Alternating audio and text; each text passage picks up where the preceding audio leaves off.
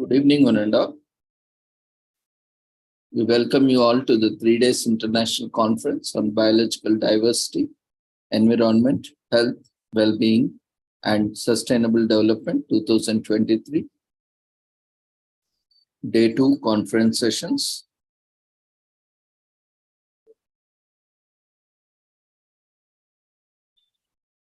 Commemorating Azadi Ka Amrit Mahotsav, nation celebrating 75 years of independence, and United Nations Sustainable Development Goals 2015 to 2030 as part of awareness and campaigns, and India's G20 presidency. And today, we are also commemorating 2 other important days. Yesterday, we have commemorated World Bee Day 2023 with the theme Be Engaged in Pollinator-Friendly Agriculture Production. And today,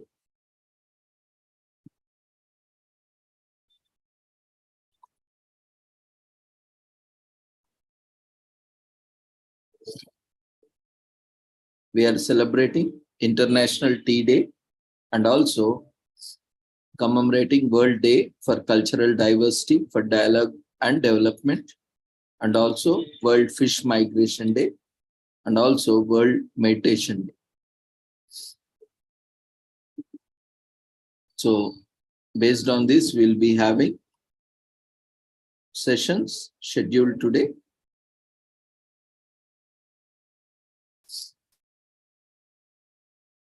So before we start our sessions, let's take the blessings of Almighty.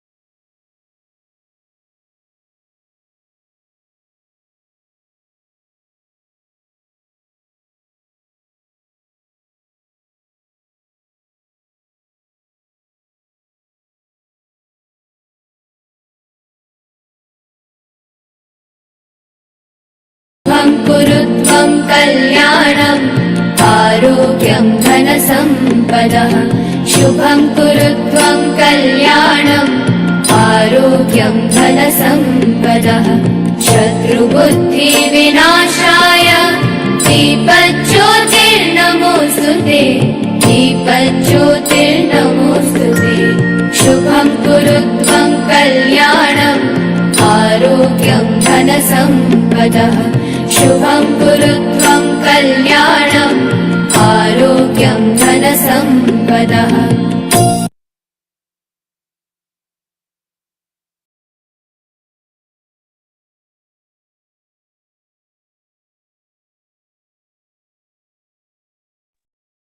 With the blessings of Almighty, we shall continue with today's sessions. So before we start today's commemorations and sessions,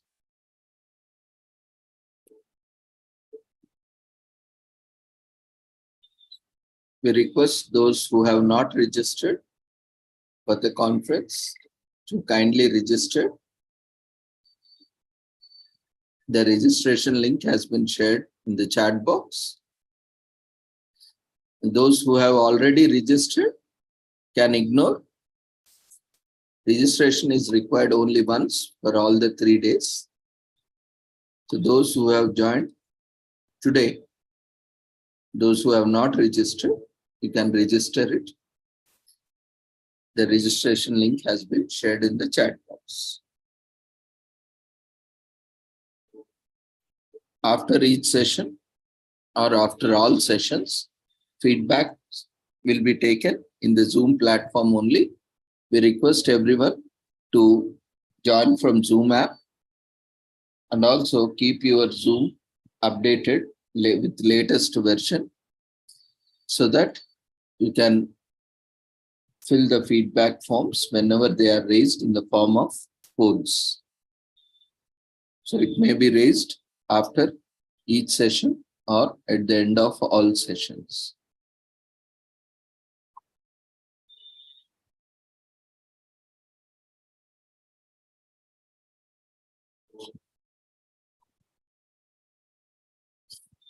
all the presenters who have registered recently after last date,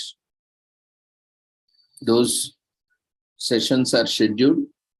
Those sessions are whose sessions are not yet scheduled. We request everyone to complete all the formalities.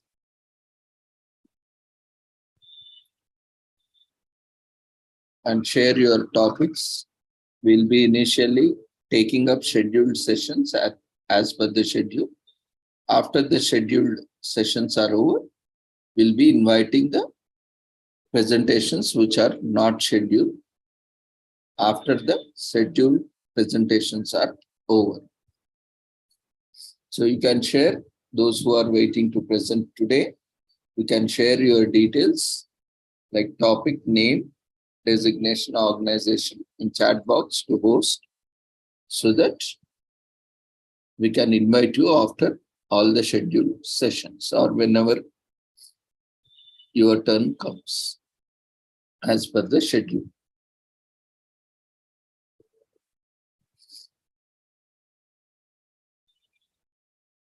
Tomorrow is the last date for the conference. We request everyone to quickly complete the formalities, those who are willing to present, so that you can utilize the opportunity. So we'll move on with today's commemorations. If at any point of time, if you have any queries while session is going on, you can use chat box. And after the session, we'll open up the platform for queries. At that time, you can raise your hand so that we can unmute you, so that you can share your observations, comments, or your feedback on the session. So any queries which are not related to that session, kindly do not ask, because that will be distracting the speakers. And also do not disturb while sessions are going on. If it is not related to session or that topic, kindly do not disturb everyone with your messages. Any queries related to, which are not related to that topic or speaker, you can share it at the end of the conference. All the details are available on the website. We request everyone to go through. It will not take even 5 minutes also. Go through all the details on the website that will help you to understand each and every aspect of the conference.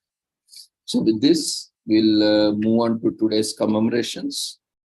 Today, we are commemorating International Tea Day.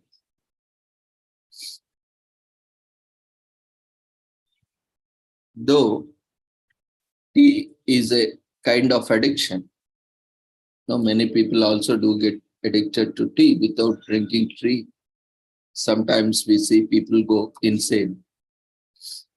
But at the same time, it also has some good benefits. Always there are two sides of a coin. Whenever we take anything in limits, so that it always acts as a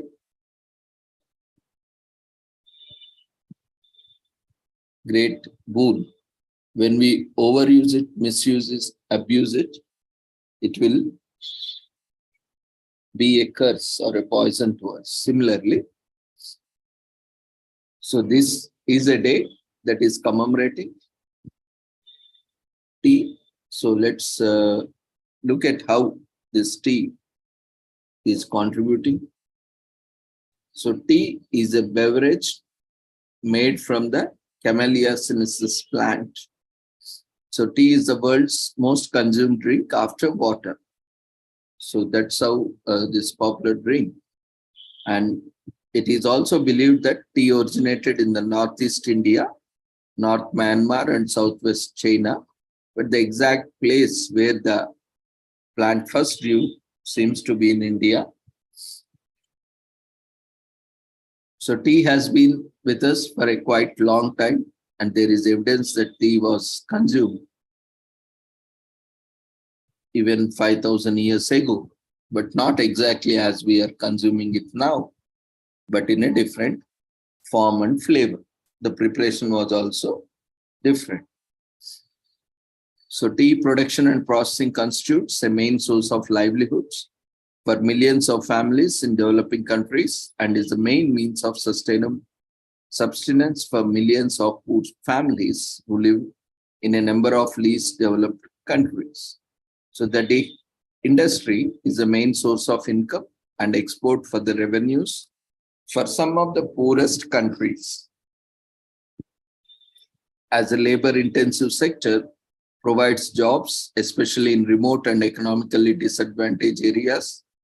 Tea play a significant role in rural development, poverty reduction, and food security in developing countries, being one of the most important cash crops.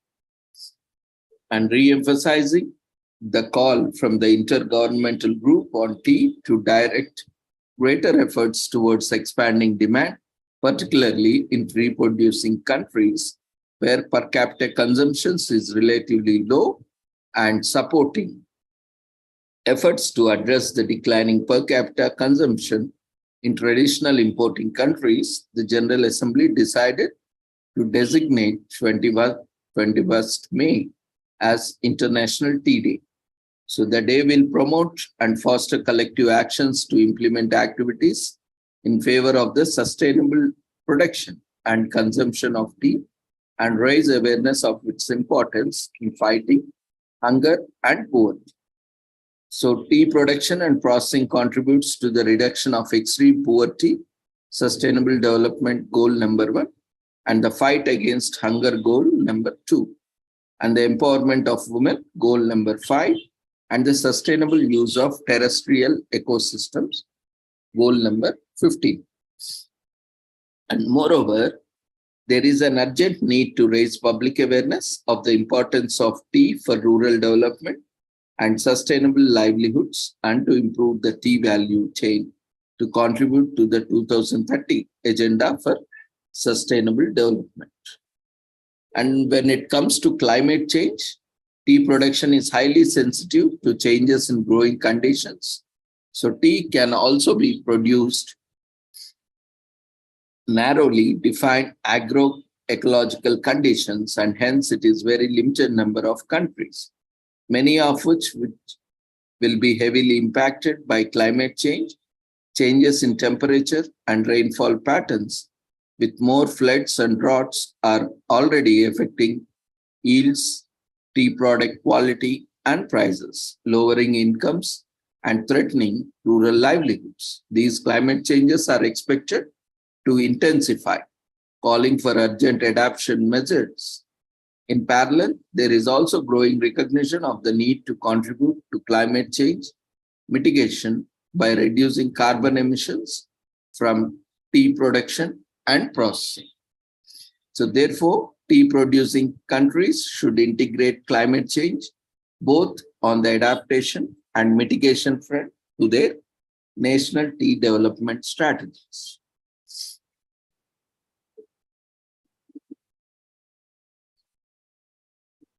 So global tea consumption and production are projected to keep rising over the next decade, driven by the robust demand in developing the emerging countries.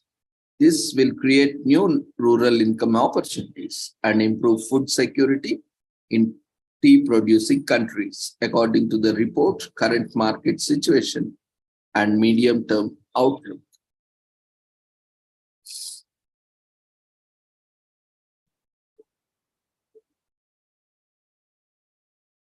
Today is also commemorated as World Day for Cultural Diversity for Dialogue and Development.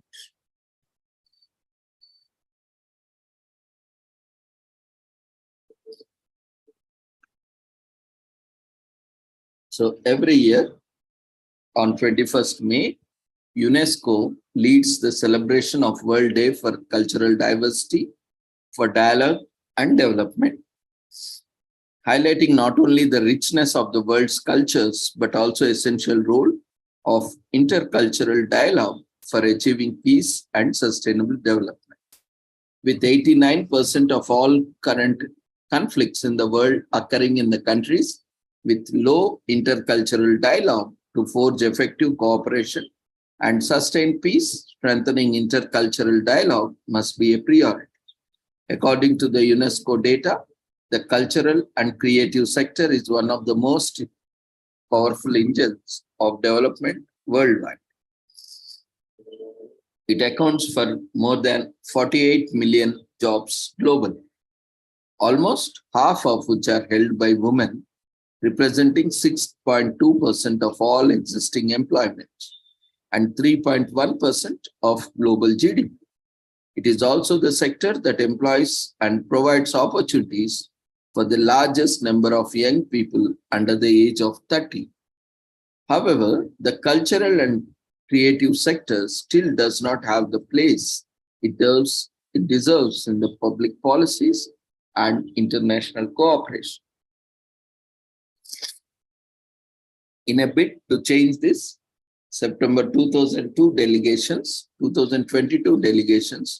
from 150 states gathered in Mexico for Mondia Cult 2022, the largest world conference devoted to culture in the last 40 years.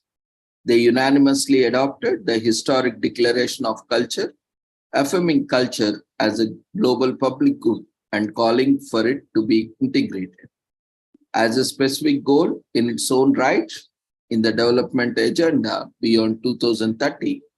They unanimously adopted the historic Declaration for Culture, affirming culture as global public good and calling for it to be integrated as a specific goal in its own right in the development agenda beyond 2030.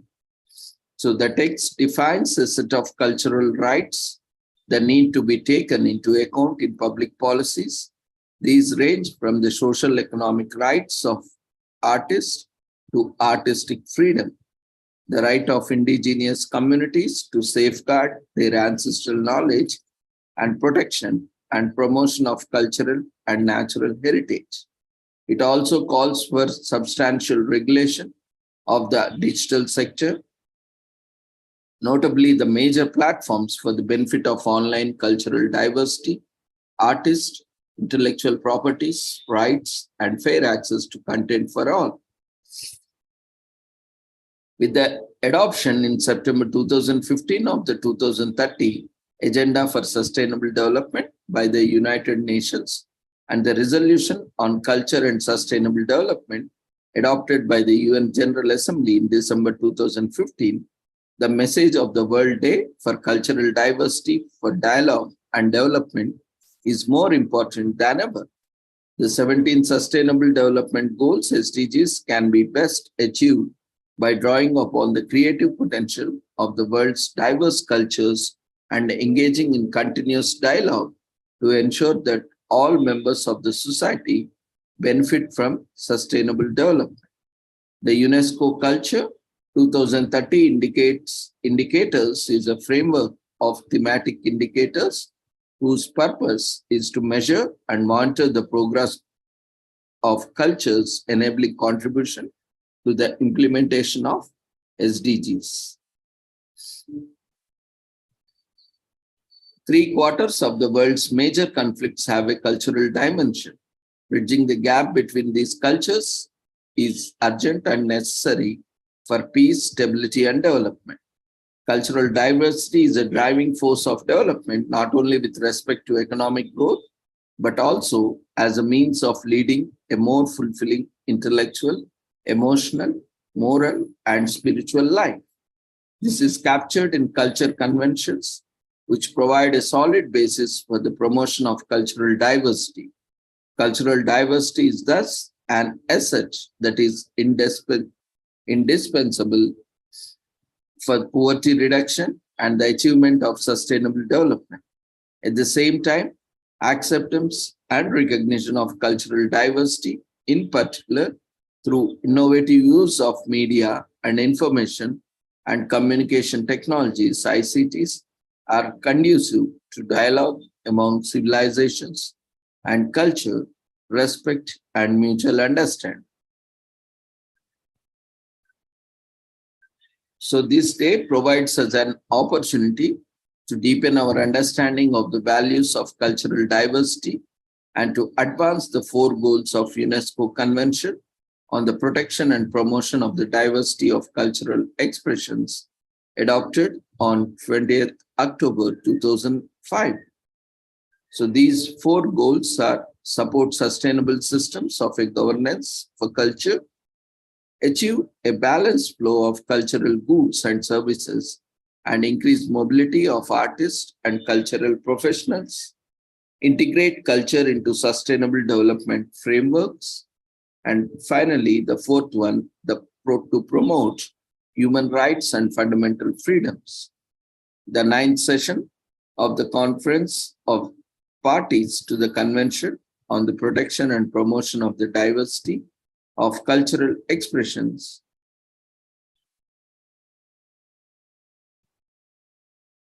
will be held at UNESCO headquarters in Paris from 6th to 8th June 2023 to examine the state of the implementation of the convention worldwide and the major challenges facing cultural and creative sectors in the post-COVID-19 context. So, how can culture protect the environment, reduce inequalities, and promote decent? So, the first phase of implementation of UNESCO's Cultural 2030 indicators in countries and cities from all over the cities and regions of the world. We can see the outcomes.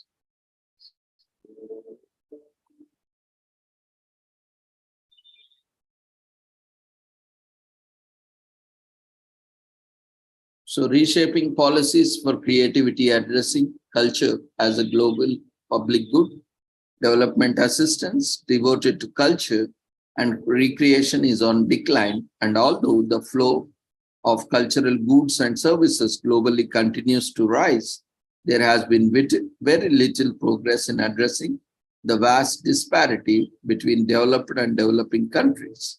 Very strong inequalities also persist in the cultural and creative sectors, like those faced by many women.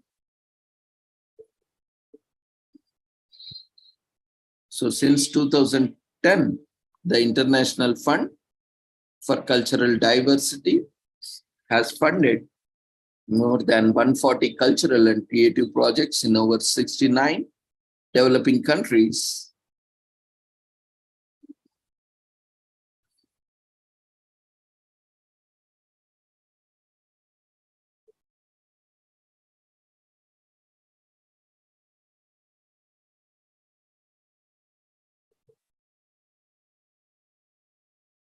So on this day, UNESCO would like to call upon everyone to celebrate cultural diversity, through which we'll be able to build the intellectual and moral solidarity of the humankind.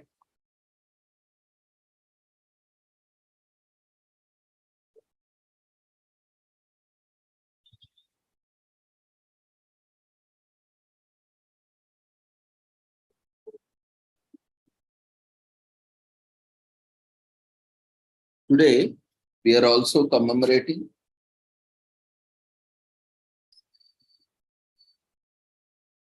World Fish Migration Day.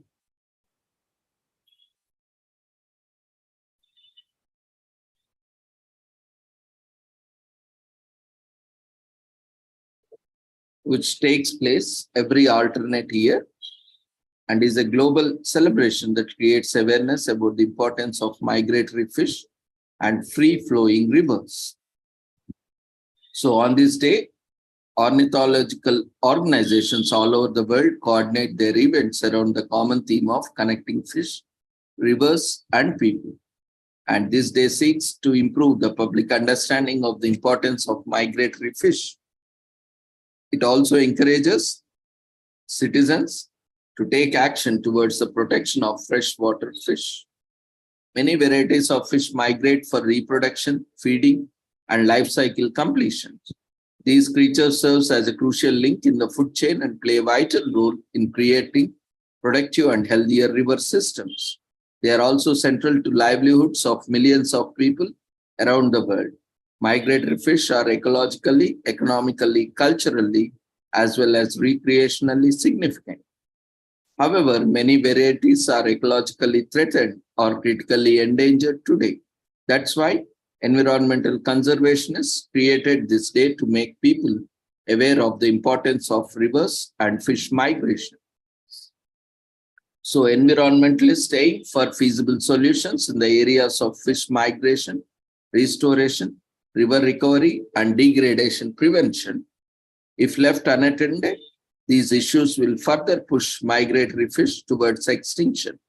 To achieve this goal, educating others and raising awareness about the current situation is a good place to start.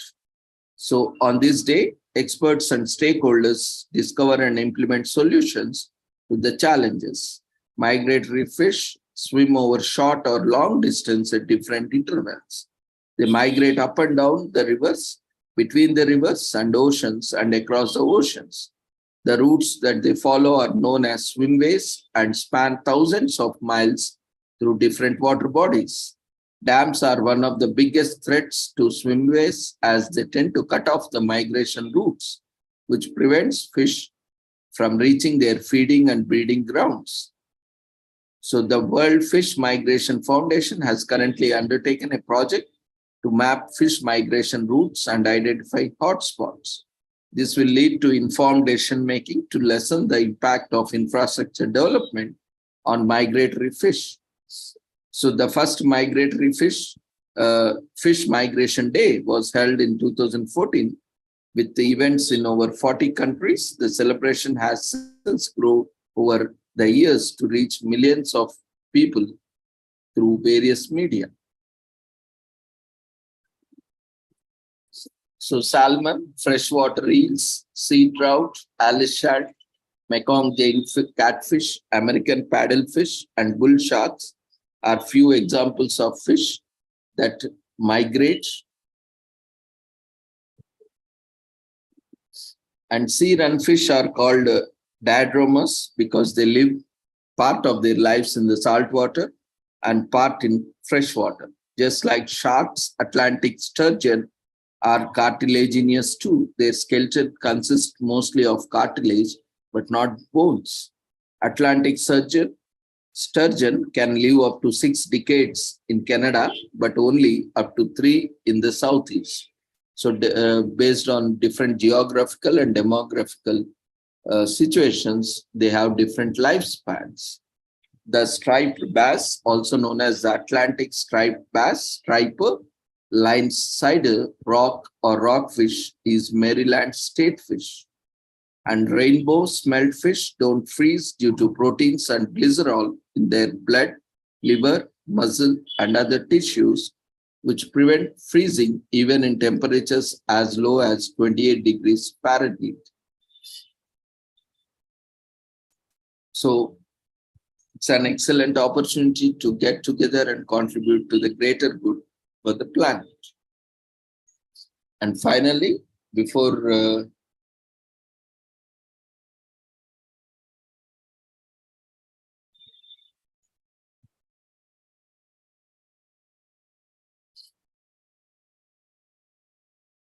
we conclude our commemorations, today we are also commemorating World Meditation Day to create awareness about meditation and its benefits, especially in our busy world of constant movement. Meditation itself is a practice that has been traced to ancient times as far or as back as 3000 BC.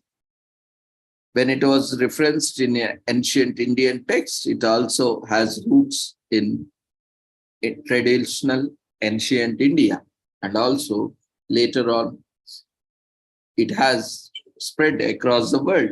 The practice includes using techniques such as mindfulness on focusing on the object, thought, or creativity to achieve an emotionally calm and stable state. Today, meditation has transcended past stereotypes and entered mainstream culture, even in the West.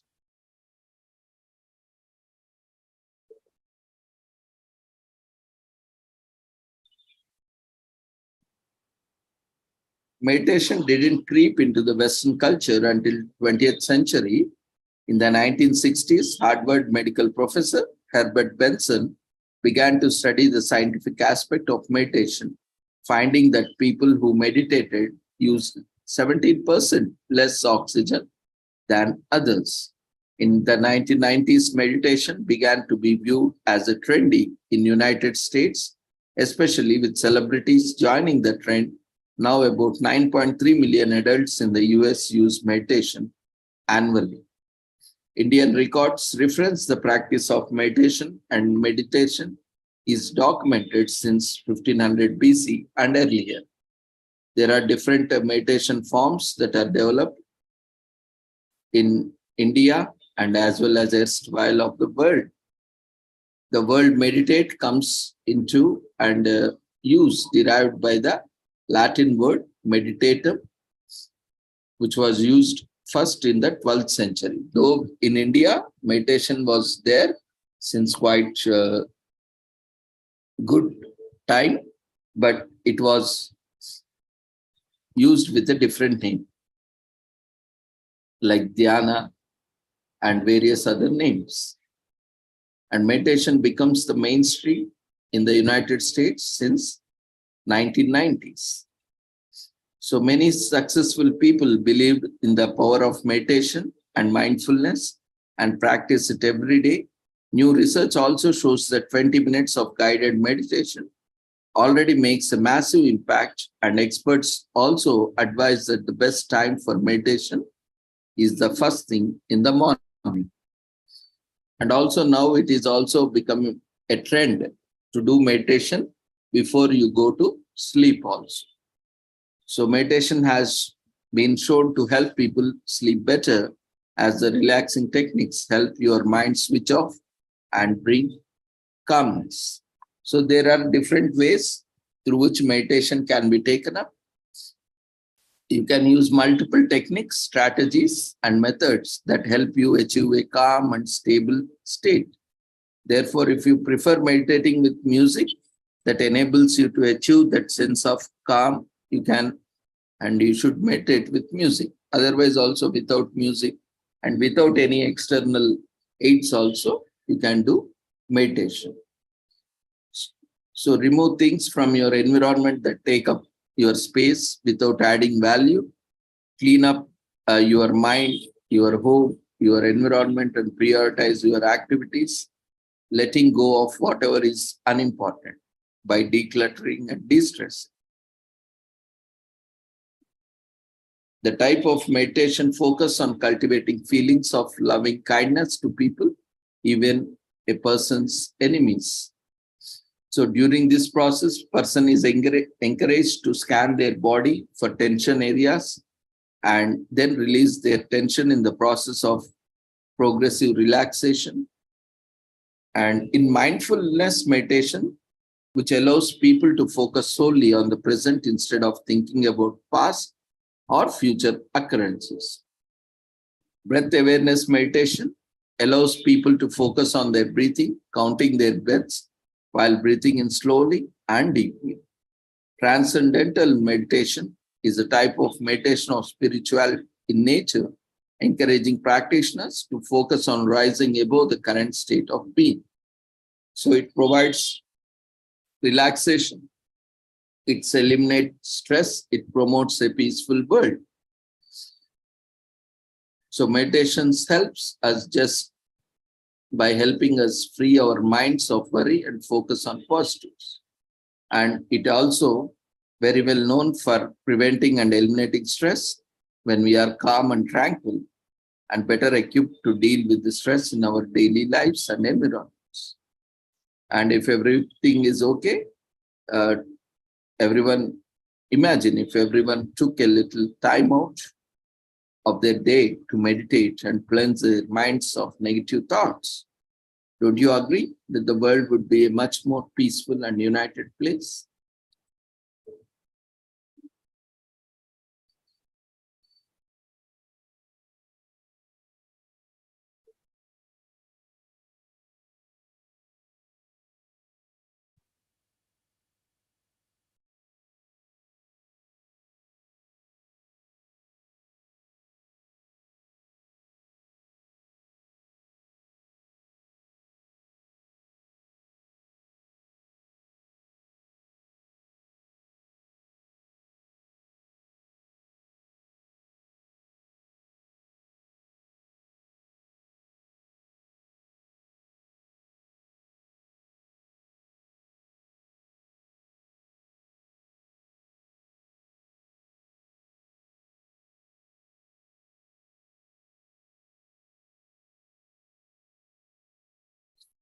We request everyone to quickly fill up the feedback form for this commemoration, session 1.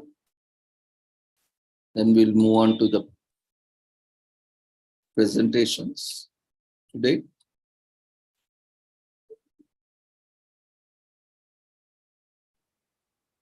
So today we have with us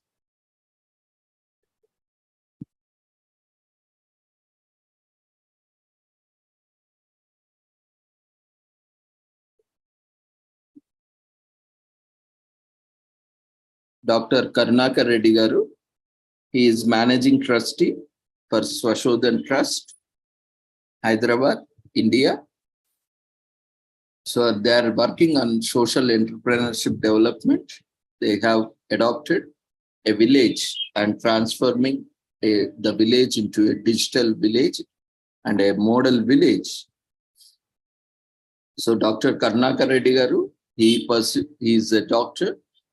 He pursued his medicine from Gandhi Medical College, Hyderabad. Then he moved on to USA for pursuing his general medicine and also specialized in intervention cardiology from USA and practiced interventional cardiology for about 25 years in Texas, USA.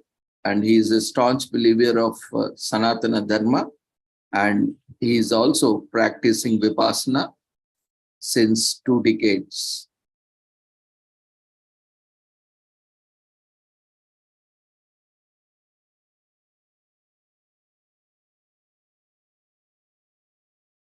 So we welcome you, Dr. Karnakar Reddy Garu, for the 3 days international conference and also for your session. So sir will be addressing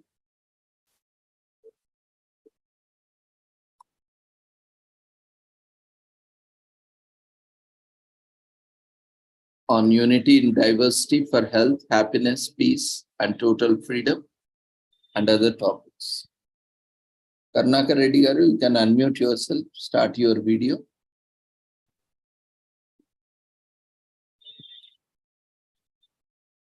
We'll start your presentation also. Namaste to you all. Namaste. So as I discussed with you earlier, so probably today, most of it is I'm going to be presenting in the first half hour, my topic, and then next half an hour will be for question answer session. This is a novel topic, like with today's topic, the topic of discussion was biological diversity, health, well-being, and sustainable development. So I'm touching a novel subject of where the diversity starts, and then it's open for discussion. Most of the time you can interrupt me also if you have any questions. I don't mind that. Okay, with that being said, so let me start my presentation. Is it okay? Can I start my PowerPoint presentation, please? Can I share the screen? Yes, sir. Please go ahead. Okay.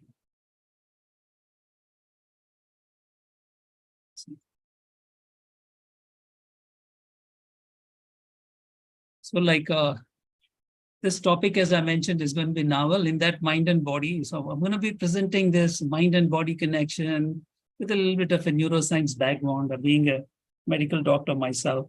So, but predominantly it is going to be presented in the, in our ancient scientific exploration of body and mind, which we, in a broad term, we can call it a Sanatana Dharma, where the rishis and sages, they meditated on the mind. And just, I'm so happy the previous speaker, he mentioned about meditation day. I think probably we picked up a right day for talking about mind and body. So basically, most of us are in, the basic root of misery is avidya, ignorance. Not knowing, people do a lot of mistakes. I have done also not knowing dharma. So this is my practical experience where people do a lot of problems or create problems for themselves and then create problems for others because of this avidya, ignorance. So what is the solution for that is vidya, education. So anyway, so just an ancient way of classification of the mind was, as we all know, probably you might have already heard it, but I'm putting them in like a little, what do you call, in an organized manner. So in our ancient literature, brain was divided as a brain, and even the brain itself is considered as a matter.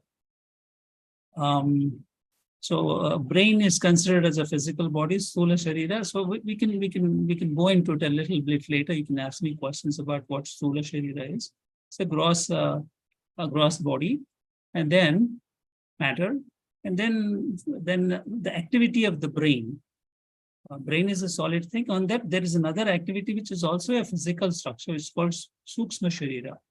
And underlying this Sukshma Sharira is called the Karana Sharira, or the creator of the Sukshma Sharira and Sthula Sharira. So I'll elaborate on that a little bit more, Mike. So like now let's, I don't like didactic classes. Just close your eyes, and today being a meditation mind says, watch your mind. So you can see the difference between brain and mind. So close your eyes just for 5 seconds or 10 seconds, and then your eyes and ears, and turn your mind on the mind itself, or turn your brain on the brain itself, and see what activity is happening. And I'm not going to ask you questions about that, but close your eyes, just as in dhyana, as dharana, and previously the gentleman mentioned in Ashtanga Yoga, it's called dharana and dhyana. And watch your brain itself and see what's happening on the brain.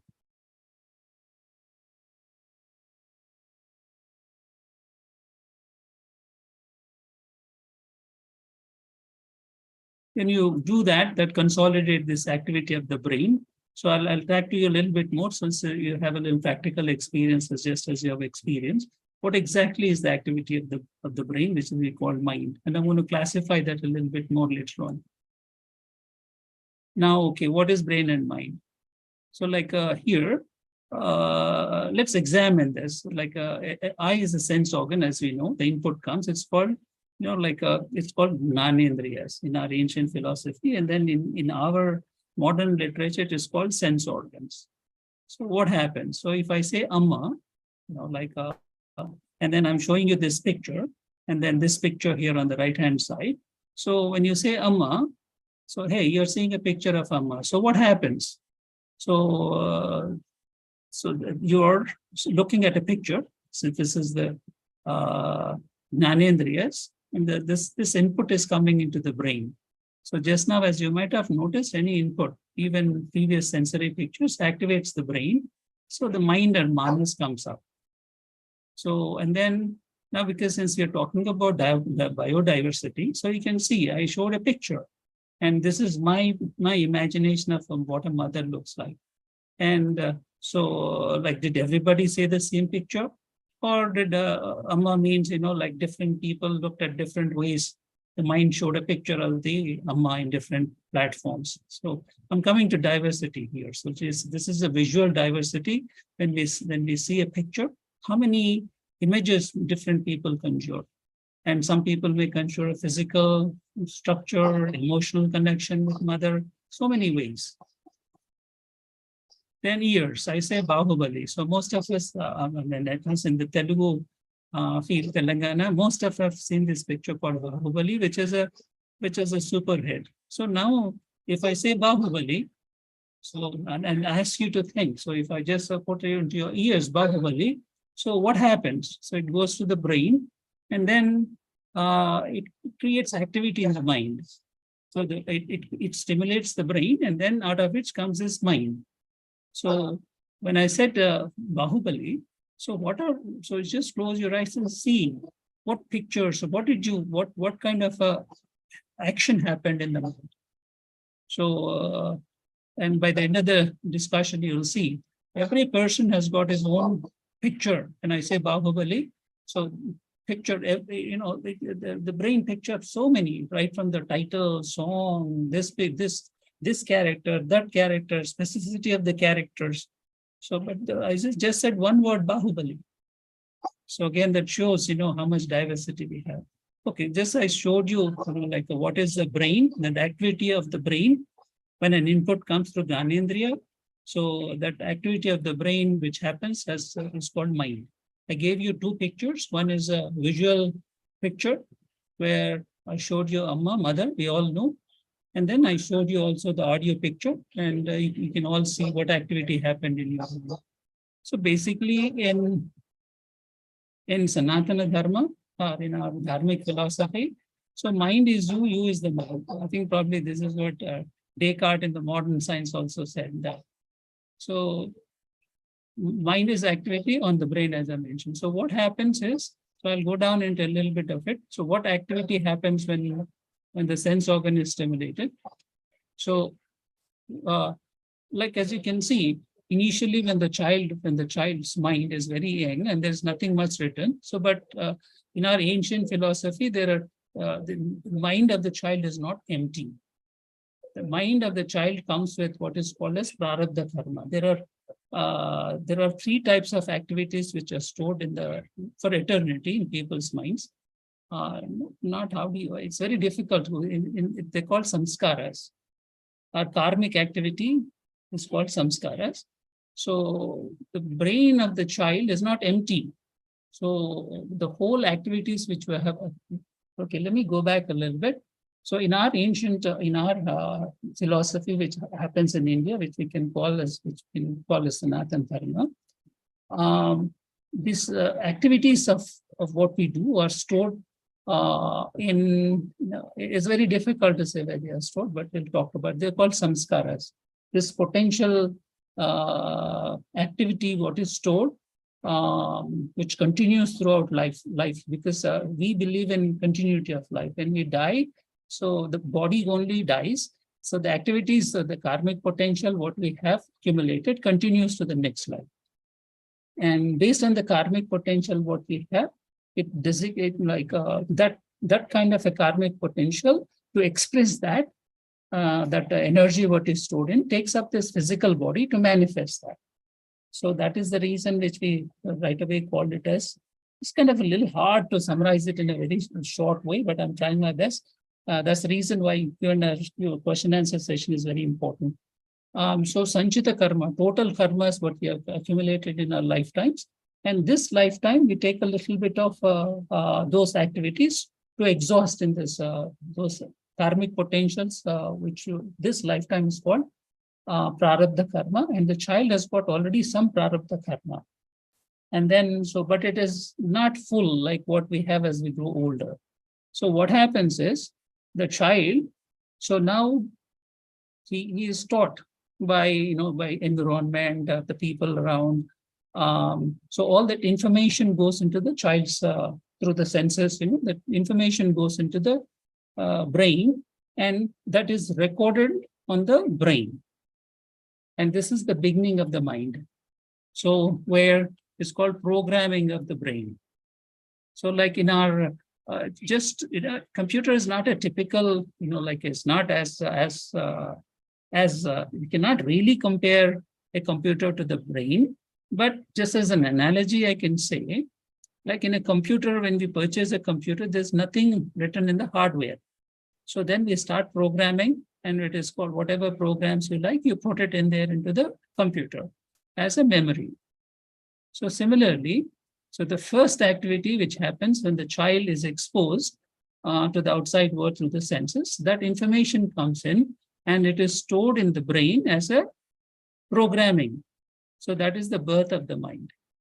So but again, there's a lot of, so as I started off actually in our Indian philosophy of thinking, so it's not as white as a white paper. There is already some pre-recorded programs which are called Prarabdha Karma. But anyway, for now, we'll take it as a white paper. So in this programming, as soon as the sense organs come into the brain, and then on the brain, which we can compare as a white sheet, then you start writing. The brain or the mind starts writing on the brain, and the activity is called the memory here. And then, so repeatedly, for example, like a child is get exposed to the mother and mama, and then keeps on looking and word and audition. Repeated program is called, then as this is most repeated, the memory gets stronger. And this is the recurring which is happening in the brain, what we assume is completely clean, and the repeated programming of the same thing. So then we call this as janma samskaras and vasanas. And more repeatedly they happen. So then they develop into habits, and habits become personality of the child. Sorry. So now it's again. So, okay, so just to go back, there's a life energy. So this is very important. So since we're talking about diversity, biodiversity, where I'm talking about the universal, what is the main source of diversity? Not only biological diversity, human diversity, race diversity, you can call it caste, creed, or everything, animal, ecological diversity, social diversity, physical diversity, religious diversity, country diversity, everything. What is the source of that? So that's what we're calling about the source of diversity. So there is a life energy which starts flowing into the body and mind. So then this is called the universal energy, life force, and some people call Chetana, universal consciousness. These are different ways where we call the life energy. Atma, Brahman, Paramatma, soul, God, Devdu in Telugu language, and cosmic energy. So all different metaphysical energy. So this life energy, so then when this ceases in the body, when this life energy stops, in our ancient way, we used to call Dehant. Deha means this Sthula Sarira and the Sukshma Sharira, they end. But this life energy continues. So this is basically the source of all this stuff. So, which is the commonality in everybody which is going. When this life energy lives, any life source for that matter, a dog or anything like that, this is called Chetana. So maybe a little bit more about that. There's no word to describe this life energy because that is past the mind. So mind is used, so mind has have a memory or something which to correlate with, which stores in the mind, and then the mind can interpret that. But this is past this transcends. Just now the previous speaker has spoken the word called transcendental. So this is above the mind. So what is above the mind cannot ever describe. The source which runs the brain and mind, the source which runs the brain, body, and mind. So the prana, life, like prana, I'm not, just be sure, prana, pranayam and prana is not, the life energy is different. So which runs this, when that leaves the body, so then the body is, deha, to say, but this life energy continues with its accumulated samskaras. So then, okay, again, just to put in a nutshell, this is the life energy, which is no form, no shape, nothing can be described here because it's past the mind, it's past description. And then when this life energy hits the brain, so this sensory input which comes in, and then this brain is being sustained by this life energy. Sensory, this is called the Gnanendriyas, the 5 sense organs and the mind itself, which plays the previously stored inputs. And when it comes in, and then the life energy, so it's activating the brain. And then out of the sensory input, which starts in the brain, and then it activates the memories. It hits the memories. So then when the memory starts happening, sensory input, then this memory, so this suppose, as I mentioned, Amma. So what happens is this memory, like I showed you the picture of mother. So what happens is that sensory input goes to the mind, where all the previous memories, which is very specific to each person, which is called samskaras again. So that goes there and pulls out that information from the memory and starts processing, hey, this is what it was. Oh, this is what I was exposed to in the past. So it recalls the memory and then it starts processing the information. Like the eye input goes into the mind, which is the memory. Of course, the common ground is the brain, but the energy which is flowing. Once this energy ceases, then nothing is happening.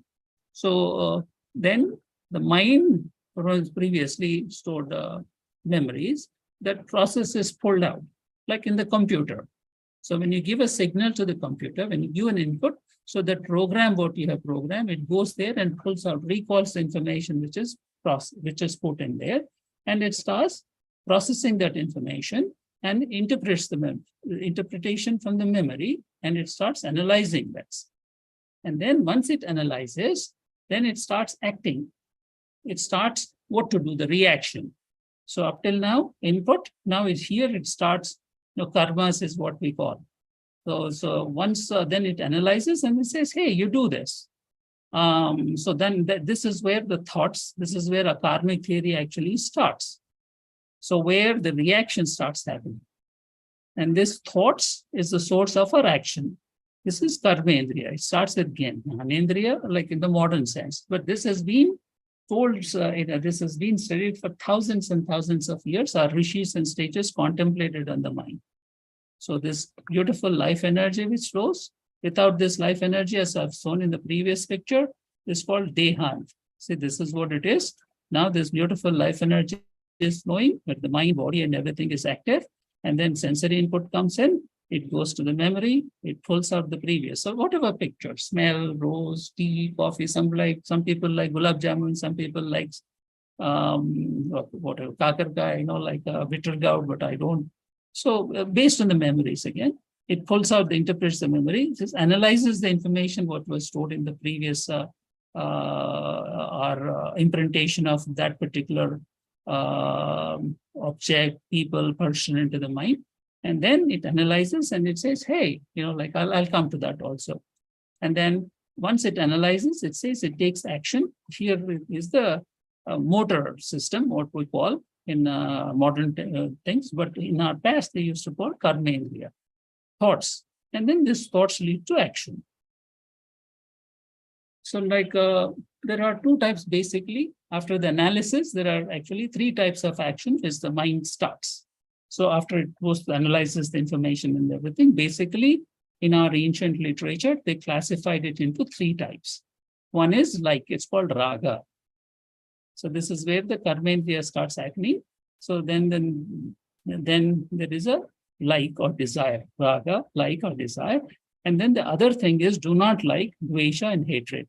These are the thoughts that start coming, and neutral. Suppose, like examples. So a person is walking next to you, you don't mind, where there's no reaction.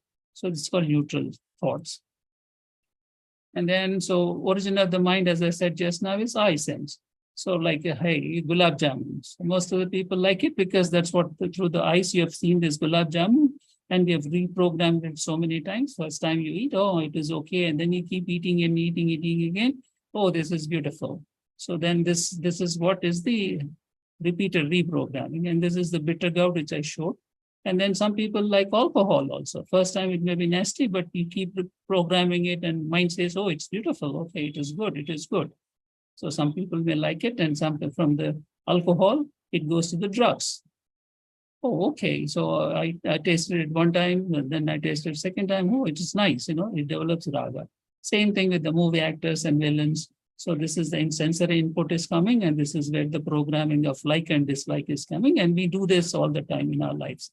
So if you did not, and if you're not aware of it, and today the previous gentleman mentioned awareness. Awareness of what?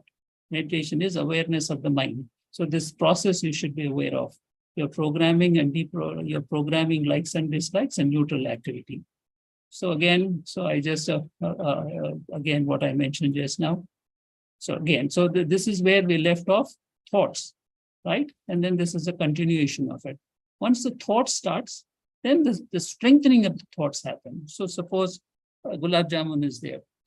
So like, again, so you just pass by and look at it. So then the thoughts are not strong. But if you're looking at it and you keep looking at the thoughts of gulab jamun, then the strengthening of the thoughts, the mind is repeatedly stimulated again.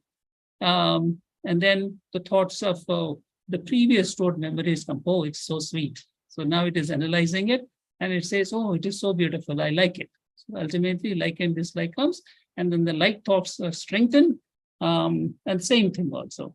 So like if you don't like a person, so initially, like, I mean, hey, I don't like this person, the thought comes. And then the person, you keep repeatedly programming that, the dvesha happens.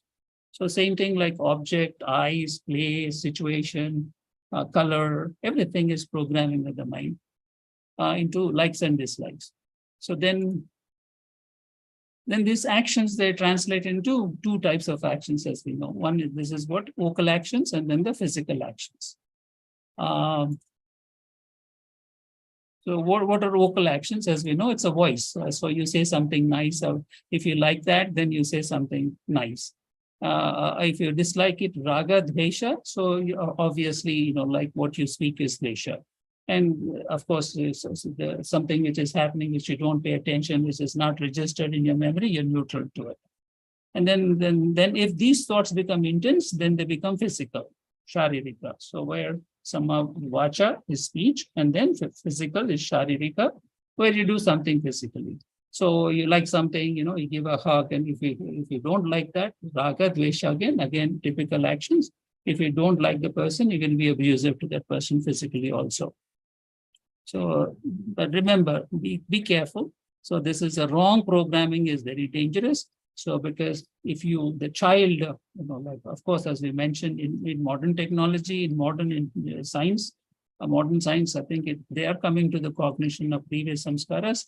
But, like modern science feels that if you program the child of the mind as bad, so then that programming is happening, means that object or person, object, place, situation, or emotions are being attached, even though they are good, they're bad. You program the child mind as bad, because some of the people do. They are strongly fanatical, and they program the child. Oh, this is only way. There's no other way. Otherwise, if you do this, you go to hell. If you don't do this, you go to heaven. All kinds of programmings happen. You got to be very careful with this. Because mind is what the brain, what is programmed in the brain, that's what, as I showed you in the previous picture, that's what the memories are happening. And memories is repeated programming of the mind leads to habits. Habits become personality, and as the personality come out, repeated analysis of that, and then thoughts happen, and then obviously you'll do dangerous things which are harmful to you and to the others. So mind states and types of mind states. Again, coming back, this is where it's very, very important. So lots of people are working on this, is education. What is education? It's programming of the mind. So like there are two types of programming of the mind. There's a good one, good food to the mind, that's called dharmic mind. And then bad. So what we call in local languages is called bad, is asura gunas, ravana gunas, like evil gunas, inefficient mind is a dharmic mind. Whereas dharma, if that what you're programming into the child's brain, if it is good, then dharmic, it is called making of a good, like rishis, yogis, muni, rama, dhaivi qualities. They're called dharmic minds. So, where am I?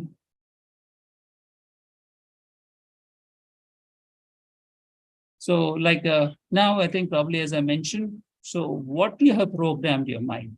So that's what comes out. So as you remember, I said, what is mind? Mind is you is mind.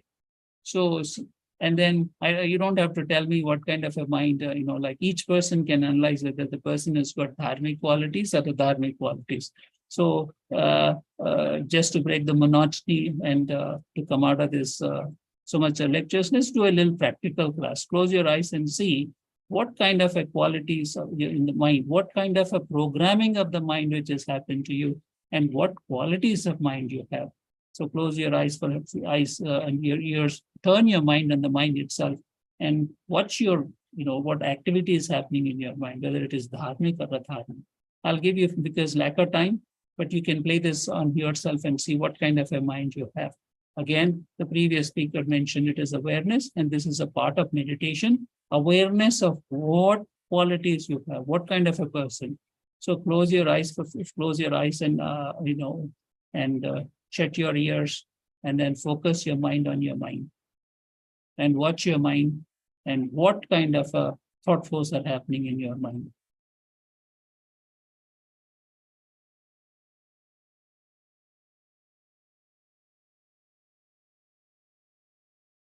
Okay, so this is a very, very important saying, in our, from which this has been happening from Anadi, ancient time in India, which is called Dharmo Rakshati Rakshitaha. So this comes under the principle that if you protect Dharma, Dharma will protect you. If you don't protect Dharma, then Dharma won't protect you. But what is Dharma? Dharmic mind is a healthy and peaceful, healthy, happy, and a peaceful life. Coming back to well-being of the person. So if you don't have a dharmic mind, then there is no well-being in a person. We're not talking about God, we're not talking about any religion. This is universally applicable to any person, any place, any living being. So of course, we being the best evolved as far as the mind goes, this dharmic mind is what we should be seeking for, because dharma gives you health, happiness, and peace, not only for yourself, for everybody. So dharmo rakshati rakshitaha. This is what I follow in Vipassana. This is what I've been practicing for 18 years. What I'm saying is not intellectual discussion. This is my practical experience. I've been watching this, and I have changed my dharmic mind to dharmic mind. And I'm finding that health, happiness, and peace in life. So now we got to know what are dharmic qualities which need to program into the child's mind. And also, if we have this adharmic mind, adharmic qualities, so we should not program this adharmic qualities. Just now, as we finished in the previous slide, adharma is dukkha. Adharma is misery. Adharma is pleasure and pains of cycle. So dharma is sukha, as we mentioned. So now what qualities which arise because of the child programming? If you program these 6 things, which in our ancient literature are called Arshad Vargas, 6 things. This is the cause which leads to adharma. And you can see several examples in the past and several examples now. And you'll also see this as long as this cycle of this adharmic qualities continues, then the person is in misery. So what are these? Kama. So just go through quickly because we all have gone through. I don't want to sit and discuss about this. This is our practical experience. If you don't have these qualities, you can see in others. A person who has got these qualities is a miserable person, and then they're not only miserable, they're miserable, they're spread misery all over.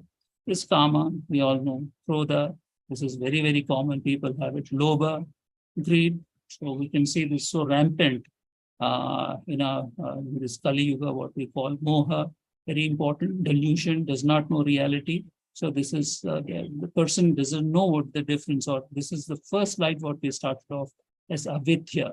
So this not knowing the truth, a person thinks I, me, and mine are the most important things. These are delusions. What a person thinks what is right or what gives him the happiness is actually going opposite direction. These are called delusions and illusions, and which we call in our previous, since Anadi time, it has been called as samsara and maya. Oh, this is all, samsara is maya. So this is where the delusion word comes in. Mada, very, very important, pride and arrogance, and matsarya is jealousy. So these are what we call, if the child, I'll come to that later. These are the qualities which destroy the unity in diversity is being badly disturbed by these 6 qualities. Of course, there are other qualities, but these are the main prominent qualities. So these are also, if you look at it, there are three things. Again, these 6 qualities arise from raga, dvesha, and ahankara. So raga, dvesha, and ahankara. I, me and mine. So then what are the dharmic qualities? This is Daivi Guna, sorry, this is wrongly worded. And then these are, so this is really mixed up. Those are previously dharmic called Rakshasa Gunas. These are called Dharmic Gunas or Daivi Gunas or God qualities, qualities of the God. So what are they? So the program, this is very, very important. So these are universally, what do you call? Universally applicable to any person. Brain, pure love, not the physical love, what we're looking for, kindness and karuna, daya, compassion, and mudita. So this is opposite of jealousy, where if you free your friends or having that happiness, health, and peace, the inner happiness and health and peace, you're instead of being jealous, so you're happy for them. So like again now, so you can now, since I have kind of adharmic and dharmic qualities, dharmo rakshati rakshita, I mentioned that. So I mentioned adharma and dharma and adharma. So now I have explained a little bit about this adharma and dharma qualities. I would suggest, let's look at yourself. Nobody has to tell you what kind of a qualities. Do you have these qualities or do you have these qualities? So, or a combination of these. Most of us have combination of this. We have some adharmic qualities and we have dharmic qualities. Now, having known this knowledge a little bit, if you can close your eyes and your ears and turn your mind in your mind and look at what dharmic and dharmic qualities you have.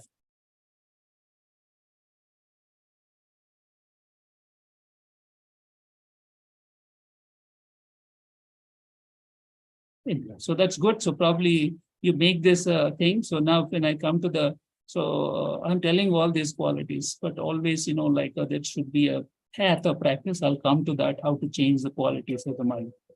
So like the other thing which we should be is important is the speed of the mind. So like the speed of the car, you measure in kilometers per hour. Speed of the mind is measured by thoughts over time. Thoughts per kshana, it is called. So like if the car is like if the car runs anywhere from 90 to, suppose the optimal speed of the car is 6 to 80. So if you're running the car at 140 miles an hour, so then what happens to the car? That gets overheated and badly damaged. Similarly, so we're not realizing it because a car, it sets up the fumes and it shuts. But unfortunately for the mind, so it keeps working and working till it comes to a breaking point. So speed of the mind. So this is very important. So like if you're overspeeding with the thought flows, if your thoughts are too many, then you're heating up the mind, causing so many problems.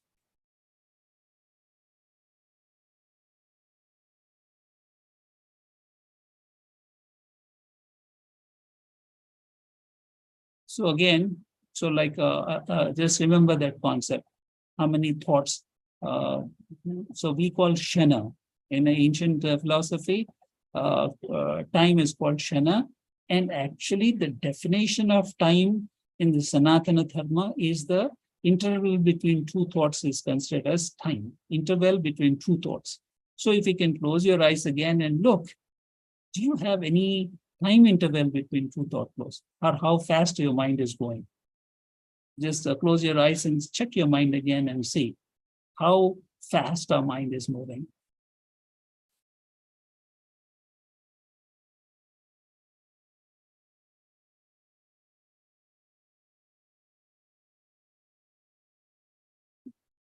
Thank God our mind can handle this speed. But anyway, so it's very, very important that, so we'll come to that Sattvic Rajasic. I'm coming to the next slide. Try to slow it down. Very, very, very important. This speed of the mind is what is the fastest thing in this universe is the mind. The thought flows. The fastest moving thing in the universe is the mind. It's not the light. It's not the speed of light and all those stuff. In our ancient Sanatana Dharma, the fastest thing, you don't have to see. So it takes you 50 years back. Sitting here, you get the thoughts of when your childhood is. And it's sometimes, we all feel that, hey, did I live for, I'm 70, 67 now. So, coming back to Hyderabad or living in the same place while I grew up as a child, it is very hard for me to imagine that I have lived for 67 years. So that shows how fast the mind can move into the past and present and future, past, present, and future. It doesn't stay in the past, it's in the present. Unfortunately, that is our misery. It goes into the past, it goes into the future. So we can discuss a little bit more at depth. So, but types of people. So ancient based on the programming of the mind. So like again, remember, so where that life energy is flowing through the brain and sense organs bring the impulse, initially programming happens, and then repeated programming becomes your habit, personality. And then when a sensory input comes, so then your mind goes to that memory, that habit patterns of what you have, pulls it out, processes that information based on that situation, analyzes the information, and then takes the karmendriya action. So keep that in the back of the mind. So if a person develops a lazy habits, as you see, there are basically in our ancient philosophy, they have classified personalities into 3 different personalities. If you have not noticed that in yourself or in others, please do. It is so obvious. 3 types of people based on mind types. One is tamasic, so lazy, eating and sleeping, blaming the world, criticizing everybody, doesn't have any problems. He criticizes, with the criticism itself, he gets tired, goes back to sleep, eats the bad food like that. Look at this guy. He has got food in his hand and he's got the remote. This is the modern way of, obviously people were represented in different ways. So this is, as I mentioned, Sanatana Dharma is applicable in the past, now and in the future. So this is the way the lazy people are. There are plenty of people like this. And then the other second stage of people is Rajasic. The speed of the mind is so fast, very ambitious, target-oriented, result-oriented, but mind going at a tremendous speed with a lot of, competition, jealousy, hatred, anger, all kinds of things. And this is typically you see all these computer burnt out people working hard from the morning and evening. And this is Rajasic, but this drives the world usually. So, but in our ancient philosophy, they said sattvic type of mind, where they're doing all these activities of Rajasic person, but their mind is calm, quiet, running at a very low speed, not at this high intense speeds, thought flows. So, and then they are like this, calm, quiet, happy, and a peaceful family. So sattvic. And then, of course, there's another state called Turiya. So if you have time, if you have any questions about that, let's discuss about that. And then, so like now, what is your mind state? So I've shown you there are basically in this world, there are 3 different types of states of mind. So based on what I have said. So now nobody has to tell you what. So you can close your eyes and check your mind flows. Are they this lazy, eat and sleep and criticize and don't know no good, all problems, go to bed, get tired, go to sleep. And this Rajasic, are you in this mode with this qualities? Are you on this qualities? Nobody has to tell you who you are. Close your mind, turn your mind inside and watch who you are. It's again, as I previously mentioned, beautifully mentioned, it's called awareness of your mind, awareness of the state of mind, awareness of the qualities of the mind. Based on that, again, as I mentioned, check yourself. If you're here, go to Rajasic. If you're in Rajasic state of mind, go to the Sattvic state of mind. And of course, the last stage is Turiya. So that is where there is no difference. So that's where the commonality, unity and diversity happens. That's the Turiya stage. We'll talk about it a little bit later. So, but now go check your own mind. Close your eyes and see what type of, what kind of a mind you have. Sorry, can't give you much time.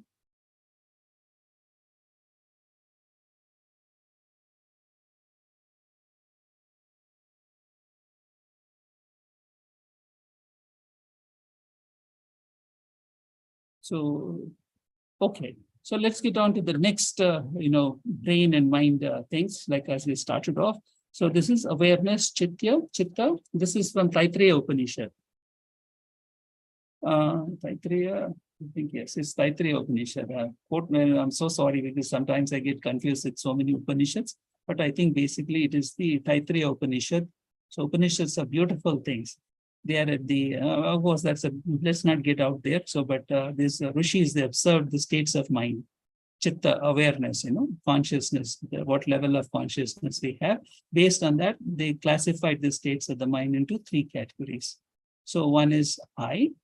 So based on these 3 situations, they classified the state of the mind. One is I, obviously, I know, I am awake, I'm this thing. And so the second is the thoughts.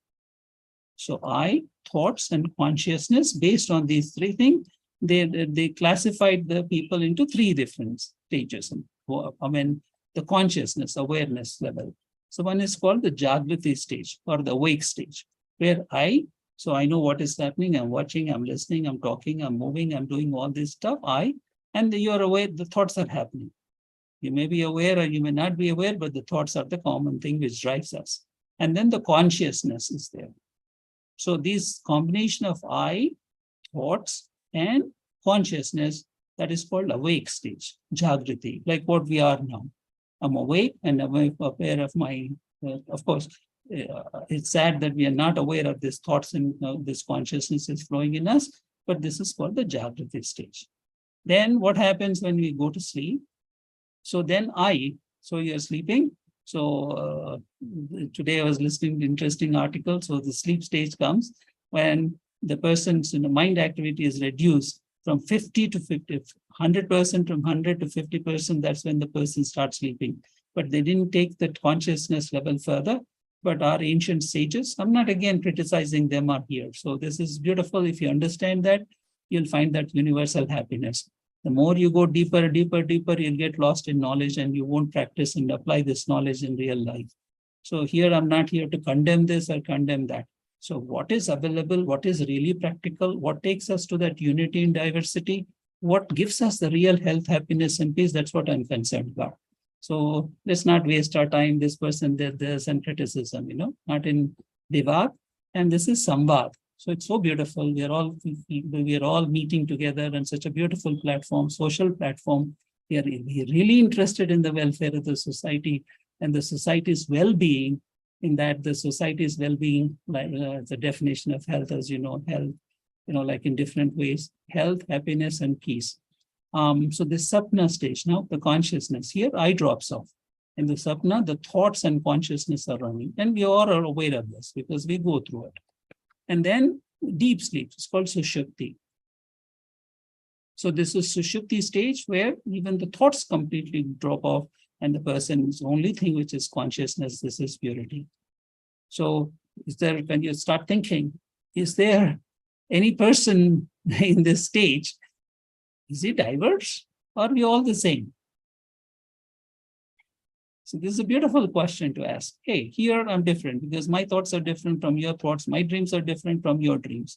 And here, hey, I'm entirely different from you. I look different. I have different degrees. I have this money. I have my family, my husband, my wife, my relationship, all is there.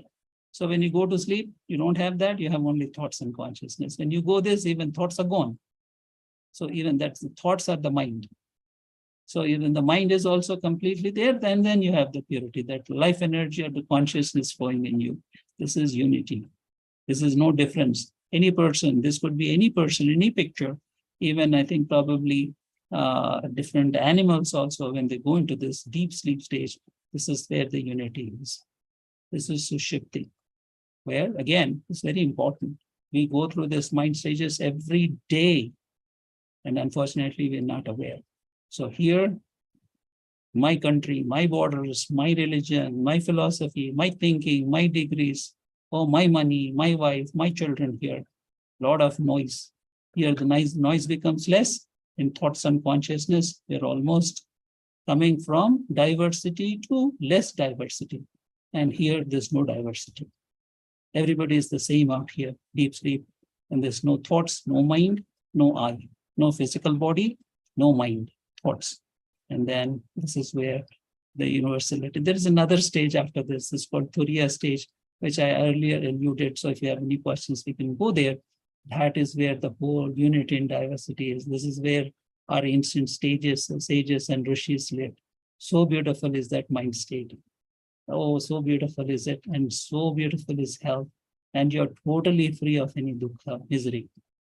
So anyway, so now again, close your eyes and then just go through this sequence which I mentioned. And so if you, and here, sometimes it's very important. So this is what is taught in the scriptures.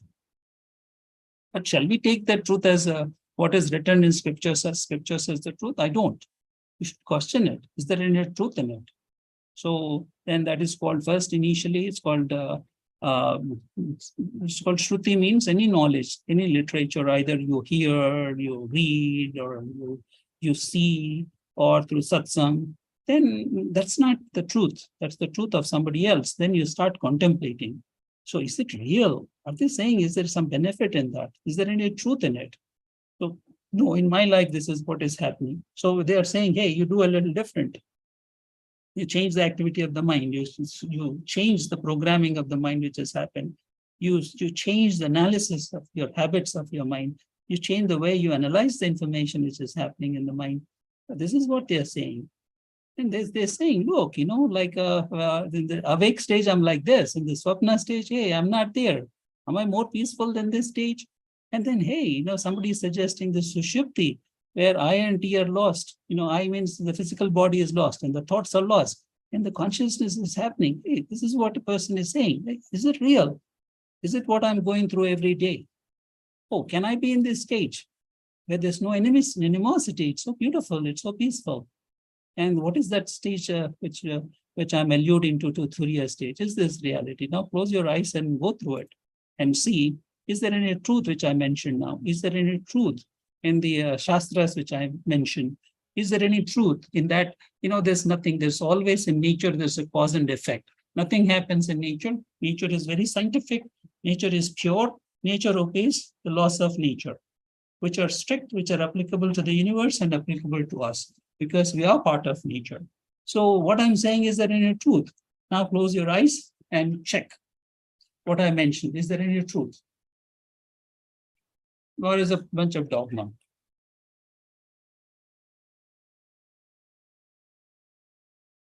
Sorry, no much of time. This is the most precious things, because we are conducting a summer camp. We have taken 60 children and they are with us from morning 8 o'clock to 5:30. So this is the first opening question which I asked the children. So the 60 children. So before the starting of the camp, I asked them, hey, what is the most precious thing which is inside and outside? I am blown. So their answer was, some of the children's answer was so beautiful. I never expected this. They mentioned, what is the most precious thing a human being has got? It's called the mind and heart. Oh my God. So I was completely floored. So that's what we're working on, 30 days for these children, trying to provide both internal and external education. So if you have time, I'll answer those questions also. The most precious thing we have in this with us is the mind and heart. And let us learn how to make best use of it, to find the commonality in, we are all the same. We're all looking for the same.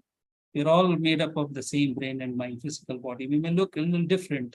So, but we're all made up of the same Panchabhutas. And our Panchabhutas, the physical body, the Annamaya Kosha, the Pranamaya Kosha, the Manomaya Kosha, Vijnanamaya Kosha, Anandamaya Kosha.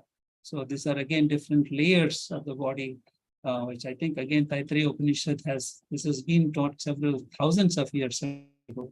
So we're all the same. When we look physically different, but what runs us is the commonality. So this is where the mind and heart has to change. And so and let's make best use of this most precious thing, and let's not chase things which are not real. Again, let me close this. This topic of discussion: brain, mind, origin of the mind.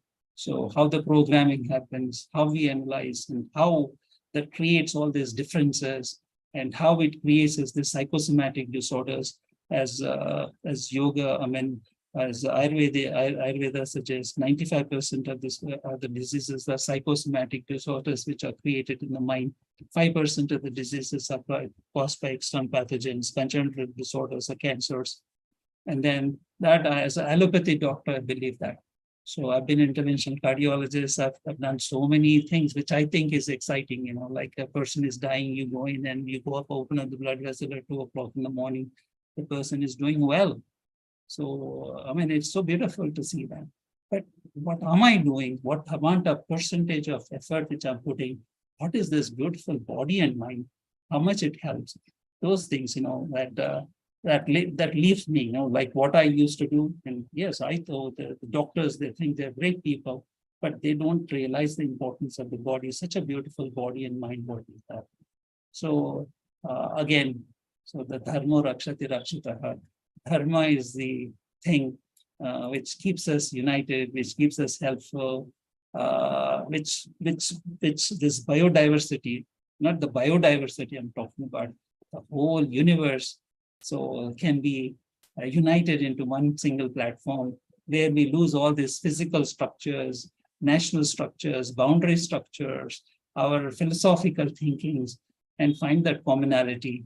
And again, so I'll close there and find that beautiful freedom, the ultimate freedom, which I spoke about, that freedom from dukkha, miseries, what we go through, and find that real internal happiness in us. So I'll stop here saying again, dharma rakshati rakshitaha. Okay, so now a few things. How to train the mind. So since it's a meditation day today, so now having said these things, like how to find that inner happiness without showing the path. So again, you're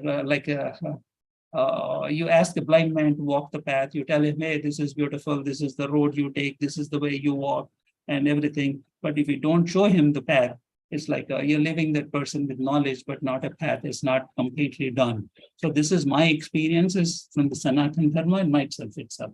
So what are the ways to find this dharmic happiness and then find that unity in all of us? So educate dharmic mind, input into the mind, programming of the brain, memory, manas is called manas. Manas, buddhi, and ahankar. Those are the sukshma sharira, sthula shariras, what they are called. Mana, again, mana, buddhi, intelligence. Mana is memory, buddhi is intelligence, ahankar, I, me, mine, and association of yourself with buddhi and intellect and manas is called ahankara. So you have to, when you're programming the mind yourself as a child, that's where the difference should happen. So that memories, like as I mentioned to you, when the computer is new, the software which you're uploading is very, very important. Instead of the good software, you upload the computer with viruses. And what happens to the computer? I don't have to tell you that. We're all aware of that. And so that is the very, very important first step is education of a child in the dharmic mind. Again, keeping that principle, dharma rakshati rakshitaha. I did mention about the dharmic qualities. Program the child with dharmic qualities. So, and then so that the memory, that storehouse of memory which the child uses when he grows up into life is beautiful with a good memory. And then the second thing which happens is when that mind, the brain now is programmed with some memory. So then when that memory gets exposed to the situation again, so it analyzes the mind. And if your mind is programmed adharmic, you're ultimately going to end up doing adharmic activities. So you better control the mind. So now what you have programmed, so you watch your mind in this meditation day. So you check your mind. When you sit in meditation, this is what you're watching, the mind state. So if your mind state is adharmic, you better modify that. That is for your own good. Own good means if your mind is adharmic, for example, so you get angry. So I'm just giving an example. You get angry. So is that mind? That mind is the worst state of mind where you're burning and you're making others. And whether he gives an example, like it's like a angry state of the mind is like a person who is having a charcoal which are burning in your hands. Not only you're burning yourself, that mind means that mind is so angry, ineffective, unhealthy, unhappy, unpeaceful, which are against the well-being of the person. Not only he is holding that hands which is burning and is throwing that, all the people are coming across him. So if you have dharmic qualities, you better be aware of it and control that, help yourself first and help others. And slow the mind. Very important. A mind is running from past, present, future, here, there, and causing so much stress. Now you have to learn to live in the moment. So what has happened has happened. So you have learned from it, and you have done some adharmic qualities. When it comes up, really check the mind. No, I have done the adharmic qualities, but at this particular moment, that is when I have to make a choice. I'm not going to do that again. No, these dharmic qualities I have done in the past, and that has helped me. So right now I have a choice. Instead of doing adharmic qualities, I'm going to do dharmic qualities. I defined a little bit about those things. Slow your mind, control your mind, and modify the thought flows. That is where adharmic and adharmic. Remove all the program memories of samskaras and vasanas which we have been creating. And I think I started off. So the subject is too vast. That sanchita karma, total karmas we've been accumulating lifetimes. So you have to remove all those samskaras and vasanas. Then that ultimately leads to total freedom. You are the most healthiest person. You're the most happiest person. You're the most happier person, not only for yourself. The pure life energy is flowing through your brain, mind, unaffected. That beautiful life energy, which is uncontaminated, pure energy, like what we discussed, Atma, universal energy, universal consciousness. That is the commonality in all of us, and that was unaffected.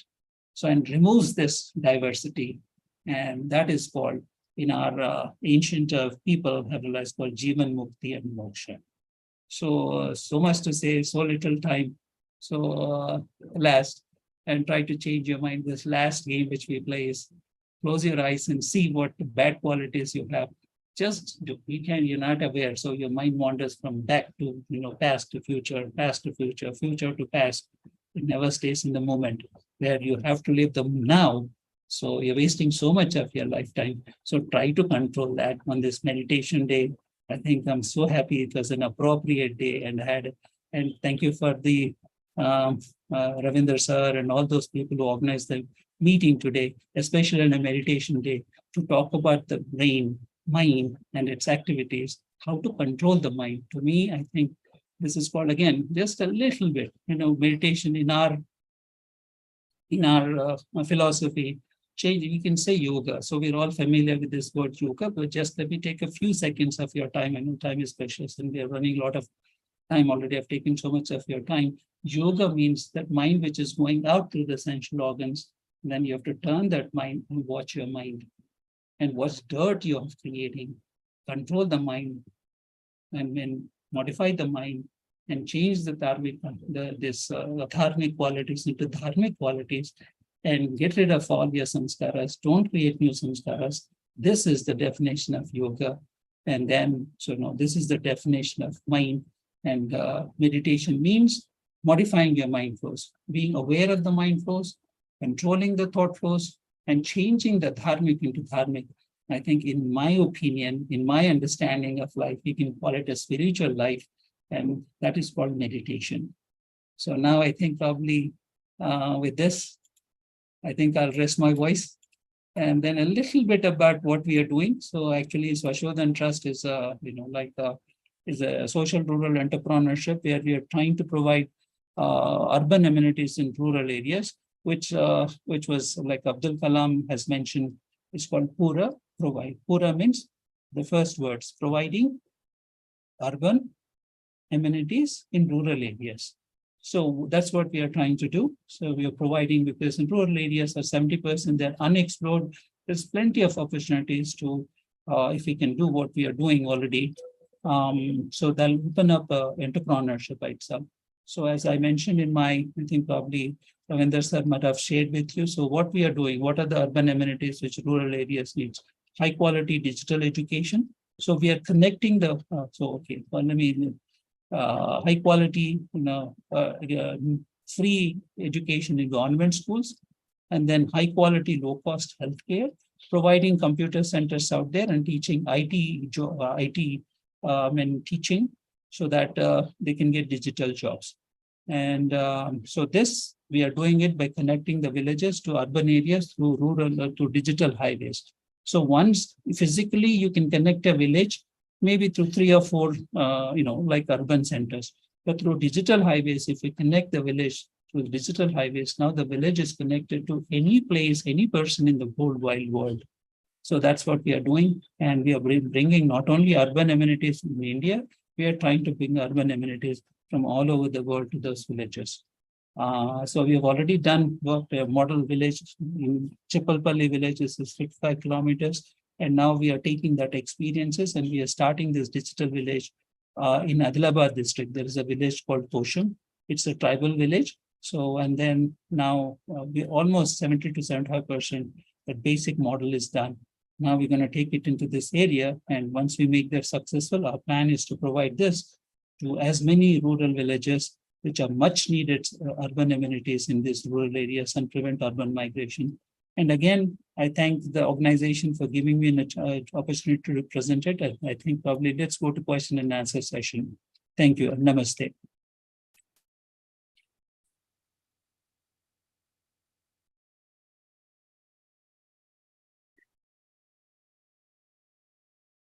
Any questions, Ravinder? Let's take the question and answer session.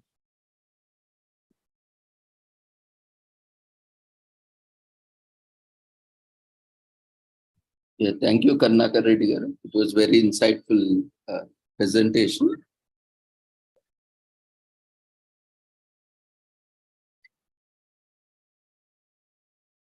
Oh, I'm sorry. Hope I didn't overshoot my time. Yeah, it's okay, sir. Then the next speaker has joined. So anybody has got any questions?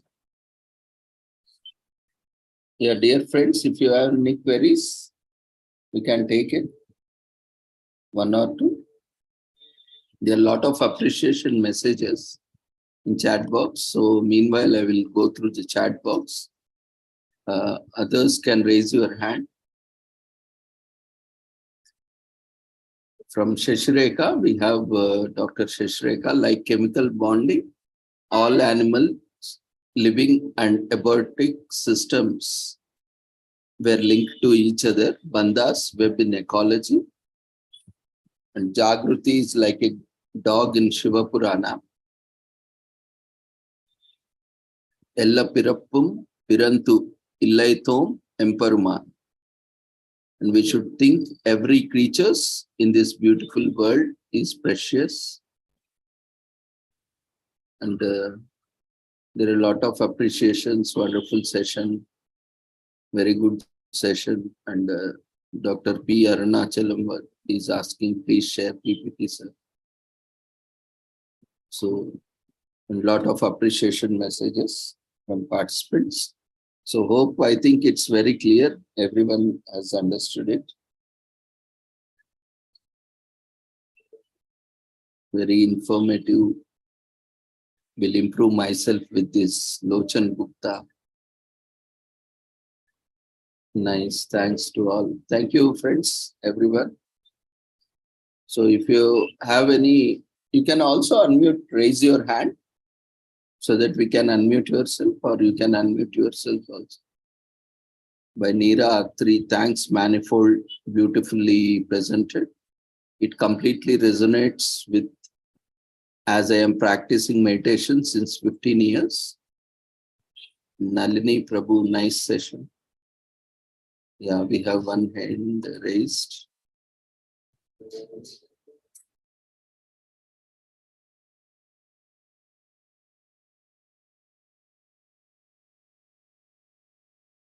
Okay, so like Ravinder, if somebody has got, no, it's like, I'm just, I'm not an expert in this also. So it's so beautiful. So many beautiful minds are there. And then, so if somebody has got, can share some information with me, so you can share my, what do you call? So I can learn from them and I can share my life experiences. What I've written is not like from the textbook. So this is what I've been practicing for 18 years. And and these are my personal. So when you write something, there are three types of experiences. One is, you read a book, that's not your experience, that is somebody's experience. They are saying that, and you're listening. So, and the second thing is you intellectual experience. So when somebody is saying something, then, you can intellectually think, oh, okay, what he's saying is right or wrong. So because that's what I presented. So many people are thinking, hey, what is Dr. Reddy saying? Is there any truth in it?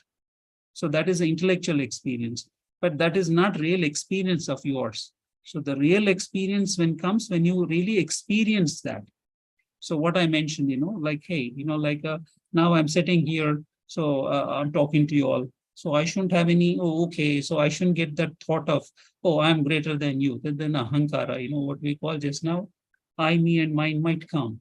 So no, that when my thoughts are coming in my mind, I'm watching my mind. No, that's not the way, So this universe is so vast. There are more intelligent people than me.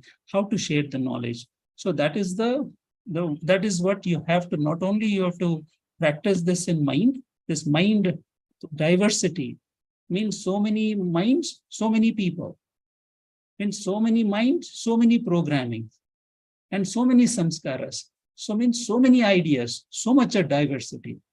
So as you move more outside, the more diversity happens. So as you move closer to the unity, means this programming of the mind, which is remote, less and less and less and less, and that's where the unity happens. So that I'm not telling from what all this, Upanishads and all those Gita, Ramayana, Mahabharata. I'm not saying from that. This is my own 18 years of journey. So that is actually called the experiential wisdom.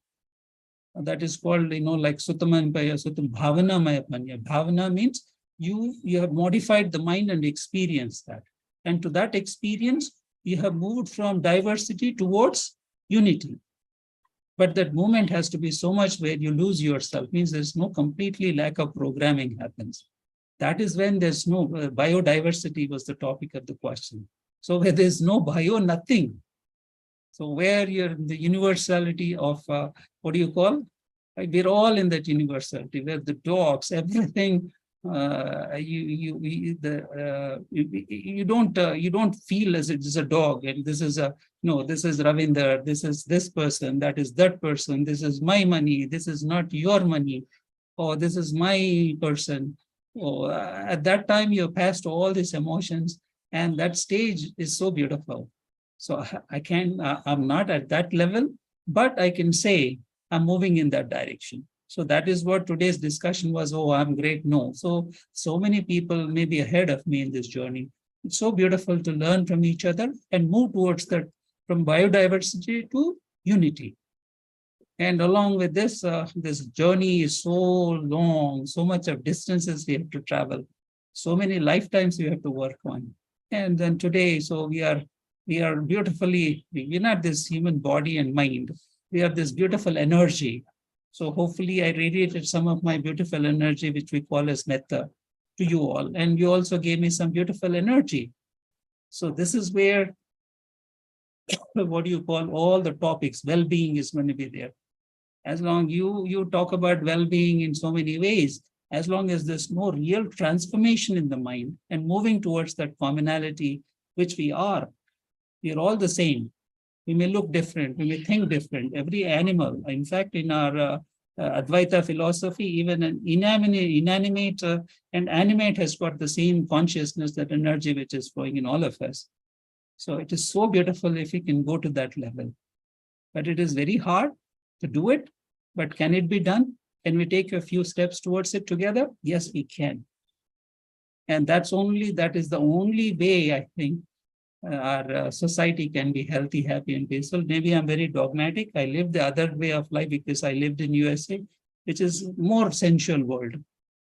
And that's the reason why India is called the spiritual land, means not in a religious connotations, but the people have worked on their mind and found that unity in diversity.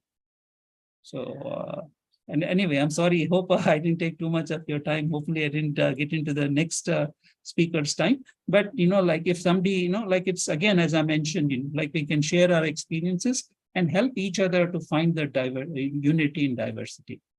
And I think, thanks, Ravinder, for giving me the time again. And thank you all, and you all have a good evening. Namaste. Thank you, Karnakar Reddy garu. Kaur, you can unmute yourself. Quickly, we can ask. Thank you, sir. Thank you, Ravinder, sir, for giving me the opportunity to ask my query. Actually, sir, I want to know from you, what is the difference between wrong and right? Is it a state of mind? Because one thing for one person can be right at the same time, the same thing can be wrong for the other one. Suppose a So, person steals bread from a shop and shopkeeper sees it, but he ignore and it is wrong for him. But it is right for the person who is stealing because he need it for his kids. it's a, so Is that's not in the a, condition to buy. so what you're saying is that is where the diversity, the question what you're asking, Kaurji, is so beautiful. Because why? So the basic question is, I'm thinking, so the person says I'm doing the right, and the other person is saying, no, you're doing the wrong thing. Yes. That's what your question is basically. So why is there so much of diversity, right? Yeah. Remember, that's what exactly I started off. The programming of the mind is different. And you see, like, I mean, I gave you an example of mother. When you call mother, people conjure different ways, right? Yeah. But mother is only the same. Mother is that purity of love, affection, and kindness. Yes. That is the different programming of the mind is very, very important. The brain, when the child's brain is being programmed, so the child may remember mother means caring, picking up, being tender. And, like, oh, my mother looks like this. My mother has got these qualities. So many programming of the mind is happening. So much of diversity is there. All sees their own mother. Correct. And I should say the name of Bahubali, that's made the most amount of money. So, and I said the 60 children were there. I asked, so what do you remember of Bahubali? They came up, no child came with the same answer. The same movie they saw 4 times. Why? Programming of the mind is so different. Yes. So unless we remove this programming of the mind and find that commonality, we are going to have these differences. And I'm going to be different from Kaut. So why should I associate with your name? Lokiya, it may be good, but Alokiya, we are the same. We are the same energy. Yes, sir. Okay. Prakriti has given us a different thing, right? A woman has got in Prakriti to procreate. So woman has given a particular role. And a man is given a particular role. But why are we different? No, we are not different. Of course. So that is the commonality we have to find, that knowledge, which is called dharma. Sanatana dharma, you said, don't go by the memories. So you identify, you remove those, like those memories. And as that is called samskaras and vasanas in our language, in Sanatana dharma. The more samskaras, the more identification you have. So you're differentiating yourself from the nature who you are. That beautiful life energy, remember I showed you that picture where that life energy is flowing through the brain and the senses are putting that information. And then when the senses come into the brain, the output is the mind, the programming. Oh, it's a hope that that's a beautiful question and it's very difficult to answer. So when all of us say, then the more programming it happens, my mother, right? My mother, your mother happens.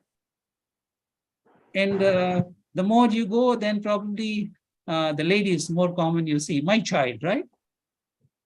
My daughter, my money. And then you grow up, okay, my degree, my certifications, my philosophy, right? So how much as a child you start off and then as you go away from the nature. So law of nature is commonality. And then you're programming and you're moving away from that common pendulum and you're pulling the pendulum into raga, likings. And then when the liking doesn't happen, so you're expecting, liking means you are expecting just that question what you asked. You want the other people to say, I'm the right? What I'm doing is the right. So then, then when the people are doing that, so you're going to like that person. When the person does not think you're doing the right thing, because he's different, his samskaras, his memories are different.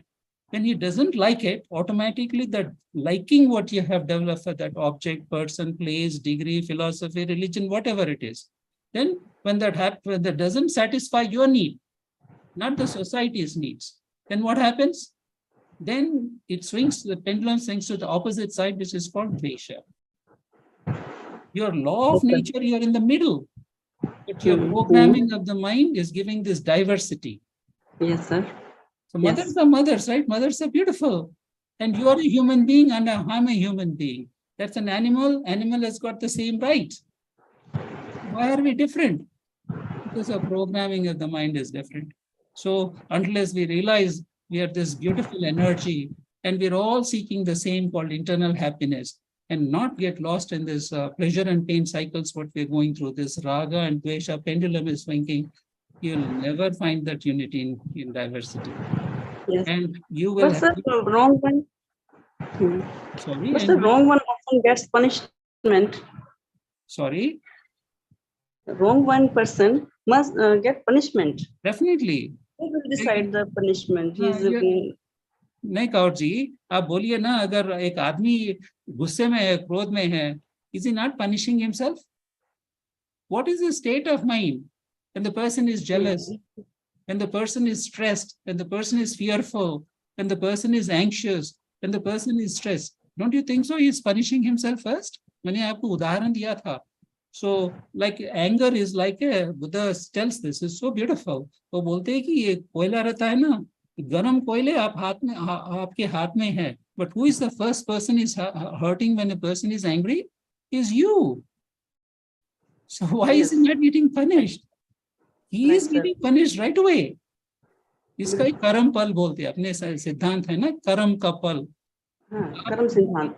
हाँ, कर्म सिद्धांत. आप कर्म से ये अभी आपको फल, आप सोचते हैं कि कर्म का रिजल्ट नहीं है. For a short term, you're thinking that, but your mind is being programmed like what? Dirt.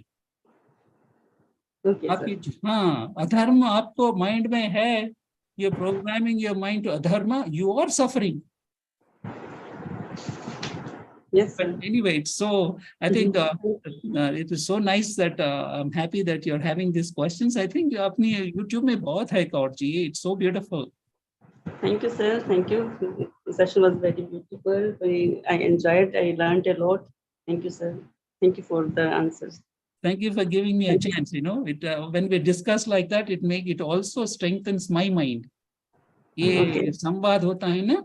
So yes, sir. satsang बोलते हैं ना, इसलिए now you understand the value of satsang. Yes, sir. We are doing it satsang. Namaste, sir. Namaste, namaste. बहुत धन्यवाद आपका. Thank you, Kaurji, and thank you, Karnakar Reddy Garu, for joining us on this wonderful day.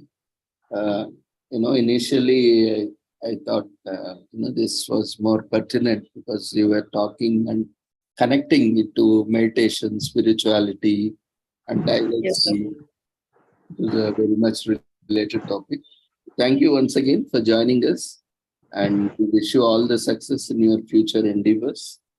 And look forward for more sessions. Karnakar Reddy Garu. Thank you once again. Namaste. So next, we will be moving to our next session.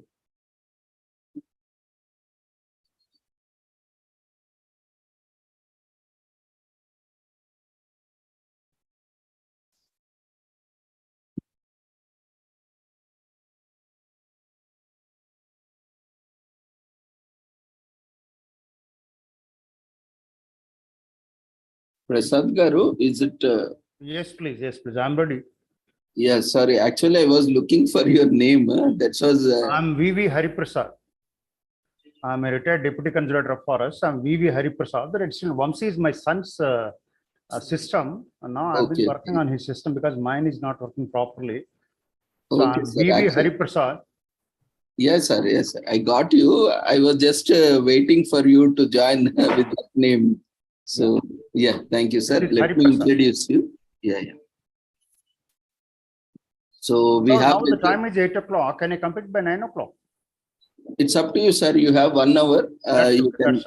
I'll be now. It's now at about exactly 8 o'clock. Then I'll be able to finish it off by 9 o'clock, 9 p.m. Yes, sir. Fine.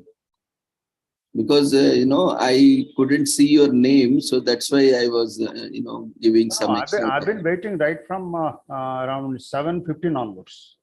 Yeah, I saw your complete name, but after that, that name was not appearing.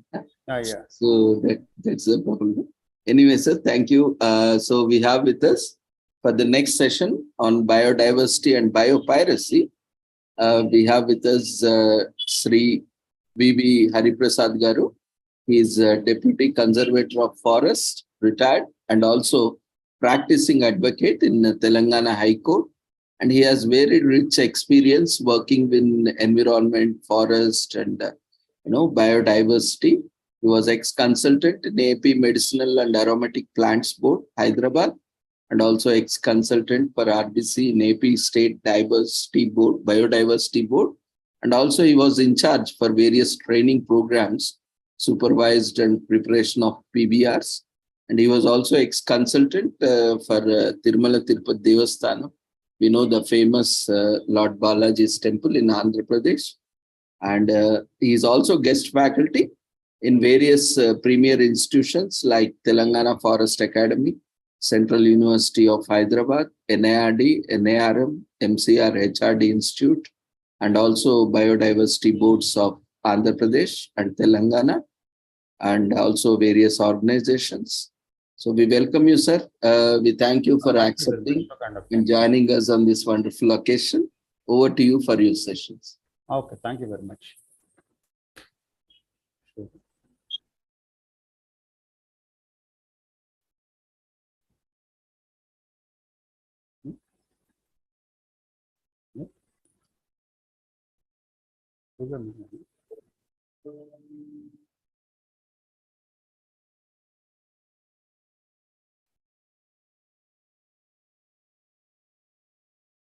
Yes, so the screen is visible. You can make it full screen, sir. Yeah. That's good.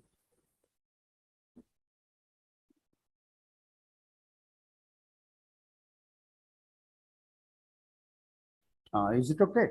Yes, sir. Please continue. Now it's fine.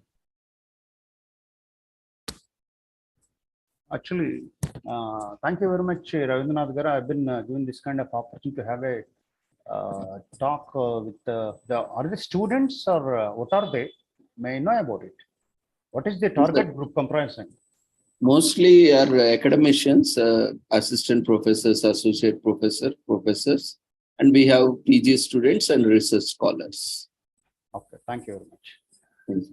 I would like to tell you something about biological diversity. We call it in Telugu as Jeeva. And as biological diversity is concerned, it's an index of national wealth. And if you want to define it, it's a variety and variability in the context of living organisms of different ecological complexes in which they occur. So now, what is ecological complexity? That is in Telugu, हम बोलते हैं पर्यावरण संक्लिष्टता, the complexity in the as far as ecology and ecological aspects are concerned. And as you know, ecology is study of organisms and how they interact with the environment around them. The environment comprises both the biotic factors and abiotic factors. So ecological complexity refers to the complex interplay between all living systems and their environment. Environment and the consequent emergent properties. Environment comprises all Panchabhutas. Now, let us try to know something about Jiva Samklishtata and what you call the ecosystem, as in Telugu, we call it as Paryavarana Vyavastha. Let us try to know something about a biome. It's a large area and it's characterized by its vegetation, soil, climate, and wildlife. And as far as the biosphere is concerned, it comprises the regions of the surface and atmosphere of the Earth or another planet, and they have been occupied by the living organisms. I'm just rushing to the entire process because I got about 1 hour only, and I have to complete about 100 slides, most of which comprise the pictures also. So these are the levels of organization. To begin with, it starts with the organism, and more organisms comprise the population, and different organisms, they comprise the community, the ecosystem, and then the biosphere, which comprises the Telugu mein bolte hain Jiva Jatulu or living organisms. So an ecosystem is a community of living organisms, and along with non-living components like the air, the water, and the soil, and they interact as a system. The living components interact with the non-living components. That is what's called ecosystem, which we call in Telugu as Paryavarana Vyavastha. This is what's called ecosystem, where it comprises the plants, something concerned with biological aspects, the animals, the water, and the microbes. So the animals, the plants, and microbes, they are the biological components, and water is a biotic component. So interaction and all these comprise an ecosystem because abiotic components interact with the biotic components. This is diversity. And diversity as far as biodiversity. This is bio is nothing but life, and diversity is variety. So the variety in the context of life is called the biodiversity. So let us try to define the biological diversity.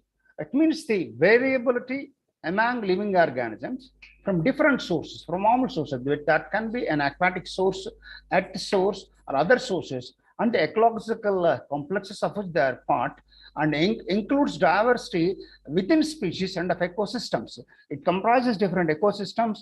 It comprises species diversity. It comprises genetic diversity. This is what's called biological diversity. Coming to the ecosystems, there are different kinds of ecosystems in the context of naturalistic ecosystem, which is natural, which is self-generative, and artificial ecosystem is something created by the human beings. And terrestrial ecosystem is concerned with the territorial aspects, and aquatic ecosystem comprises both the sea ecosystem and river water ecosystem or other ecosystem which is not saline. So see the aquatic ecosystems. One is the freshwater ecosystem. The another one is the marine ecosystem. Freshwater ecosystem comprises the ponds, the lakes, the streams, the rivers, and wetlands, where you don't find any kind of salinity, and those kind of species come up, which will not be able to bear with the saline water or saline soils. As far as marine is concerned, that is something concerned with the oceans, coral reefs, and estuaries. So now you see this coral reef, and we call it in Telugu as Pagadala Dibba. Pagadala Dibba. Actually, there are also animals. I'll try to explain about it. The next one is estuaries. Estuaries were found by the rising of sea levels, because the sea level rises in the abutting areas. There is possibility of the formation of the estuaries. And let us try to know about something.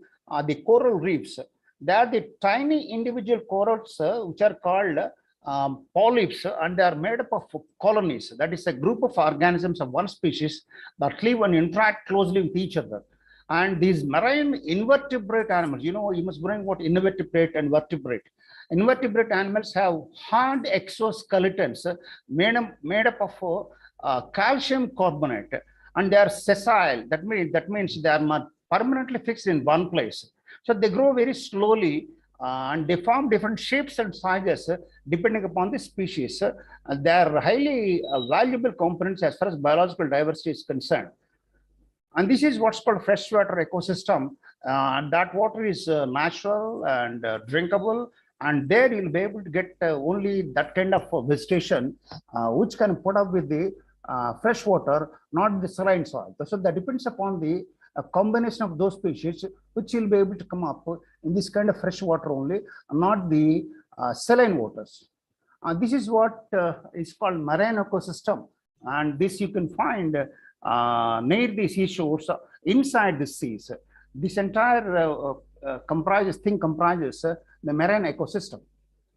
And you must belong the mangroves, and we call it in Telugu as Mada Adavulu. And this the water salinity will be there, and there you'll be able to find the reservoir species which will be able to come up only this kind of soils, and you will be able to find this stilt roots, prop roots, and all in mangrove forests, and they actually they give this stilt roots.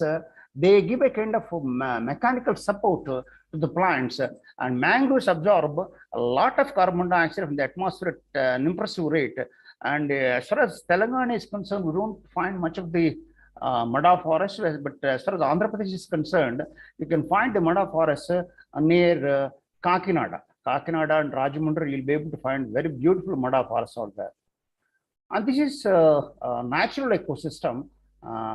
This is forest ecosystem comprising forest species, and that's natural.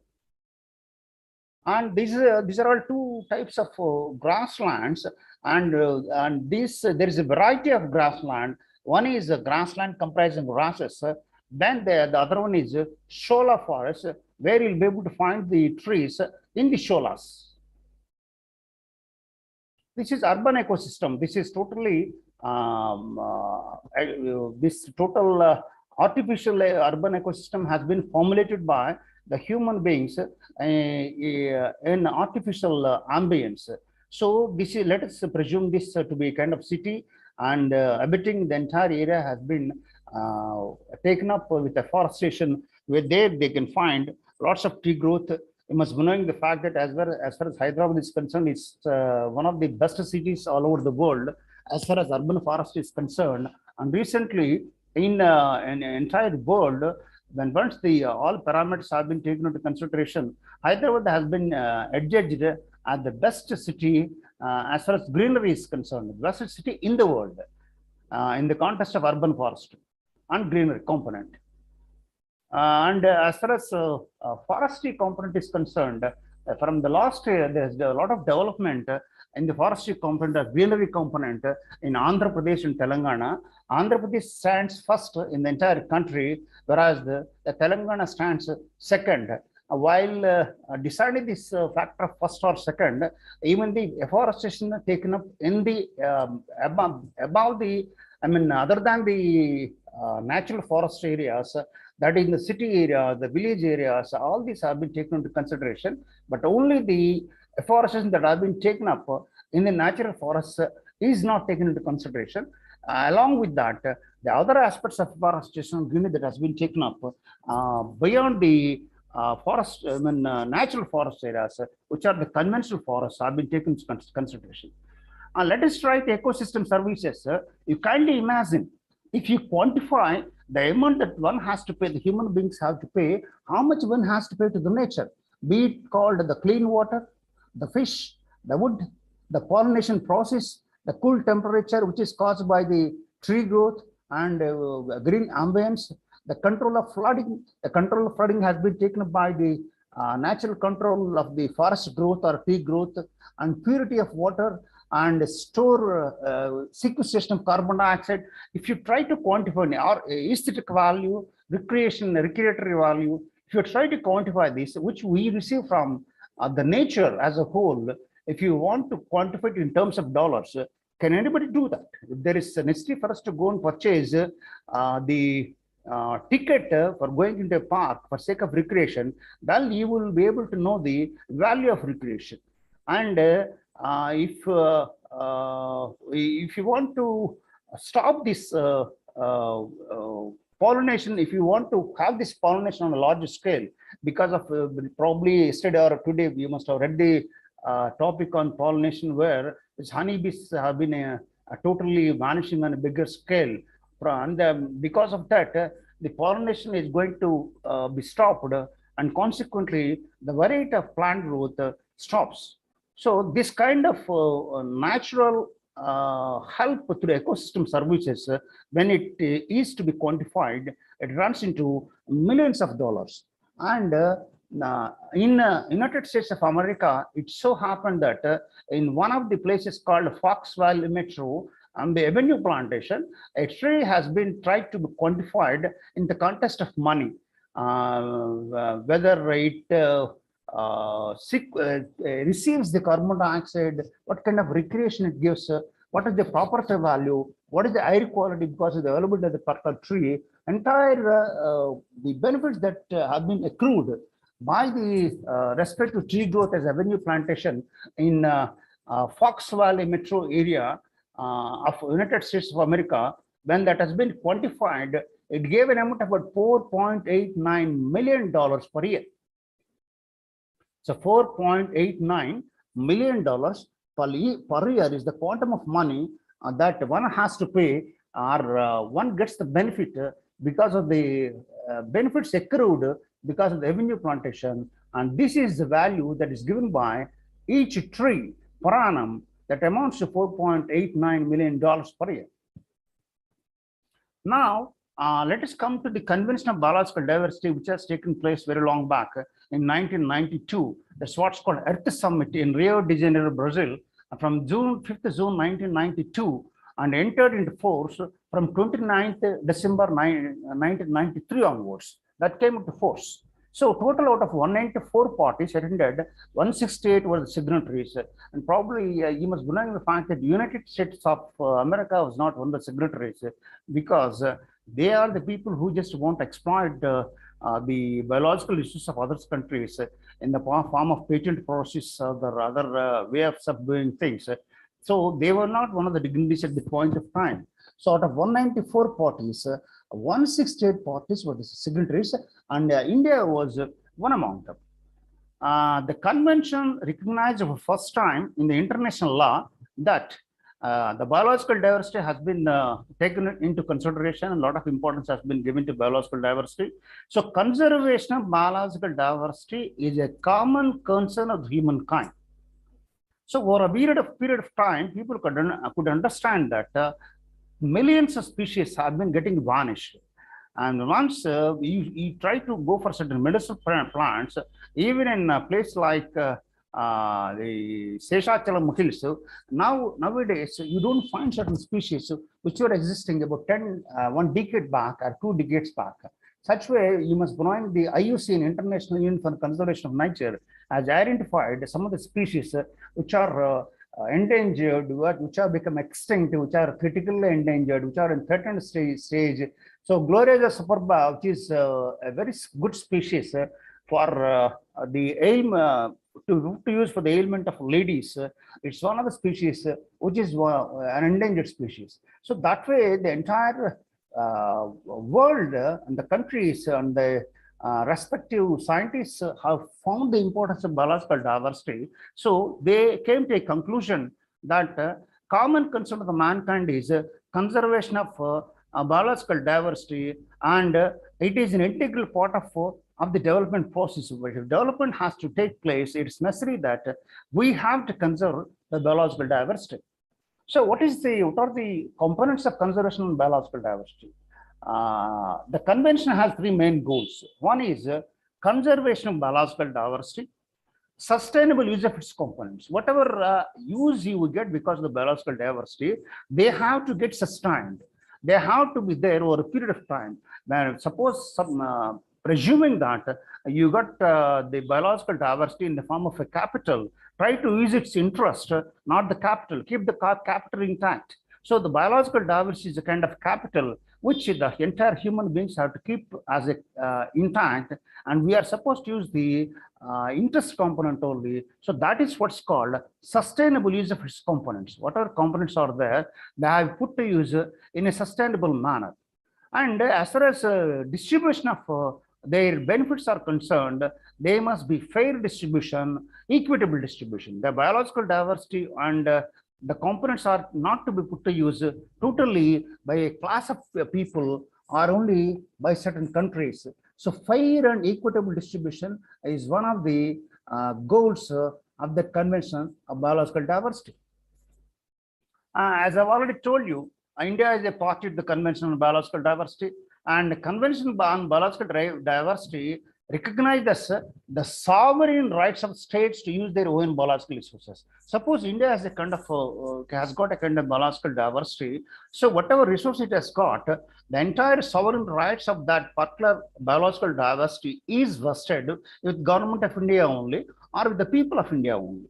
So once you find any kind of different biological diversity in a different country, be it Bangladesh, China, or Pakistan, the sovereign rights of the particular biological diversity is vested with those respective states. So CBD, Convention on Biological Diversity, recognizes the sovereign rights of the respective country in the context of the biological diversity which it possesses. So the convention expects to facilitate access to the genetic resources by other parties, and subject to nationalization. Suppose any other country wants to have our genetic resources, so subject to the national legislation of India, they have to approach the Indian authorities and try to have access of the genetic resources at that respective biological diversity. So that depends upon the mutually agreed upon conditions between those countries. One country is one which gives its biological diversity to the other country. The other country is one which expects the benefits out of the biological diversity. So that depends upon the terms and conditions and the agreement that have been agreed upon by those respective countries.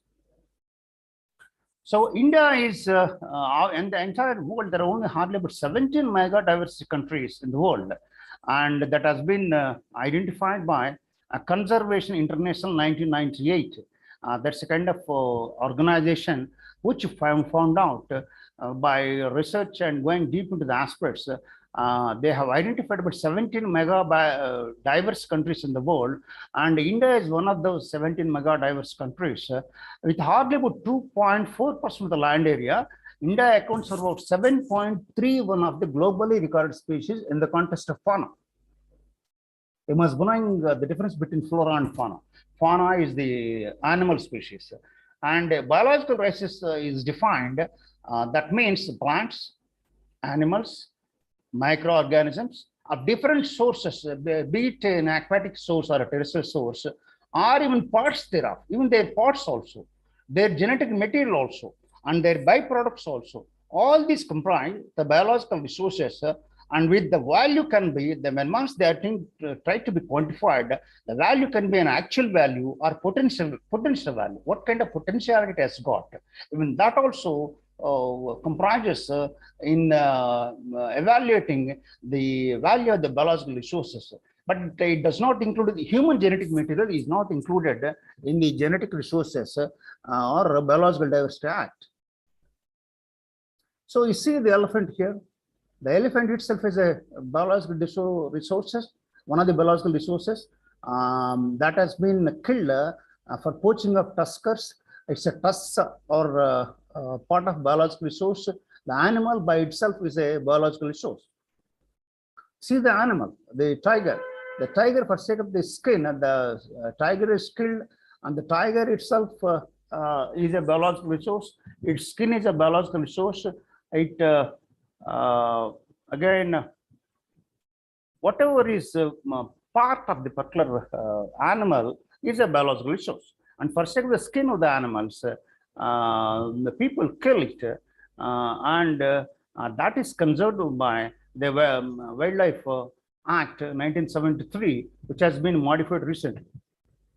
And biological resources, see the case of rhinoceros, and the horn of rhinoceros is made of keratin, and with the same keratin, our human, this material has been formed even by the keratin only. And this horn, people think that that is a good aphrodisiac.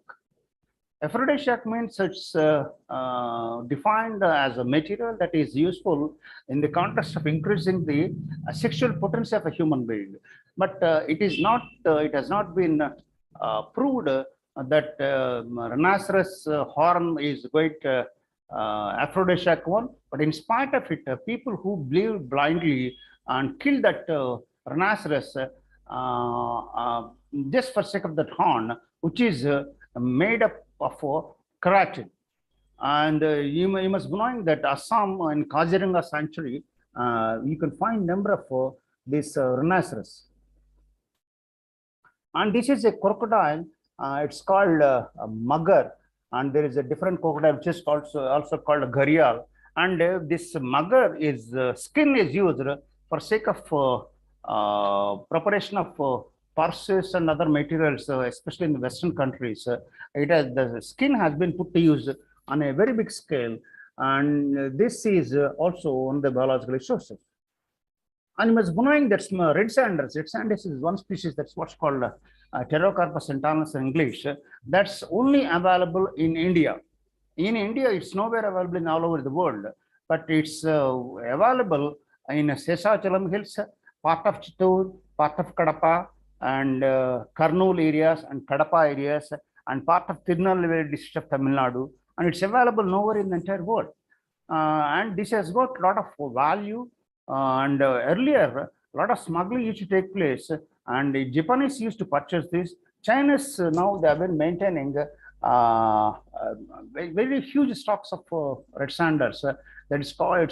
They think that it's as good as gold, and that's what's called red gold. And a lot of the smuggling takes place in Tirupati area, where I worked for a long time, for about a decade in the forest department. As divisional forest officer, I worked there. I worked in Tirumala Tirupati Devasthanam.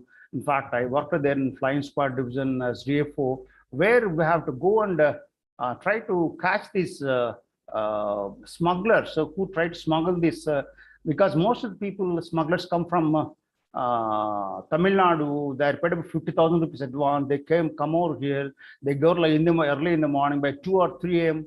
and they cut the trees. They keep it and they carry that those logs and dump it one place. Entire material has been transported by lorries to the market of Chennai, from where it goes to shipyards to different countries.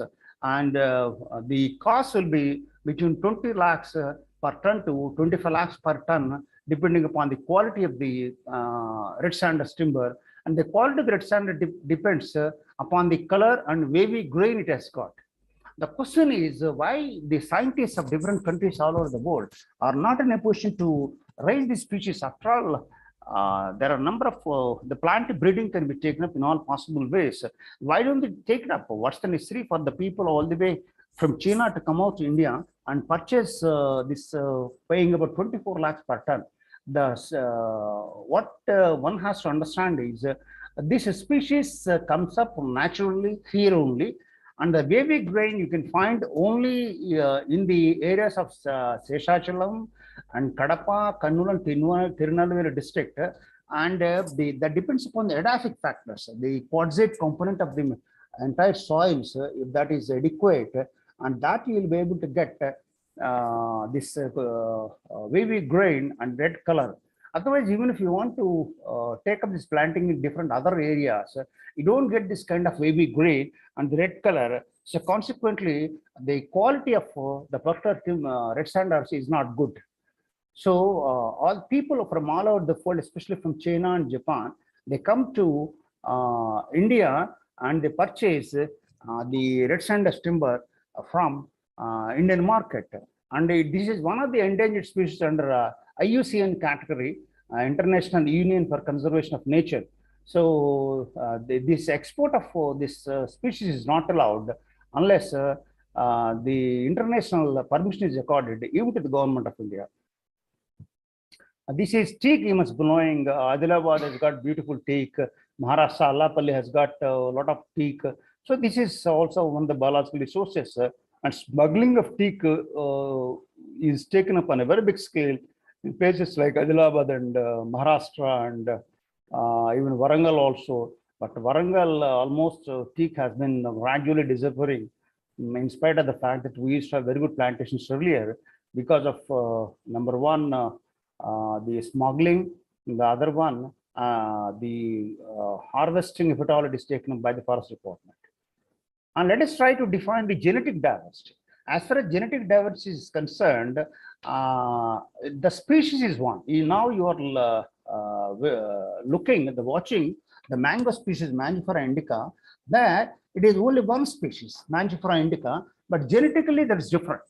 You see the different colors, different sizes, different shapes. So this is what's called genetic diversity, and then we call it in Telugu as Genuvaivijyamu. So the diversity is, or genetic variability or diversity is in a particular species of Mangifera indica. Now let us see the species diversity. Here, these both tiger and cat belong to the Felidae family, and tiger is called the Felis tigris and Felis domestica is cat. As far as genus is concerned, the genus is same, that Felis, and species is different. Felis tigris is the tiger, and Felis domestica is the cat. Now, let us try to understand what is biopiracy. Biopiracy is a very great, a big concept wherein different developing countries have been putting it to use by stealing the genetic material, plant material, genetic resources of the different countries, which are by and large the developing countries. Actually, biopiracy can be defined as an indigenous knowledge of nature. You must be knowing the fact that in particular areas like forests, if you go to Adilabad, if a person is bitten by a snake, that fellow doesn't go straight away to the hospital. Instead, he go for getting one plant material, take it and rub it on the spot where the particular person has been bitten by a snake.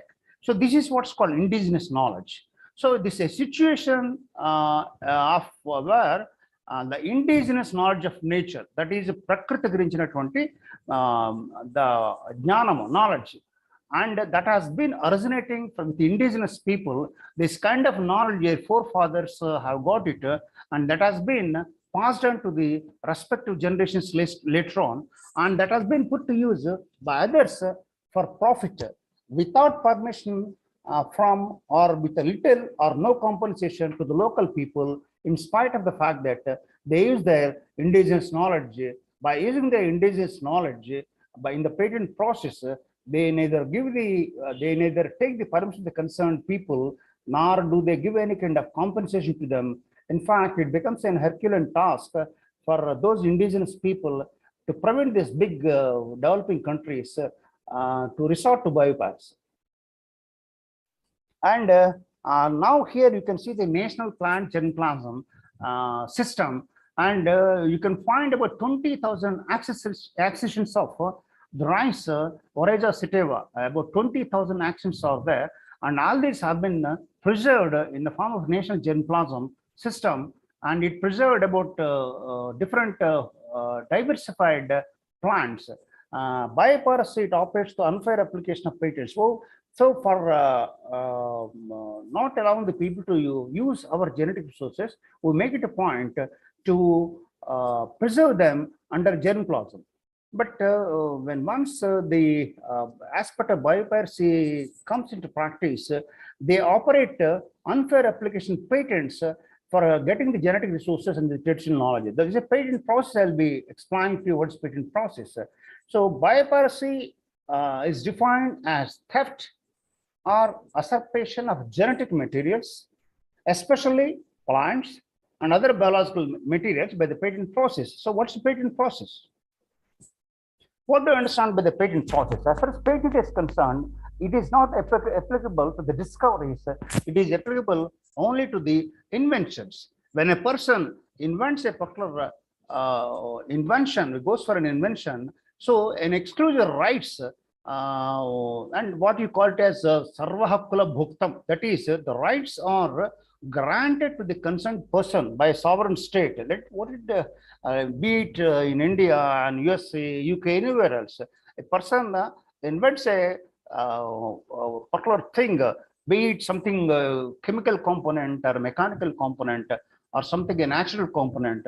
An inventor, the concerned person who invents it, or a person who assigns that right to another person for a limited period, the government, for a detailed public disclosure of the public invention, gives him the rights of intellectual property. When once a person has been given the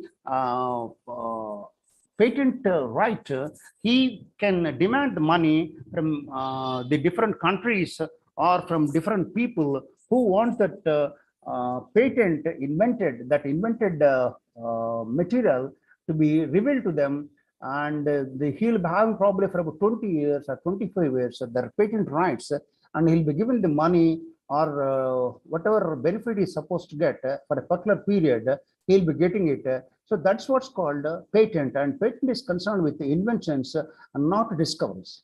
Let us drive for to go for turmeric. You must know the turmeric that for the last about hundreds of years in India, ladies have been putting turmeric to use. Even in right now, if you go to places like Tamil Nadu and Kerala, the ladies smear the turmeric powder on their faces, and even in our cooking pattern also, most of the Indians use turmeric on a very big scale. That over a period of time, probably for more than a few hundreds of years.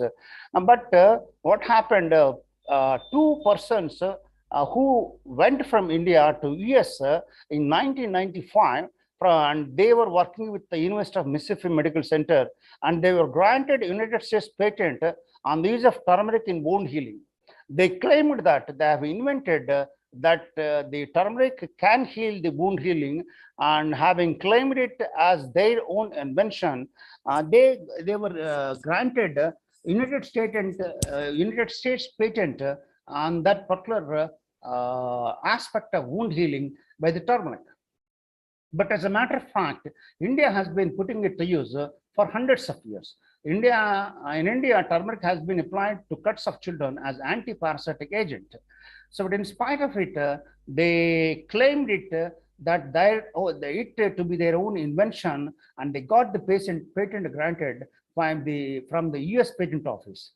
Then in 1996, CSIR, Council of Scientific and Industrial Research in Delhi, has requested US Patent Office, US Patent and Trademarks Office to revoke the patent on the grounds of existing prior art. What do you mean by existing prior art? So the knowledge has also already been existing in India. It is not new. So it's not novel. So the persons who have been granted with the patent of turmeric for wound healing, that has to be got revoked. So CSR, for that, there is no point in simple claiming, and they have to produce the evidence also, and they produced a Sanskrit text and a paper published in 1953 in the Journal of Indian Medical Association, comprising information about turmeric, and consequently, the patent was revoked in 1997 after understanding that there was no novelty. That is, it is not new, it's already existing in the literature of Indian literature. In the Indian Ayurvedic text, it has been existing. As a proof, CSIR has submitted the existing evidence that they have got in the form of literature, and also in the context of a paper that was published way back in 1953 itself. So consequently, the patent was revoked. See the funniest part of this Catharanthus roseus. This is seen at different places all over India, and in fact, it's a species that naturally comes as well in Madagascar. And this is a plant from which about 47 alkaloids can be extracted. Right from the flower, the roots, the leaves, all this can be put to use in the extraction of 47 alkaloids.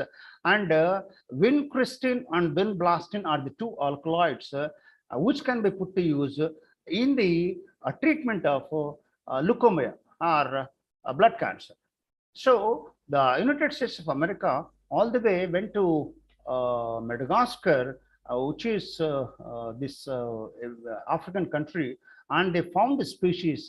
They took it. They have gone for extraction of different kinds of alkaloids, especially they've gone for the extraction of vincristine and vinblastine, and they manufactured the medicines which are curative in the context of leukemia or blood cancer. So we call it in Telugu as a proverb is there in Telugu, sommo kodadi, soku kodadi, sommo kodadi, soku kodadi. As far as the material is concerned, the material belongs to a particular country, Madagascar, whereas the material has been taken away by the USA because of its scientific knowledge and scientific know-how they have got. They have extracted those two alkaloids from it. They prepared medicine for curing leukemia, and ultimately they gained millions of dollars. They gained millions of dollars. Not even a single pie has been given to Madagascar. So ultimately the beneficiary is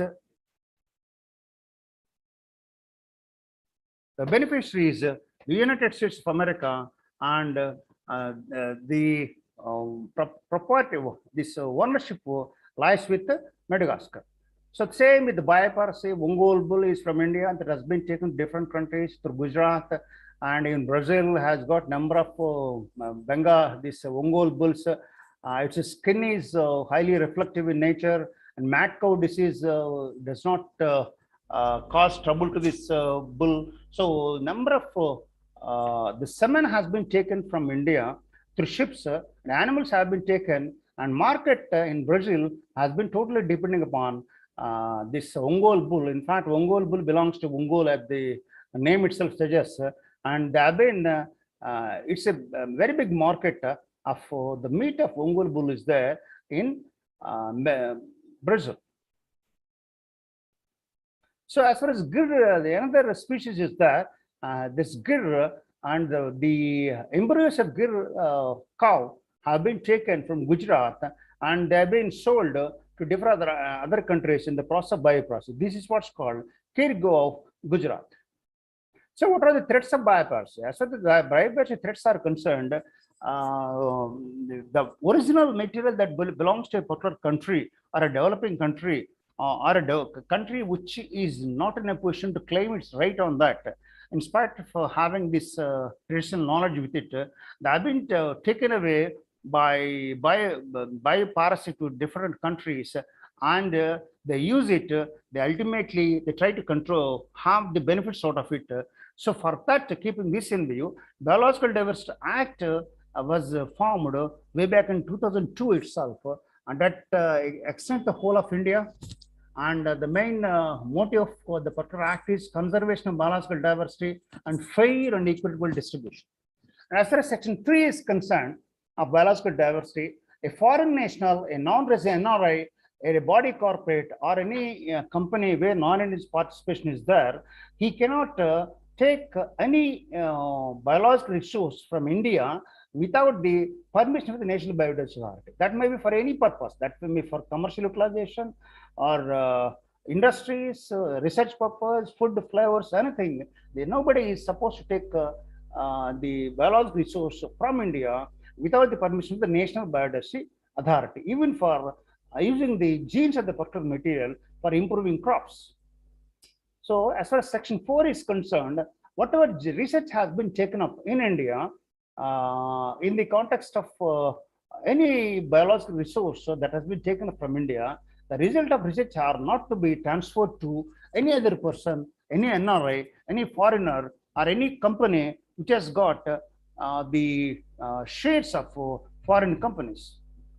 And intellectual property right is concerned, no person shall apply any kind of intellectual property in case of any invention on any biological resource that has been obtained from India unless he obtained the permission of the National Biodiversity Authority, especially a person who is NRI, a person who is from foreign origin, a company, unless they obtain the initial permission by the NBA, and later on they can, the research is there, intellectual property can be given when once the patent before sealing is accepted by the National Biodiversity Authority. So without the permission of the National Biodiversity Authority, intellectual property right either in India or outside India cannot be granted to any country. This is the process of getting intellectual property right. So one, it has to be applied to the India by an Indian or a foreigner or non-resident Indian. That will be sent to the approval of the National Biodiversity Authority. Ultimately, that will be sent to the State Biodiversity Authority. As far as the AP is concerned, State Biodiversity Authority is there in Guntur. As far as Hyderabad is concerned, State Biodiversity Authority is in Hyderabad. And as far as National Biodiversity Authority is concerned, it is there in Chennai. So when once this kind of approval has to be sought, the permission has to be obtained from that particular management committee, which you can find in the respective village, where from that biological resource has to be taken. Suppose in a particular village called Nalgonda, there is a village. There are a lot of glorious superb material. Some riches has to be taken up on that. So foreigner applies for that, or Indian applies for that. So the particular permission of the local biodiversity management committee, comprising the sarpanch, the local people, the local scientific personnel, and the entire committee comprising these heads headed by the Gram Sarpanch, have to give the permission for that. Then only the state biodiversity authority gives its assent, and then it goes to the national biodiversity authority for final approval. So this is, I've already explained about the intellectual property. There are about different kinds of industrial properties: industrial property, copyrights, and neighboring rights. These are the properties are, if you want to go for industrial properties, patents, trademarks, industrial designs, layout designs, geographical indications. Trademark, you see, even if you want a Coca-Cola bottle that has got its own shape, Volkswagen, it has got in logo. This cannot be copied down. Industrial design, whatever design is of Maruti car, that cannot be copied. The design of Fiat car, that cannot be copied. And they are prevented from Copyright Act. The writings, musical works, dramatic works, audiovisual works, all these comes under copyright and neighboring rights. Sound recording, I'll tell you, and this is drama is concerned, painting is concerned, that cannot be copied. A sculpture is concerned, drawing is concerned, that cannot be copied. And Indian Copyright Act of 1957, Patents Act 1970, Trademarks Act 1999, geographical indications of goods. Suppose to take it for example, Tirupati Laddu is there. That has been given the geographical indications for goods, and no Tirupati Laddu can be sold anywhere in all over the world in the name of Tirupati Laddu, because it has been given the identity of geographical indicators of goods. That is the Registration and Protection Act. Biological Diversity Act is the one that we are studying. Now let us see the tussle that went on between Mr. Balasubramaniam, music director, Ilayaraja. Balasubramaniam wanted, he was giving his programs along with the sun in different countries all over the world. Then Mr. Ilayaraja sent a notice to him stating that whatever songs were composed by him, they cannot be sung by Mr. Balasubramaniam. And then Balasubramaniam he sang the other songs, and he said that the Ilayaraja did not give him permission because they come under Copyright Act. So when once Balasubramaniam sings any songs, had he sung any songs without permission of the Mr. Ilayaraja, probably he would have been sued for that, and he would have paid a certain amount as compensation to Mr. Ilayaraja. This is what exactly happened. And as far as 7 is concerned, as far as Indians are concerned, whatever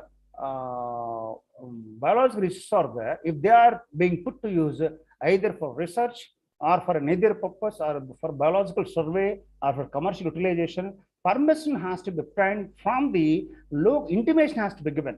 I don't state permission. Prior intimation has to be given to the State Biodiversity Authority. As far as foreigners are concerned, NRS are concerned, permission has to be accorded by the National Biodiversity Authority. But as far as Indians are concerned, or local people are concerned, State Biodiversity Board has to be informed of it. And let us take with the case of B.T. Brinjal. B.T. Brinjal is the first case where B.T. Brinjal was tried to be developed.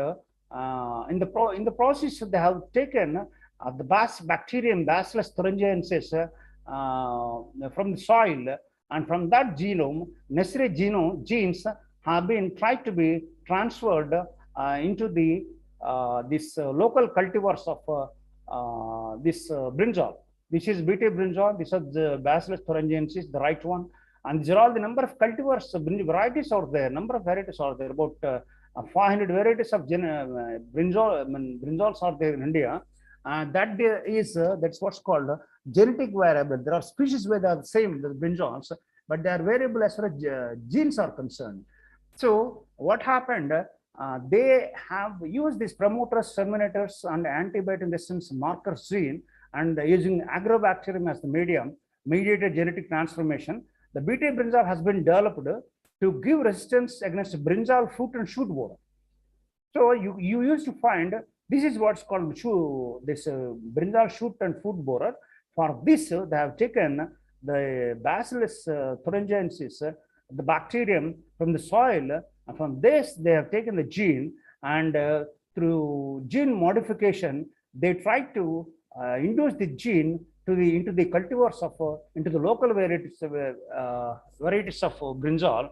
And at some point of time, that experiment was accomplished. That's what's called event E1 in progress by plant breeding into various local varieties. And that has been done by the University of Agricultural Sciences, Dharwad, and Tamil Nadu Agriculture University, Coimbatore, under the guidance of Maheko Company. So the State Bird Authority of Karnataka has gone to the court, and in turn, these people went to the High Court of Karnataka stating that their prosecution has to be stopped. But instead, Karnataka High Court has dismissed that petition, and the prosecution went on. And under Biological Diversity Act, unless they obtain the permission of the concerned Biodiversity Authority, they are not supposed to use the local cultivars even for genetic modification. So ultimately, the case went on for a long time, and BT brinjal was not allowed to be put to use in India when Mr. I think the Environment Forest Minister used to be there at the point of time. He did not allow it. Ultimately, the has been stopped. So under Section 8, National Biodiversity Authority has been established. He is Mr. Sri Akhilandra Reddy, Indian Forest Service Officer of Northeastern states, but he belongs to our Telangana, and he is from Janagaon area. Right now, he is the chairman of National Biodiversity Authority. And as far as the National Biodiversity Authority is concerned, it has got regulatory powers, approvals, opposing intellectual property rights. So under Section 3, under Section 4, and Section 6, whatever approvals are there, that can be regulated by the National Biodiversity Authority, and they will be able to give the permission, or they can refuse the permission by giving it in writing, and they can even oppose the giving the intellectual property right to any person when once the necessary permission has not been taken. So for that, under Section 19, they follow certain 90 regulations, and as those per those regulations, National Biodiversity Authority may approve certain activities, and in the process of giving this kind of approval, they can impose certain charges by a royalty, or they can say that the particular company has to be established at a particular place. Next, whatever technology is there has to be shared.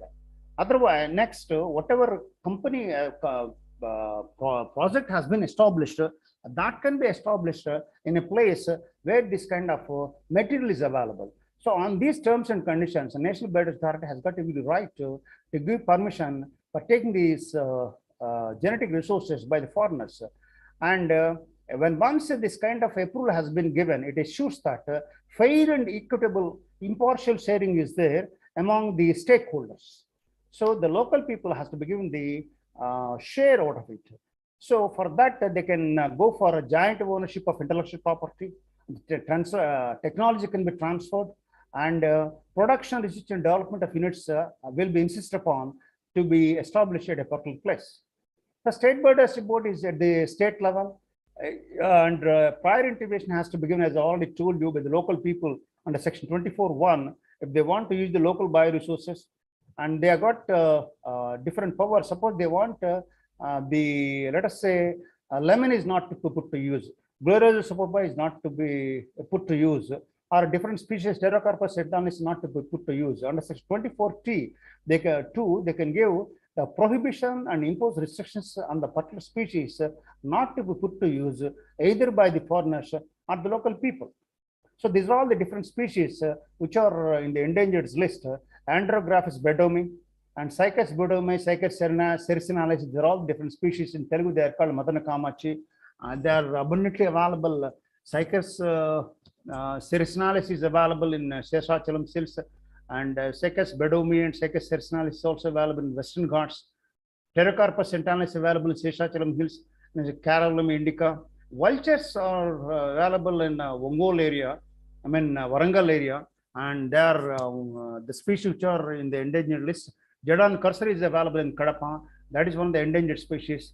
So the central government has got, suppose the government wants to declare certain species as normally traded as commodity. Suppose brinjal is there, a person using brinjal for some kind of research purpose, he cannot be prosecuted, because certain species are declared by the government as normally traded as commodities. When once they have been put to use as commodity, nobody has got any power to prosecute any person possessing them. So under for all the villages, for it is mandatory on the part of Biological Diversity Act for all the villages to have their respective biodiversity management committees. That is presided over by the local Gram Sarpanch only, and this is what's called biodiversity management committee.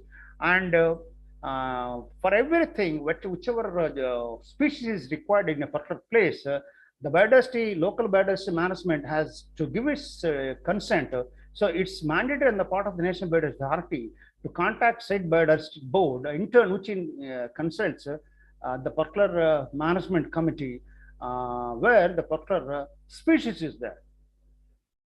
So this is actually whatever order has been by the State Biodiversity Authority, National Biodiversity Authority, they got their legal sanctity and legitimate sanctity, and the decision taken by these State Biodiversity Authority and their boards, they are construed as a decree of the civil court, and they will be implemented with the force that can be used in the context of a decree of the civil court. So they can be enforced on the people.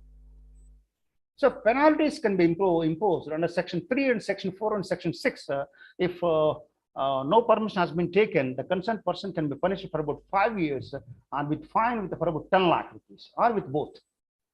And in case of Section 7 or Section 24 or 2, subsection 2, prohibition of activity detrimental to conservation of use of biodiversity by local state biodiversity board. If anybody violates those provisions, he can be punished with imprisonment for a term which may extend to 3 years, or with fine up to 5 lakhs, or with both.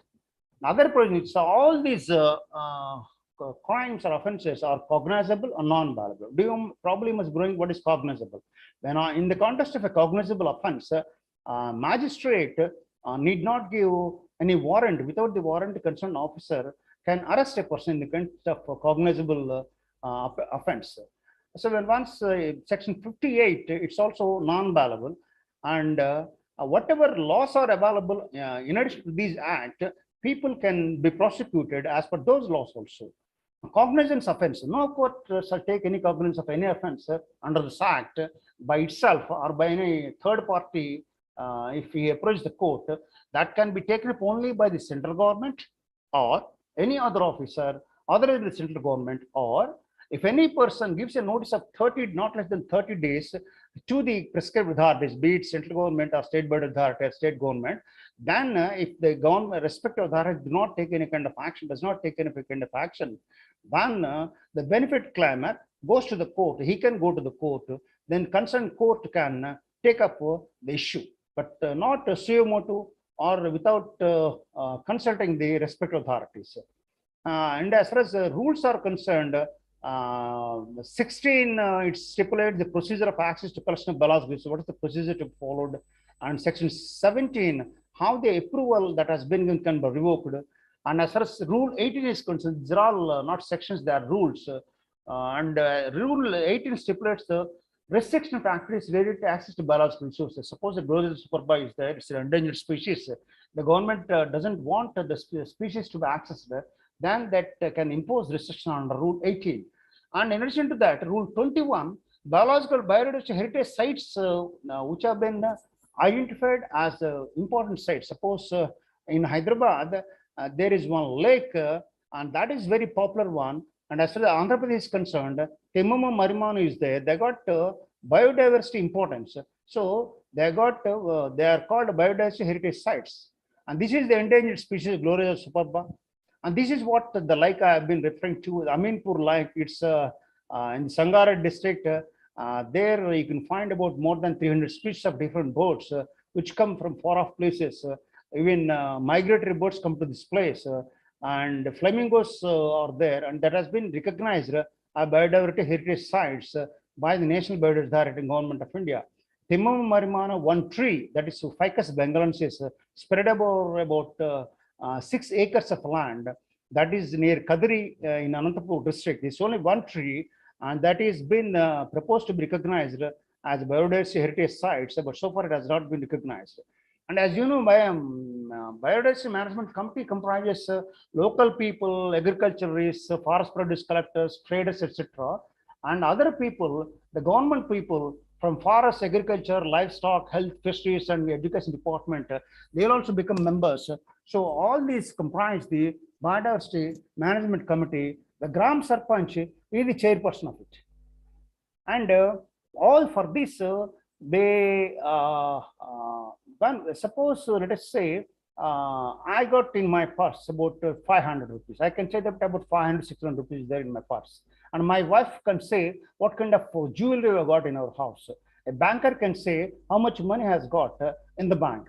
But the question now crops up whether a villager can say what kind of flora is there, what kind of fauna is there, what kind of microorganisms are there, how many number of species are there, how many number of different varieties of fauna are there, that nobody can say it because people don't bother about it. So for these people's biodiversity research have been prepared by different in different villages, and these villages, when they prepare this people's biodiversity research with the assistance extended by the experts, even in AP and Telangana also, hundreds of people's biodiversity registers have been prepared for different people, wherein you can find entire flora, fauna, microorganisms, types of soils, entire thing with that. And recently, the government of India has wanted to amend the bill with Biological Diversity Act in December 2021. It was introduced in Lok Sabha. So they want to encourage the Indian system of medicine and cultivation of wildlife medicinal plants. They want to facilitate fast tracking of process for research, patent application, and transfer of research results. For that, they just wanted to modify the procedure, decriminalize the offenses. Offenses have to be decriminalized, encourage foreign investors in the research component, other components. Codified traditional knowledge and Ayush practitioners, they have to be exempted from sharing the benefits to local communities. Research and bias survey and other activities from the part of the benefit sharing requirement, they need not go for sharing this kind of materials. And benefit sharing will be based on terms that is agreed upon between the National Bird Authority and respective persons who benefit out of them. So this has been introduced in the Parliament, but so far it was referred to the committee, and that has not been so far passed by the Parliament of India. So let us conserve the nature and the process of implementation of the Biological Diversity Act. So I would request all you people to put any kind of questions. Probably I must have rushed through the entire information because I got time limitation, and the slides are more than 100. But I could complete the entire information to be furnished before you. Now for about 5 minutes, I'll be able to answer your questions. Any person who is interested in questioning me is welcome to question me.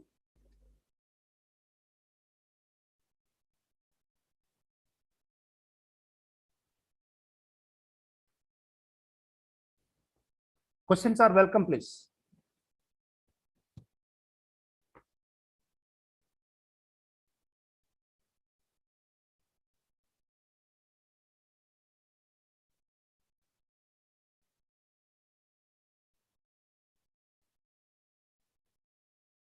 Hello, Ravindranath Garu. Yes, thank you, Prasad Garu. It was very insightful presentation. You have elaborately covered all the aspects in detail. Whatever term was given, probably this kind of presentation I was given at any point of time by different organizations for about 1.5 hours minimum, even in the but here now the time is restricted, so I have to rush to the entire process. I'm sure that I could cover the major component of the act and what is patent process, what is a patent, what is different kind of acts under this Copyright Act and all. So probably must have understood. If any doubts are there, you're welcome to question me. Thank you, sir. Very much.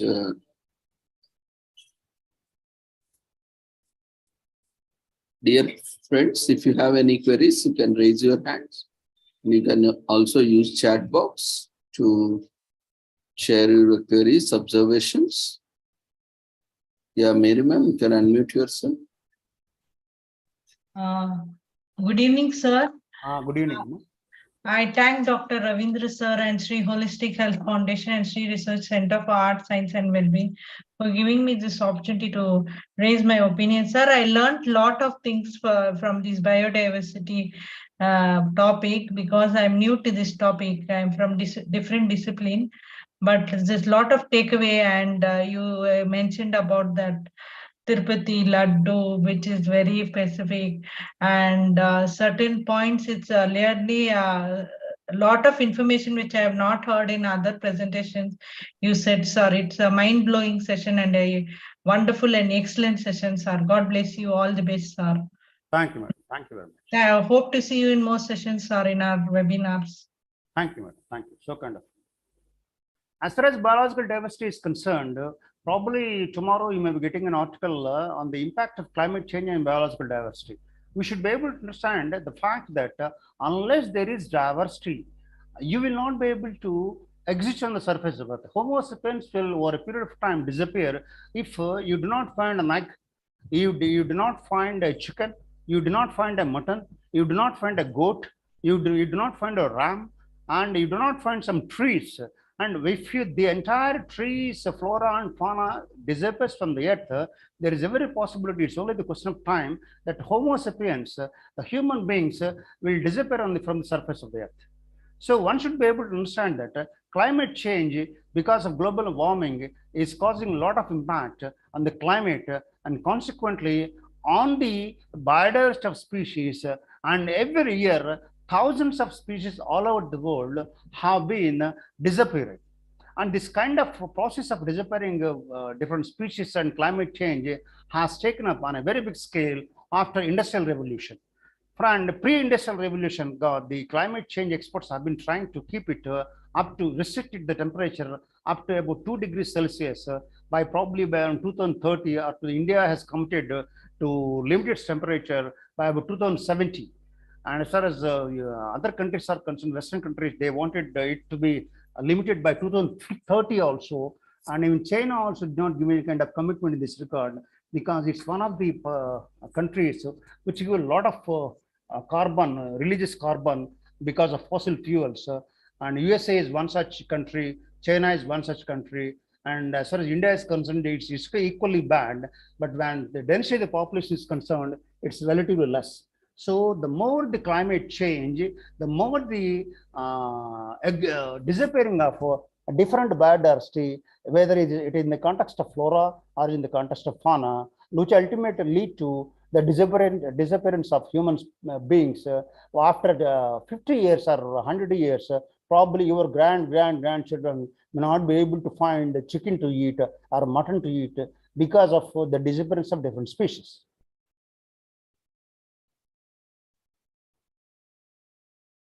Got the point? Thank you, sir. Yeah, anyone else would like to share your feedback, observation, or any queries? Feel free to unmute yourself or raise your hand. There are a lot of appreciation messages in chat box. Very interesting topics, sir. Excellent presentation. Got more information about biodiversity. And thanks for the wonderful session. Learned a lot. Ravindranath garu, may I know this organization for which I have rendered this kind of lecture? What is the organization name? Sir, this we have shared the flyer, Sri Holistic Health Foundation India, Sri Research Institute Center for Arts and Sciences. We'll send you once again. Ravina Saab, I would request you to kindly explore the possibility of the mind and the lecture that preceded my lecture. It's a wonderful topic, and I heard for about 15 to 20 minutes. If there is any possibility, would you please be able to send that PPT to me? Sure, sir, definitely. If you want any kind of payment, I'll make that. No, it's everything is free only, our platform. It's a wonderful topic, sir, because the Sanatana Dharma is something I'm absolutely interested in. So Reddy Garu has given a wonderful lecture, giving details, has gone deep into the topic. I was very much interested because I hardly heard for about 20 to 25 minutes. It's highly interesting, and one has to know the personalities he tried to explain about are very interesting, and we come across this kind of personalities on day-to-day basis, the implications of which or entities of which we do not know much. So I would kindly request you to kindly send to my mail ID the PPT, and I know that it has got its own Copyright Act. I do not transgress the limits of Copyright Act. Sure, sir. Definitely, I will. He's a very good friend of us. We'll definitely share that material and also contact number so that you can connect with him. Right, sir. I'll speak to you after this presentation. Right, sir. Thank you. So kind of, sir. Can I take leave, sir? Yes, sir. Thank you, sir. Thank you If so possible, kindly share this PPT, sir. If permits, participants are asking. Absolutely. You send me the. I think your mail ID is with me, na? You have sent it to me, na? Yes, sir. Yes. I'll send it immediately, sir. Okay. Sir. Thank you very much, sir. Namaskar. So if there are no queries, I think there is one query from Tej. Is there any possibility of bringing back the extincted species, which might help correcting? Now, as far as the extinction of species concerned, there are different kinds. One is threatened, what is critically endangered, and extinct in the wild, and totally extinct. If it is extinct in the wild and available elsewhere, that can be brought back, which we have been trying to do as far as cheetahs are concerned in India. That we brought from somewhere else and trying to introduce in India. But once it totally extinct all over the world, it's very difficult to bring it back. That once it ends, that's all. When once it is extinct all over the world, it is difficult. But cheetah is extinct way back in 1953 or so in India. Now we have been trying to introduce the cheetah in Kuno National Park in Madhya Pradesh, and some also have it's been done on experimental basis. So when once they can acclimatize themselves in that particular area in Kuno National Park, there's possibility of expanding their population as far as India is concerned. But once a species extincts, it gets extinct on the earth, there ends the matter. The question of bringing them back does not arise.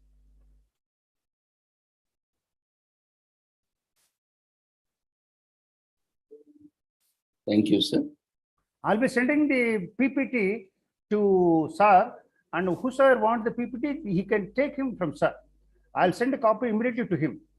Sir, you kindly send me your this mail ID again to me. I'll send probably within 15 minutes. I'll send it to you. Sure, sir. Definitely. I will send your mail ID to me immediately. Yes, sir. Thank you, sir. Namaste, Ravindranath garu. Nice to have a talk with you. Namaste, sir. It's a privilege given to me that I've been given this privilege of addressing this August gathering, comprising the research scholars, the scientists, and erudite persons. And in fact, I'm very much happy in sharing knowledge with people. I've been delivering lectures in different places, whether it's NRD and MCHRD, and again Central University. I deliver lectures in the Central University on cyber laws because I'm an advocate. So it gives me pleasure for doing this kind of job. So I'm very much thankful to Ravindranath garu, and I would try to continue my services to you in whichever way you want me to. Thank you very much, sir. It's in fact our a privilege from your side to us. In fact, we are very thankful and for gracing on this wonderful occasion of World Biodiversity Day and being part of this. And your presentation has been a great value addition to the conference. And we wish you all the success, sir. And definitely we will approach you on various occasions whenever there is a relevant context where we can get benefit from your wonderful sessions. Right, sir. Thank you. All the success. Thank you very much. Thank you, sir. So friends, We'll move on to next presentations, and thank you everyone for your appreciations and feedback in chat box.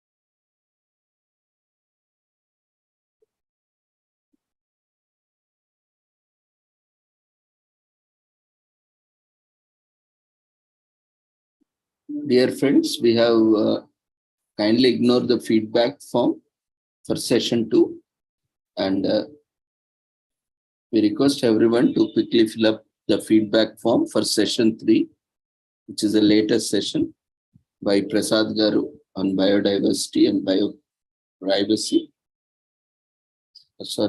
Piracy.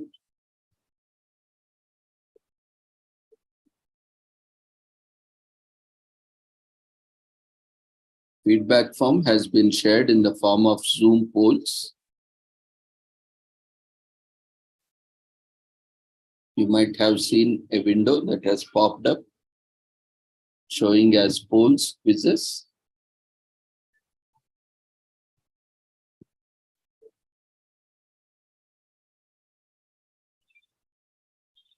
If you have accidentally closed, you can access from menu. At the bottom of the screen, there is a menu bar. In that, you can see polls or quizzes.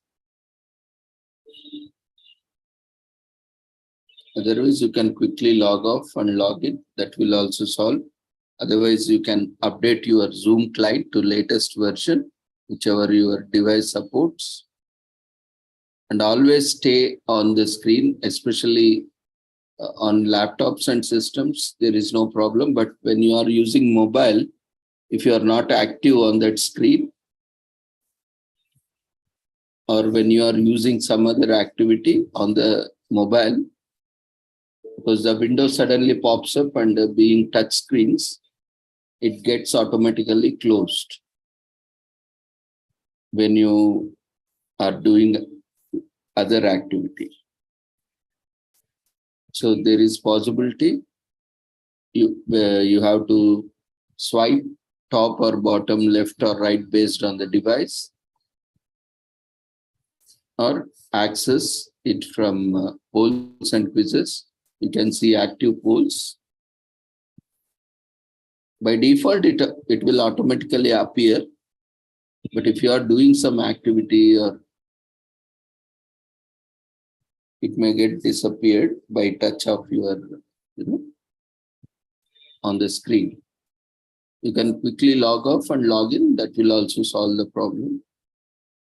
All these technical issues we have already mentioned on the website. Most of these issues are because we found that 99.99% because of not reading the instructions in the mail, in the registration form on the website. These issues are there. We have clearly mentioned about all these instructions in detail. So if you take some time, it will not take more than 5 minutes. It will be easy for you to understand and be prepared so that you will not face any technical issues.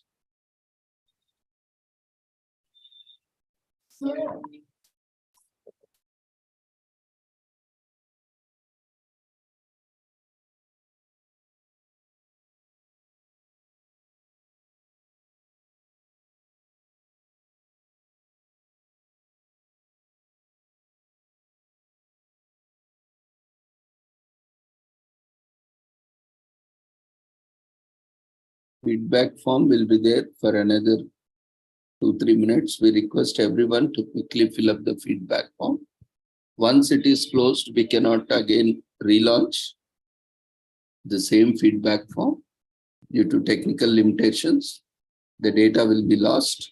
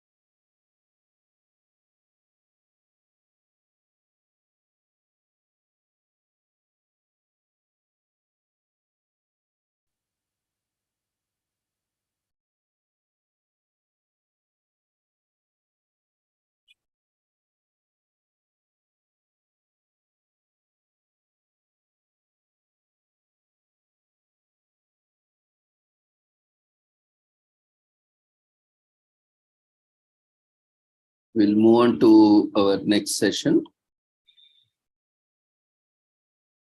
Do we have Navdeep Kaur?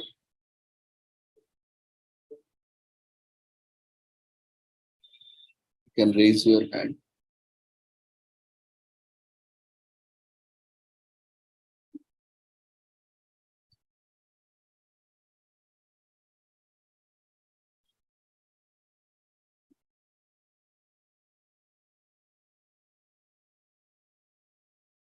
Yeah. So we have our next session. Yes.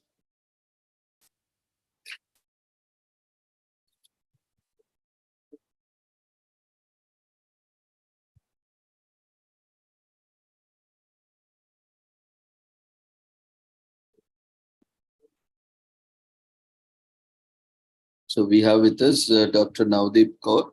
He is Assistant Professor, PG Department of Commerce and Business Administration from Jalandhar, Punjab. He would be presenting on sustainable food processing for inclusive growth.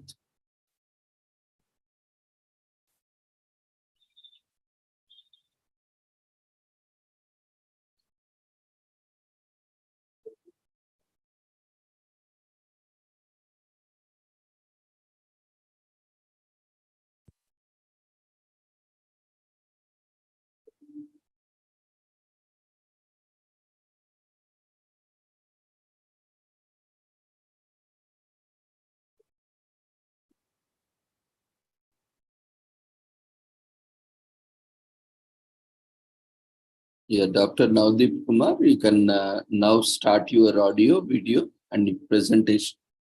Yes, sir.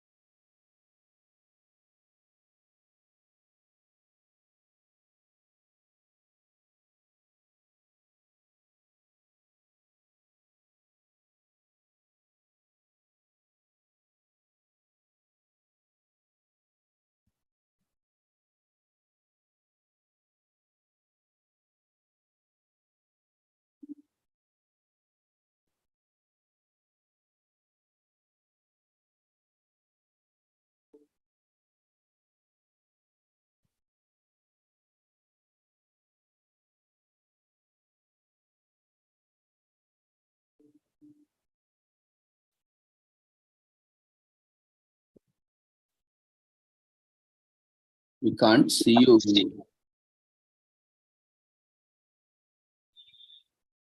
Dr. Navdeep, Yes, sir. Yes, sir.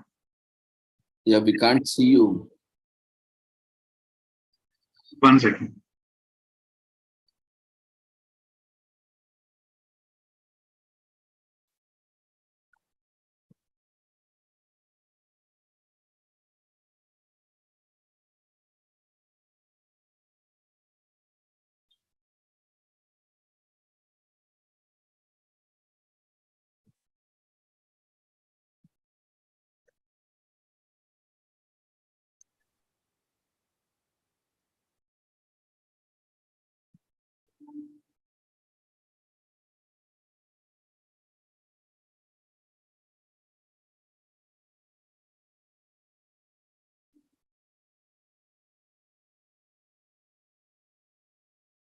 Is my screen visible?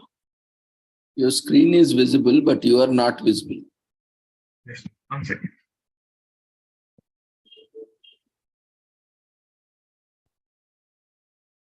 Your slides are moving, everything is fine, but we can't see you. Screen.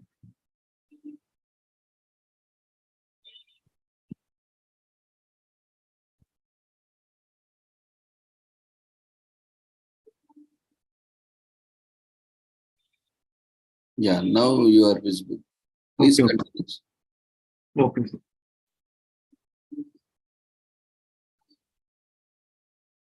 So, I, Dr. Navdeep Kumar, Assistant Professor, Raipur Khasa College, Jalandhar, thank Shri Holistic Health Foundation, India, Shri Research Institute and Center for Arts, Science and Well-being, and Dr. Ravindra and his team for giving me this wonderful opportunity to present my topic today on sustainable food processing. And for this, I express my sincere, heartfelt gratitude. So, sustainable food processing is all about finding new ways of meeting present needs without compromising future viability in constantly changing economic and environmental conditions. So, sustainability is becoming a major item for the food industry around the world as resources are becoming more restricted and demand is growing. So why we need sustainable food processing? So to meet the nutritional needs of a global population set to reach 9.5 billion by 2050, food production will need to increase by at least 70%. And for this, the natural resources required to do this, however, are finite and under increasing pressure. So there is need to ensure sustainability, food security, and the conservation of natural resources in order to achieve the targets of sustainability. And the same, it is estimated that by 2050, the world's population will reach 9.1 billion, which would be 34% higher than today. And the food production will need to increase by 70% to feed the larger and most likely more urban population. And added to this challenge is that sustainable food products need to be nutrient dense to allow people to have a diverse diet that contains a balanced and adequate combination of energy and nutrients to support good health. So this is a multidimensional aspect in order to fulfill the food requirements as far as supply is concerned. Moreover, increasing population, and the most important point, apart from minimizing the global hunger, the nutritional aspect is of great importance for the good human well-being. But however, this demand will also impact our environment to a large extent, whereas it is estimated that 25% of total global greenhouse gas emissions are directly caused by crop and animal production and forestry. And the crop and livestock sector use 70% of freshwater resources, and together with forestry occupy 60% of the Earth's land surface. So we can see how much natural resources are overburdened in order to fulfill this demand. So that's why sustainability is a key issue of concern in the present era. So therefore, global food production method must change to minimize the impact on the environment and support the world's capacity to produce food in the future. As with other man-made activities, food production contributes to climate change, water scarcity, soil degradation, and the destruction of biodiversity. So keeping in this aspect, so there is a key issue of concern all over the globe, how it would be ensured that food security along with the environmental protection can be ensured in order to ensure the sustainable development as well as the inclusive growth.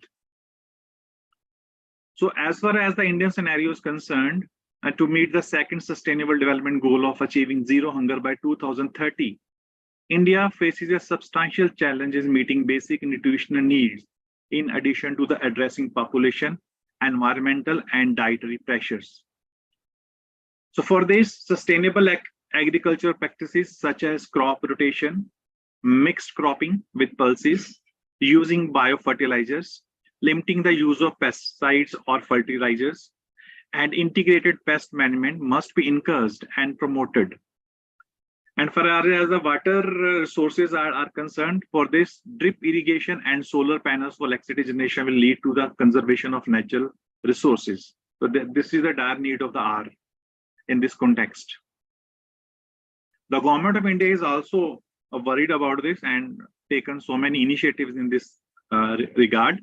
So as a result, most of the agriculture and food sector related policies formulated by the Indian government at the national and state level in recent times have focused on incorporating strategies, innovations, technologies, and funding mechanisms that can improve sustainable growth of the agri-food sector, keeping in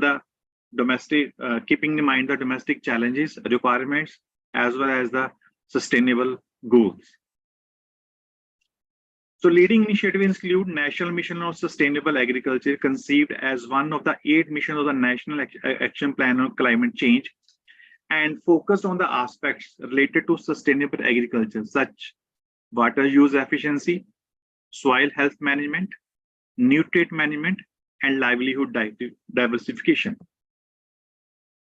Apart from that, the Agriculture Infrastructure Fund has been created to boost farm gate infrastructure and post-harvest management. So this is again another issue as far as the value addition in the case of food processing is concerned. So much of the food produced goes to the waste. It is estimated around 30 to 40% of farm produce goes waste. So if there is a lack of facility as far as the value addition is concerned, so naturally there would be the misutilization of the natural resources. So for this is very, very important and crucial to ensure the value addition of the farm produce, which helps us so many stakeholders involved in this all value chain.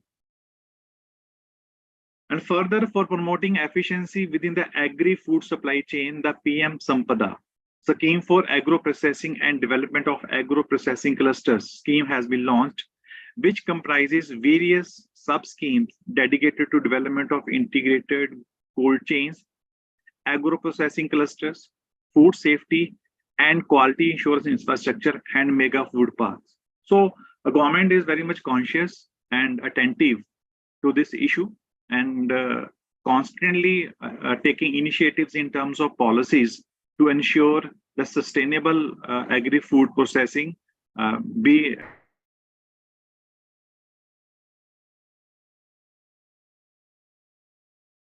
So to conclude this presentation, sustainability is a vital need of fulfilling the basic societal requirements by improving social, environmental, and economic systems.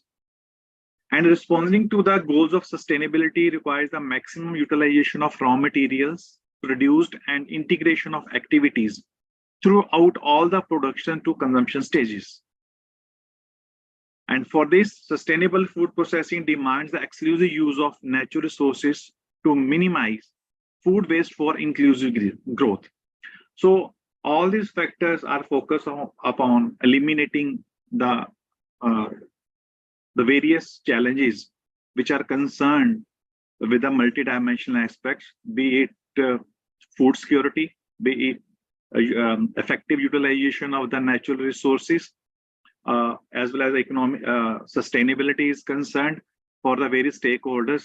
Only then we can ensure the inclusive growth as far as the sustainability is concerned. So apart from the government initiatives or the sustainable goals or the others, the people, the farmers, and other organizations are also taking initiatives like Holistic Health Foundation, Shri Research Institute Center for Arts, Sciences and Wellbeing, and most importantly, Dr. Ravindra as a team. who have taken such very, very important and crucial issues for the sustainable and livelihood for the common person. So awareness among the people is coming, and the more is also needed. Only then we can ensure the sustainability as far as the food processing or other aspect is concerned. So that is all from my side. And I once again thank Dr. Ravindra and his team for providing me the opportunity to present my presentation on this topic. Thanks to all. If there is any query or any form of other suggestion, most welcome.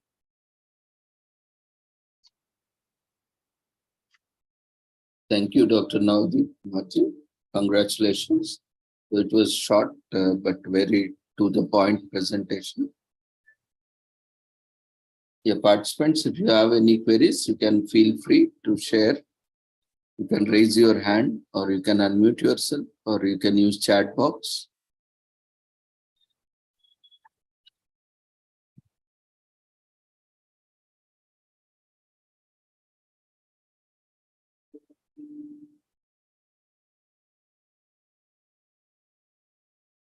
There are no queries, but few appreciation messages coming up. So thank you, Dr. Navdeep ji, for joining us, and we wish you all the success. Yeah, Dr. Meena, you can unmute yourself. Okay, just to quickly say that I didn't, the last point of what you were saying, I didn't get. Good evening. Thank you so much, Dr. Kumar. Amazing. I wanted to be sure what the title was, to be able to link it to the question. Can you do that real quick so that I'll be sure my question will still be relevant?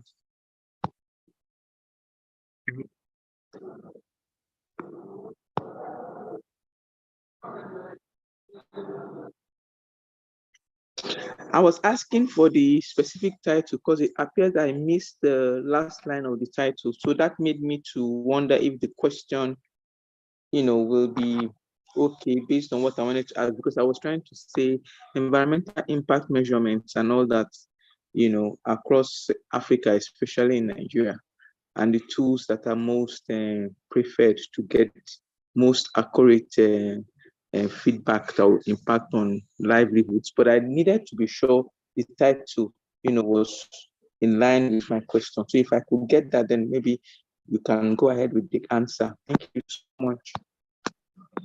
Thank you, Dr. Meena. So, Dr. Navdeep ji, would you be able to answer? If this environmental impact and livelihoods are, I think our question is on livelihood as well as environmental impact of the natural resources. Am I right, Dr. Ravindra? Yeah, she was asking about environmental impact assessment, especially in the context of Africa. She is from Africa. Right, right. Yeah. So, environmental effect and natural resources are world over phenomena. So Africa is also a country where you can say, as far as sustainability of food processing is concerned, is a great issue. But environmental facts are impacting almost each level of a nation, whether it's developed or developing or underdeveloping. So whenever there's a pressure on the natural resources, as far as the environmental impacts concerned, then every stakeholder, directly or indirectly, would be suffered as far as the livelihoods are concerned.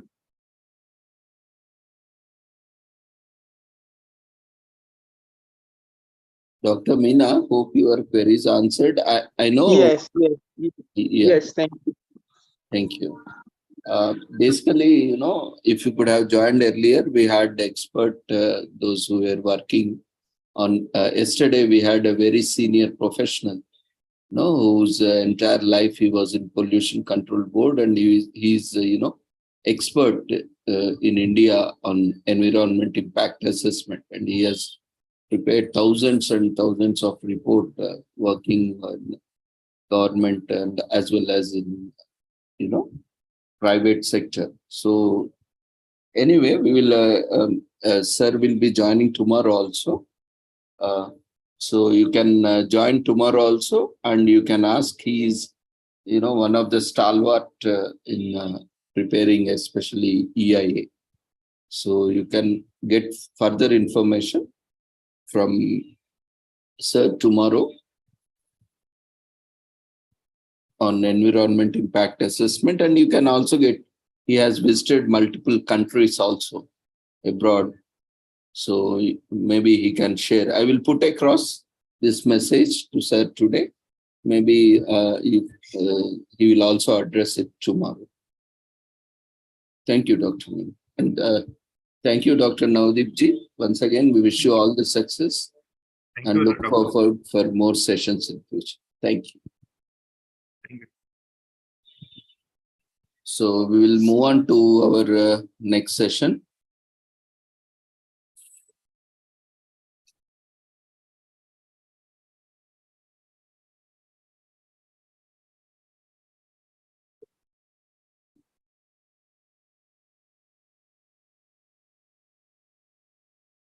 Do we have with us Rachan Karmakar? Yes, sir. Is your hand? Yeah.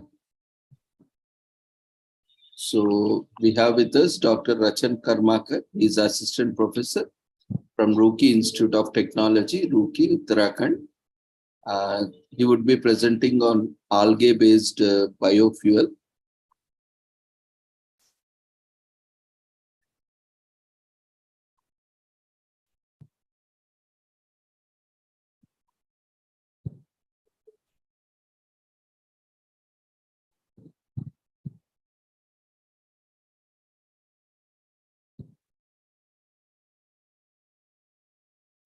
A moment, please. Can you please allow me to share my screen? Yeah, just a second. We'll give you.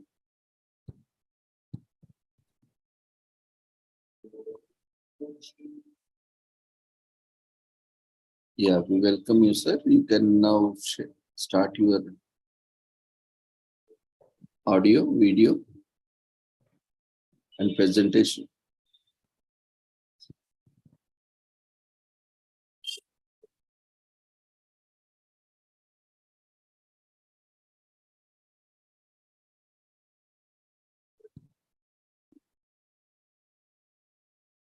Yeah, don't worry about the feedback. Feedback form will be only available for 5 minutes, but generally, we give more time because once this.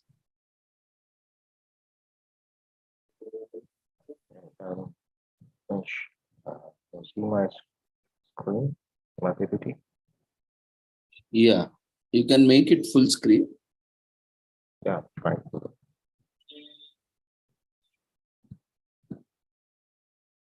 You can continue filling up the next feedback form. Don't worry about the feedback forms. Okay. Yes, please go ahead. Well, good evening, everyone. Rachan Karmakar from India. My topic is not well fit to the flavor of this conference, biodiversity, because I'm more interested in utilization of biodiversity or savings of human beings.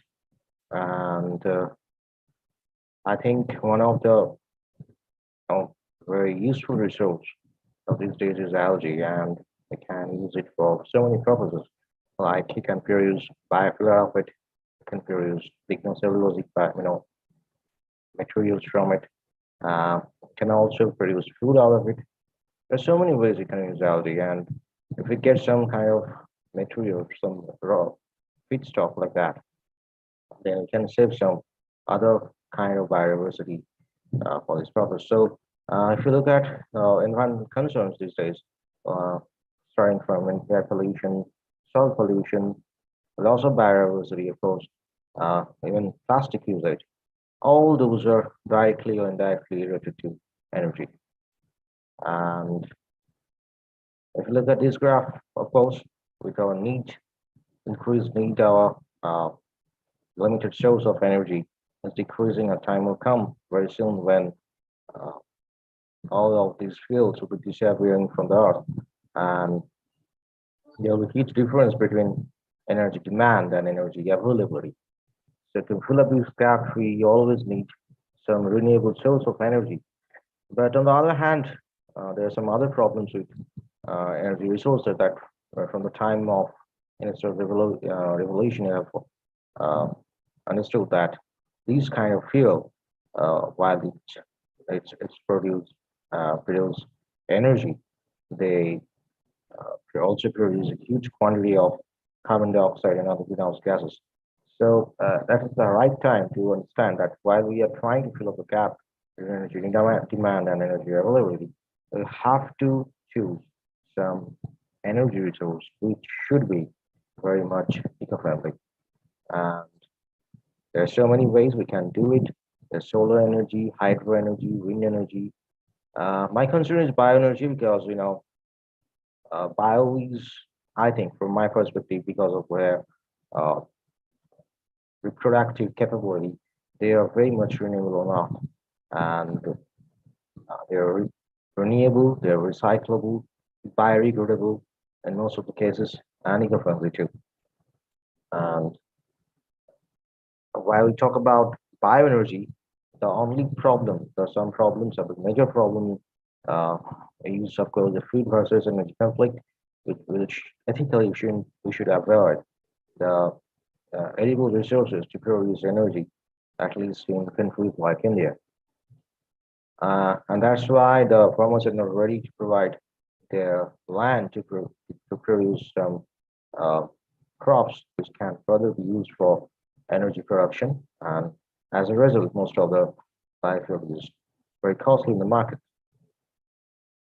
So if you look at algae from this perspective, I think it's a very good alternative. Why? Because their growth rate is very high compared to other crops. Their land area requirement is very less, and I did my research on biodiesel, so their oil content is very high compared to other crops. Their feedstock is used in India, especially in India, where there's so many water bodies, and unfortunately, those are not very much clean, and that's why eutrophication takes place very frequently in those ponds. And we can collect all those algae and do our job. And it has also been seen that algae fixes a good quantity of carbon dioxide. So as a result, I can say it's a very friendly fuel. Well, so we collected all those algae from a canal called Simla Nahar. It's in Punjab, in the city of Ludhiana. And same here, eutrophication takes place very frequently. We collected all those algae because those have no use, and those actually produce some bad aroma while it's not under the it's not being operated. So it degrades naturally, and the aroma disturbs people residing nearby. We collected all those algae, and the other purpose to collect this algae actually was to produce some cheap fuel, because as I told you that the fuel we produce, the biofuel we produce, very much costly, and that's why people are not interested in it. And so our target was to produce biofuel with some pocket-friendly amount of money. So we collected all those algae and we brought it to our lab. We did some experiment with their growth pattern, especially to increase their lipid content, because our main concern was to produce biodiesel out of it.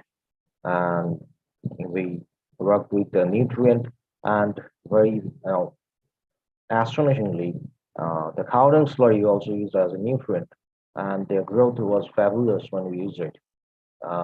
With a little injection of carbon dioxide and drying some depth of the water, intensity of mixing, we got very good result. And finally, we got our algae with increased lipid content. We sun-dried all those algae. We avoided the use of oven, especially in the months of summer. In the winter, it's Sometimes we had to use these album because in Ludhiana, it's winter, we can't hardly see the sun for 1 or 2 months. Then we crushed them down to produce some powder, and we extracted all those oil of the algae from the solid requirements of the software apparatus. Then the oil was underwent the transesterification. It was two-step transesterification process because the free fatty acid content of the oil was very high. So at first we acidic esterified to reduce its free fatty acid content, and while we just did it, we went for alkaline treatment. Finally, we just separated the glycerol out of it, and we wash it with hot water. Finally, put it in the dry oven for some while to remove the excess moisture. Finally, got this out of biodiesel. Well, in acid treatment, the optimized molar ratio was 7:1. The catalytic concentration of sulfuric acid was 2%. The reaction temperature 60 degrees Celsius. While the alkaline treatment, we use 6:1 molar ratio as the optimum quantity, and 2% of catalyst concentration. Reaction temperature 62 degrees Celsius. Finally, did the NMR of the fuel to see the percentage of conversion, and around 93% of the biofuel got converted in this process. It was good enough.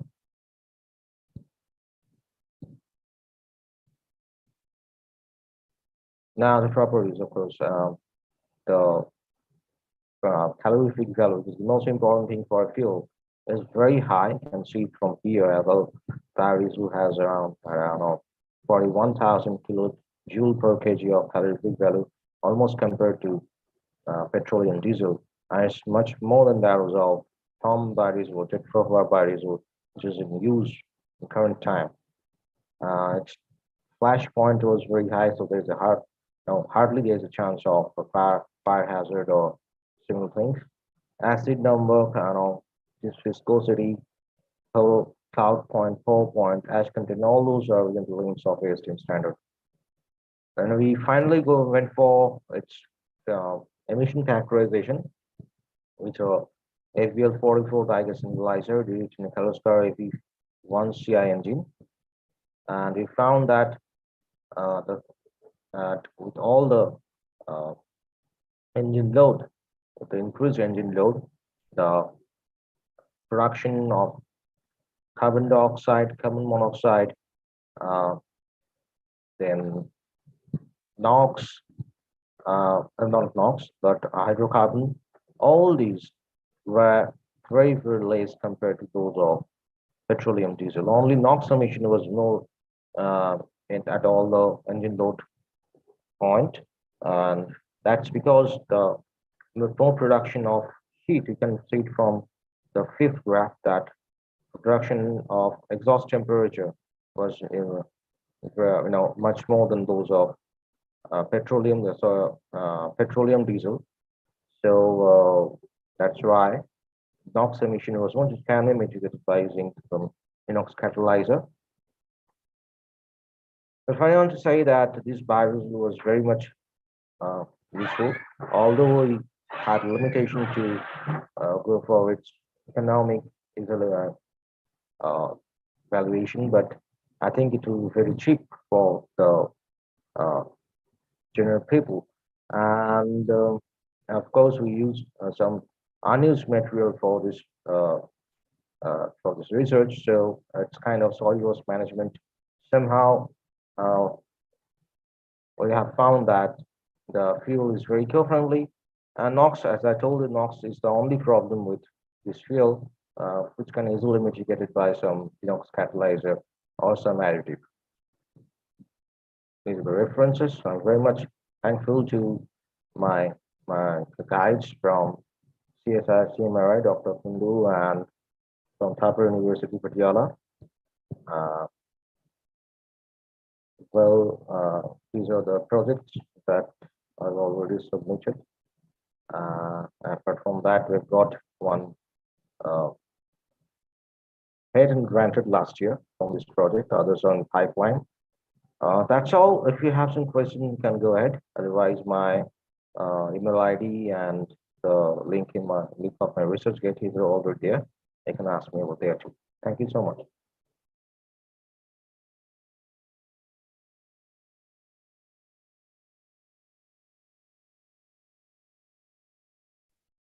Well, congratulations, Dr. Rachan. Thank you. It was very insightful presentation, and congratulations for getting patent also on this process. Hope we'll have more cleaner and greener energies in upcoming days.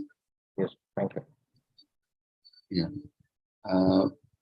Yeah, Dr. Meena, you can unmute yourself.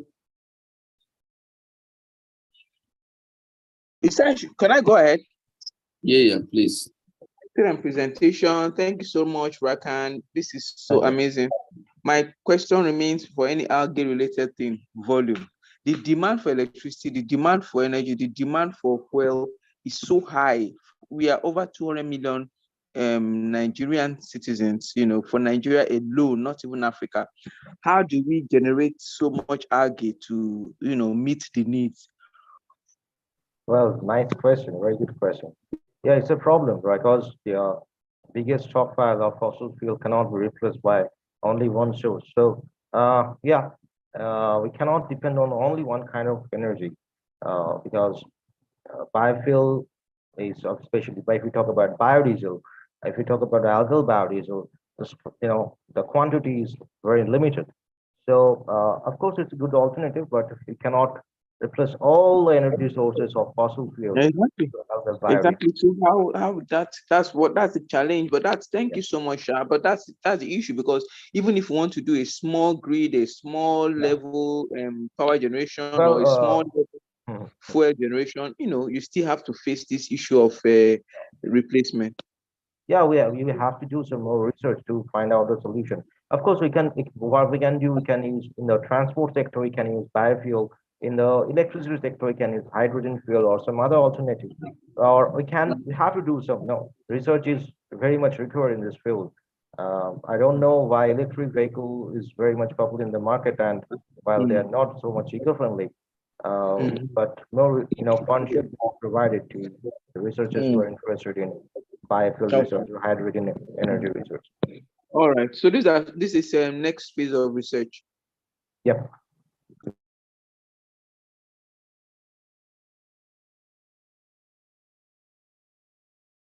Yes, anyone else?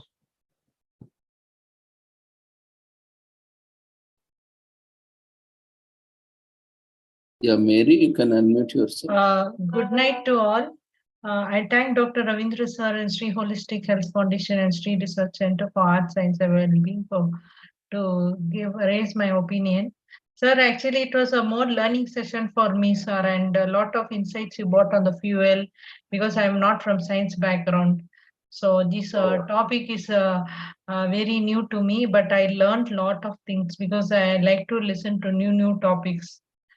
Because I'm from, so I'm not from science, what I learned in school only, but it's a very informative, lot of hard work you put, sir, in this presentation. I can see your PPT is excellent. God bless you, sir. Hope to see you in more sessions in our platform. Even I'm learning new things every day in this field. So hope to see you, sir. God bless you. Take care, sir. Thank you so much.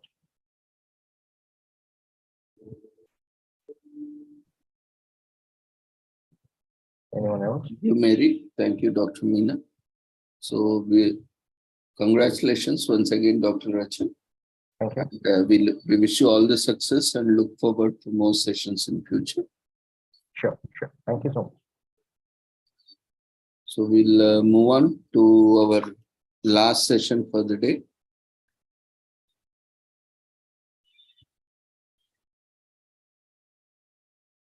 And the rest of the sessions, which are unscheduled, we will take it up tomorrow. So we have Diksha Gupta, Oh, yes, sir. So am I audible? Yeah, just wait. Hello.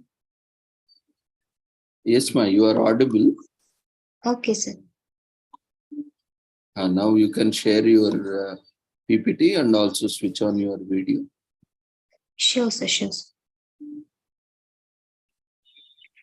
You can introduce yourself along with your topic and you can continue. Sure, sir. Then adjust your camera.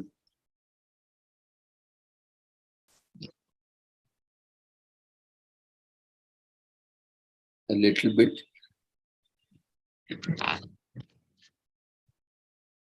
Yeah, now it's fine.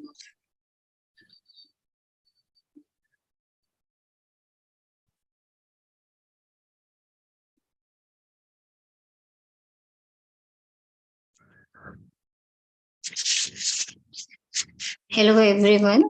I, Diksha Gupta, pursuing MTech in Biotechnology from ILM College of Engineering and Technology in Greater Noida.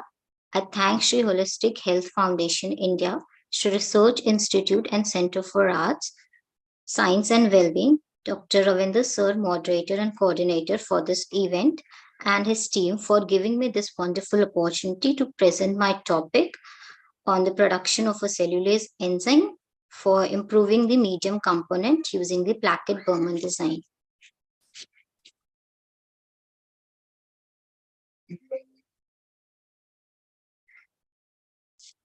The objective of my project and my research work is a Plackett-Berman design for a screening of T-resi, that is a trichoderma resi, growth medium component, and the estimation and a Plackett-Berman analysis of a cellulase enzyme production.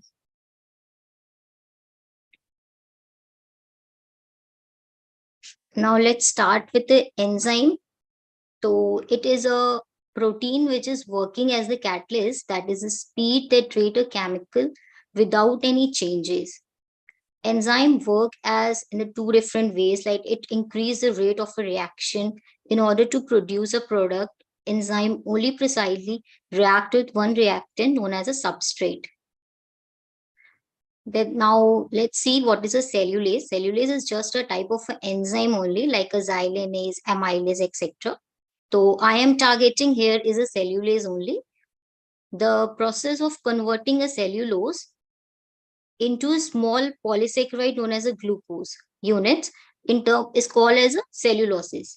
That means if you convert a cellulose into a glucose, you need an enzyme for converting it. So for converting the enzyme or the microorganism we can use, that is a mainly I have used is the enzyme. So the enzyme is a cellulase, and the lignocellulosic biomass contain a high concentration of a sugar. That's why I have chosen the rice straw, as the rice straw is a waste material, and also the rice straw has a huge amount of sugar in it. So I'm choosing the rice straw for my this research work.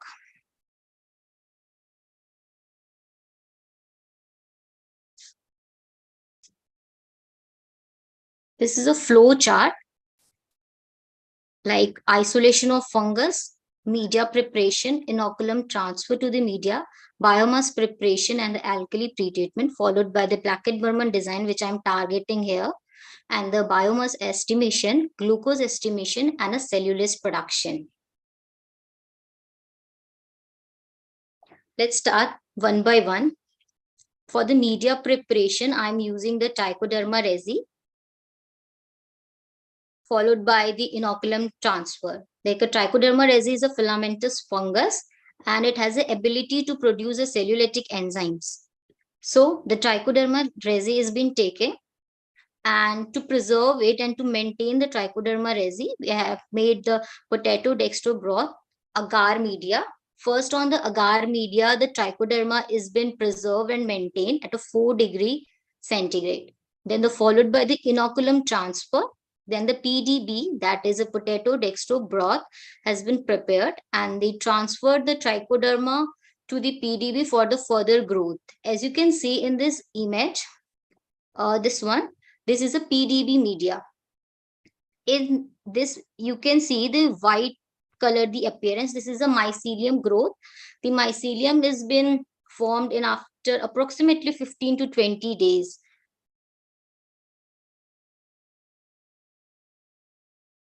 Now the biomass preparation from solid form to the powder form. Let's see if you're collecting some rice straw, that is a waste material, people are burning. So as far as I am concerned, and I'm living in Delhi site, so much of smog in this area at some season. So it's good to convert your rice straw, which has been left and which is a waste and creating such pollution. You can convert this straw and use in a very different ways. So that's why I have chosen this topic.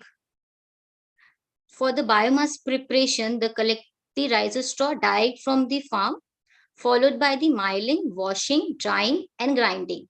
That means you cannot directly convert the rice straw into another form. So you have to follow some steps for converting it into the targeting one, that is a biofuel, which we are further using it.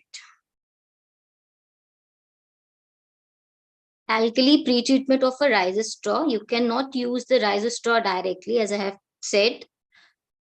So for the alkali pretreatment, you need a NaOH 2M mixed with 10 gram of a rice straw which has been prepared.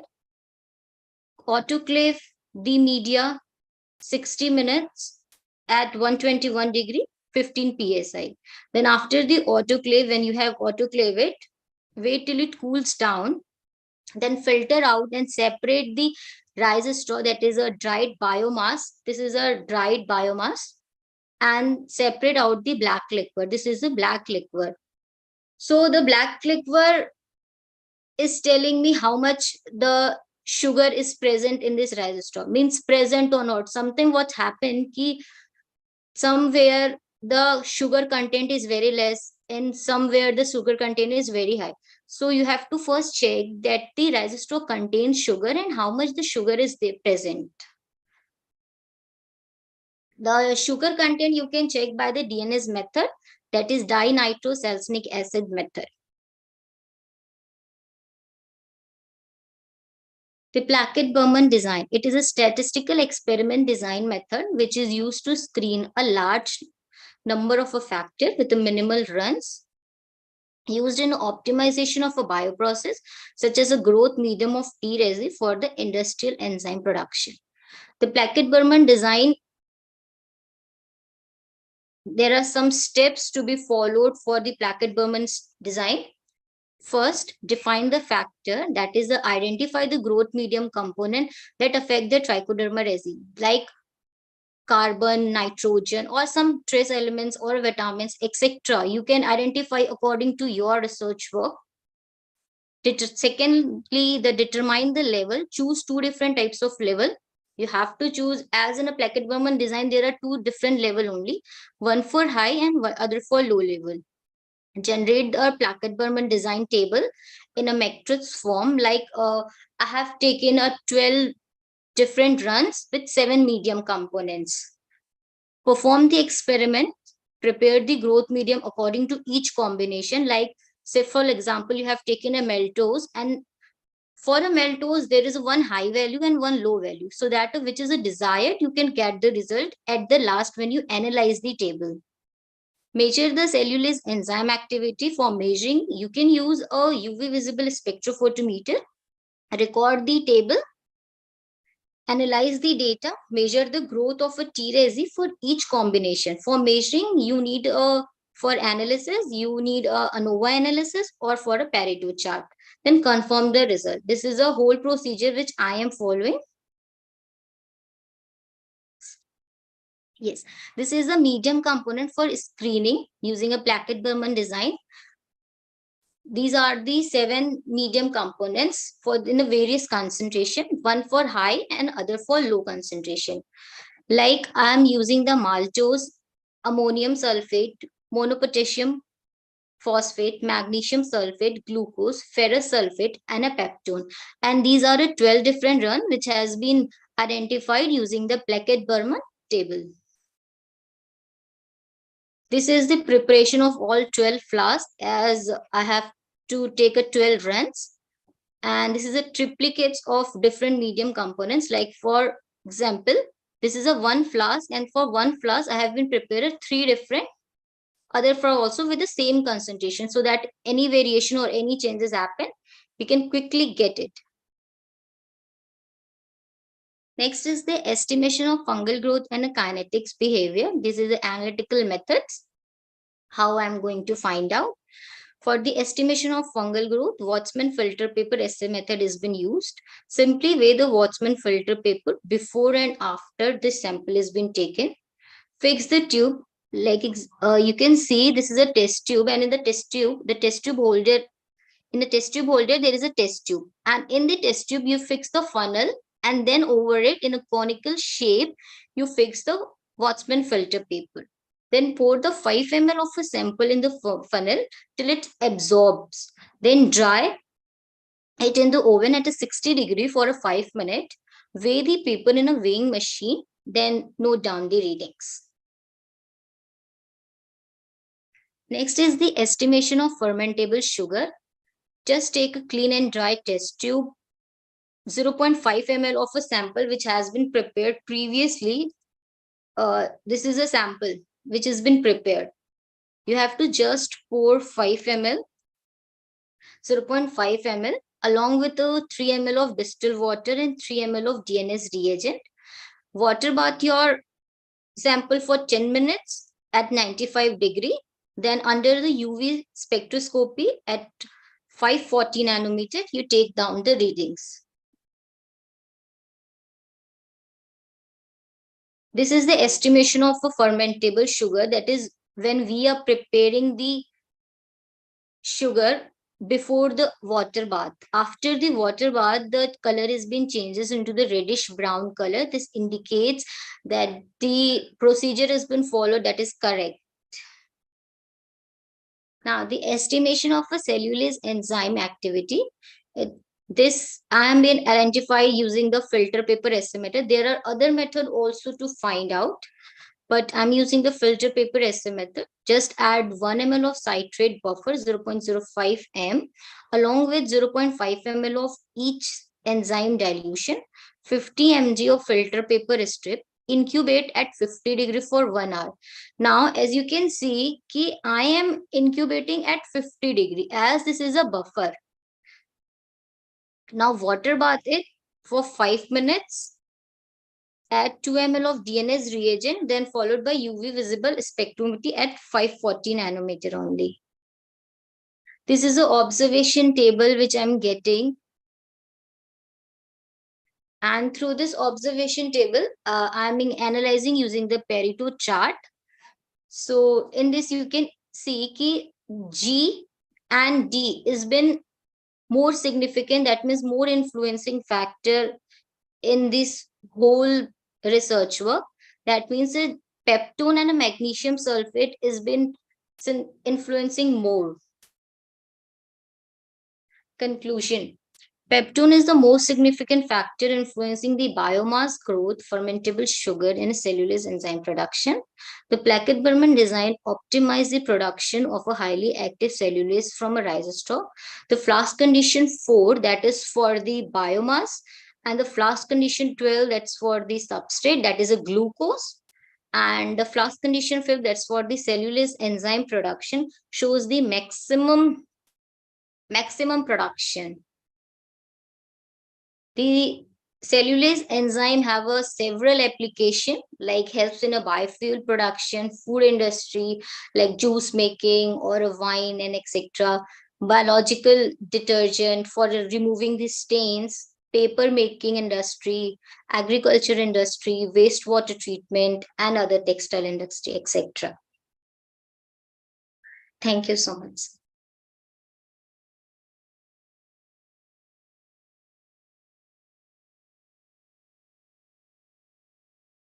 Yeah, congratulations, Dikshita. Very well presented. Thank you. Thank you so much, sir. Yeah. Friends, do you have any queries? You can unmute yourself and ask, or you can raise your hand. or you can use chat box.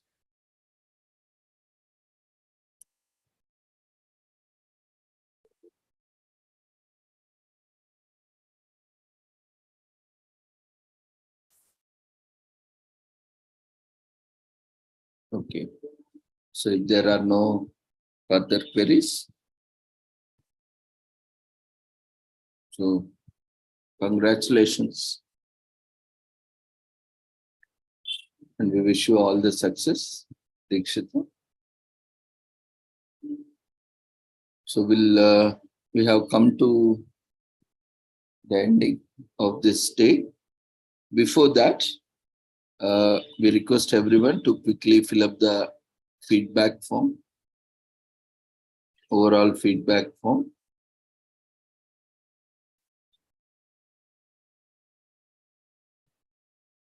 While you are filling up the feedback form, let me once again clarify you.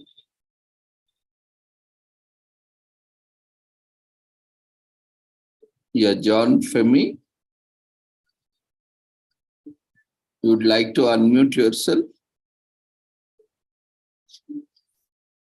Okay, let me. Yeah, you can unmute yourself, John.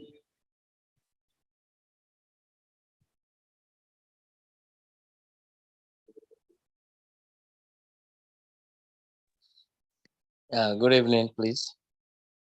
Yeah, you can ask your query. All right.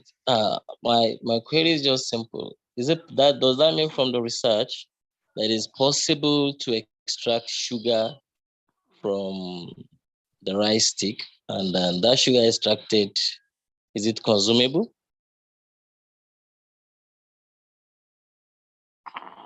Thank you. Thank you, John. Dikshita, can you answer this? So sorry, sir, can you please repeat your question again? No, can we extract sugar from rice straw, and will it be consumable? Yes, sir, you can easily extract the sugar from the rice straw, as the rice straw contain a huge amount of sugar. Like the uppermost layer, it's the cellulose, hemicellulose, and a lignin. When you remove the lignin by the alkali pre-treatment, you clearly get the sugar content. That means the cellulose which is present, it's only converted into the glucose only. So it is easy to find out sugar from the rice straw, as well as other straws also we can use, like a wheat straw or any other thing which has the little bit of sugar content. Before before we are converting, we should check that the sugar is present or not. Like in a rice straw, it is present.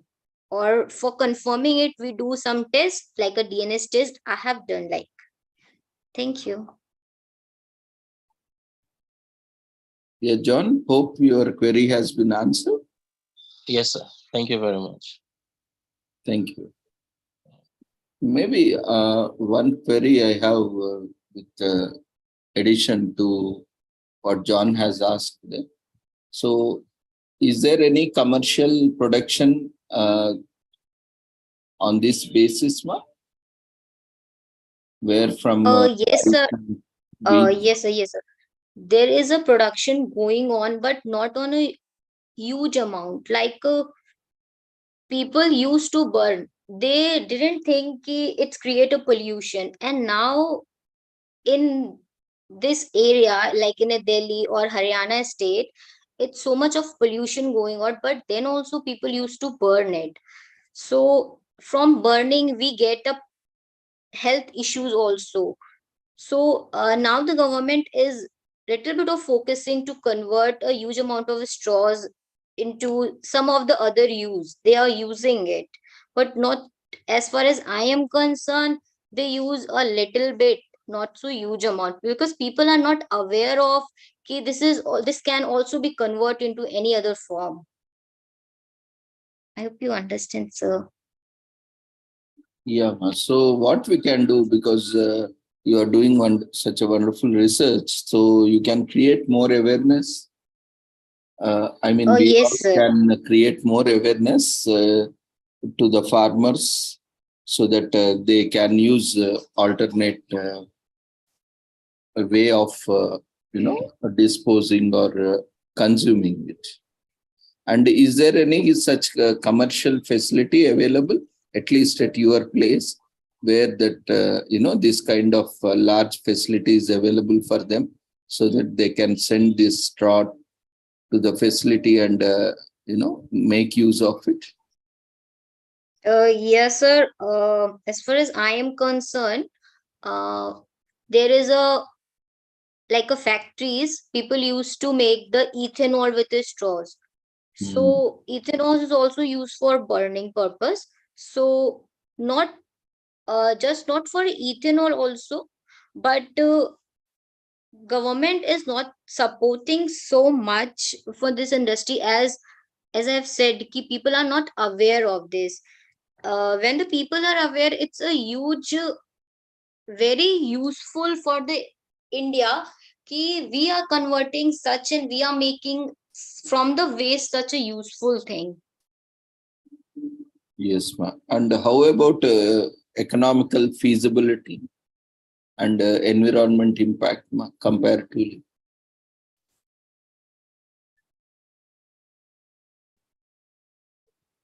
Have you gone through that aspect?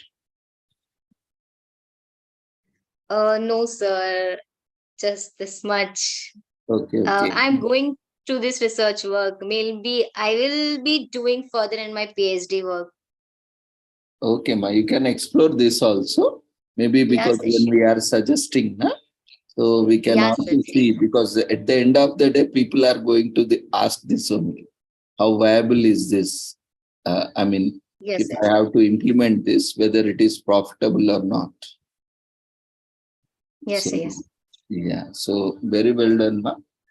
We understand Thank you so your much. Thank you limitation so much. as a student, but you have done wonderful research, and you can extend this research further with your support of professors and other. Yes, sir, yes. Congratulations, ma. Thank you so much, sir.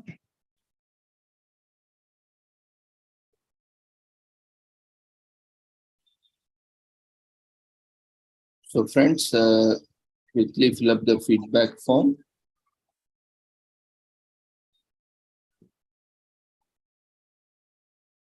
The registration link has already been shared in the chat box. Those who have not registered, we request them to fill up the feedback form.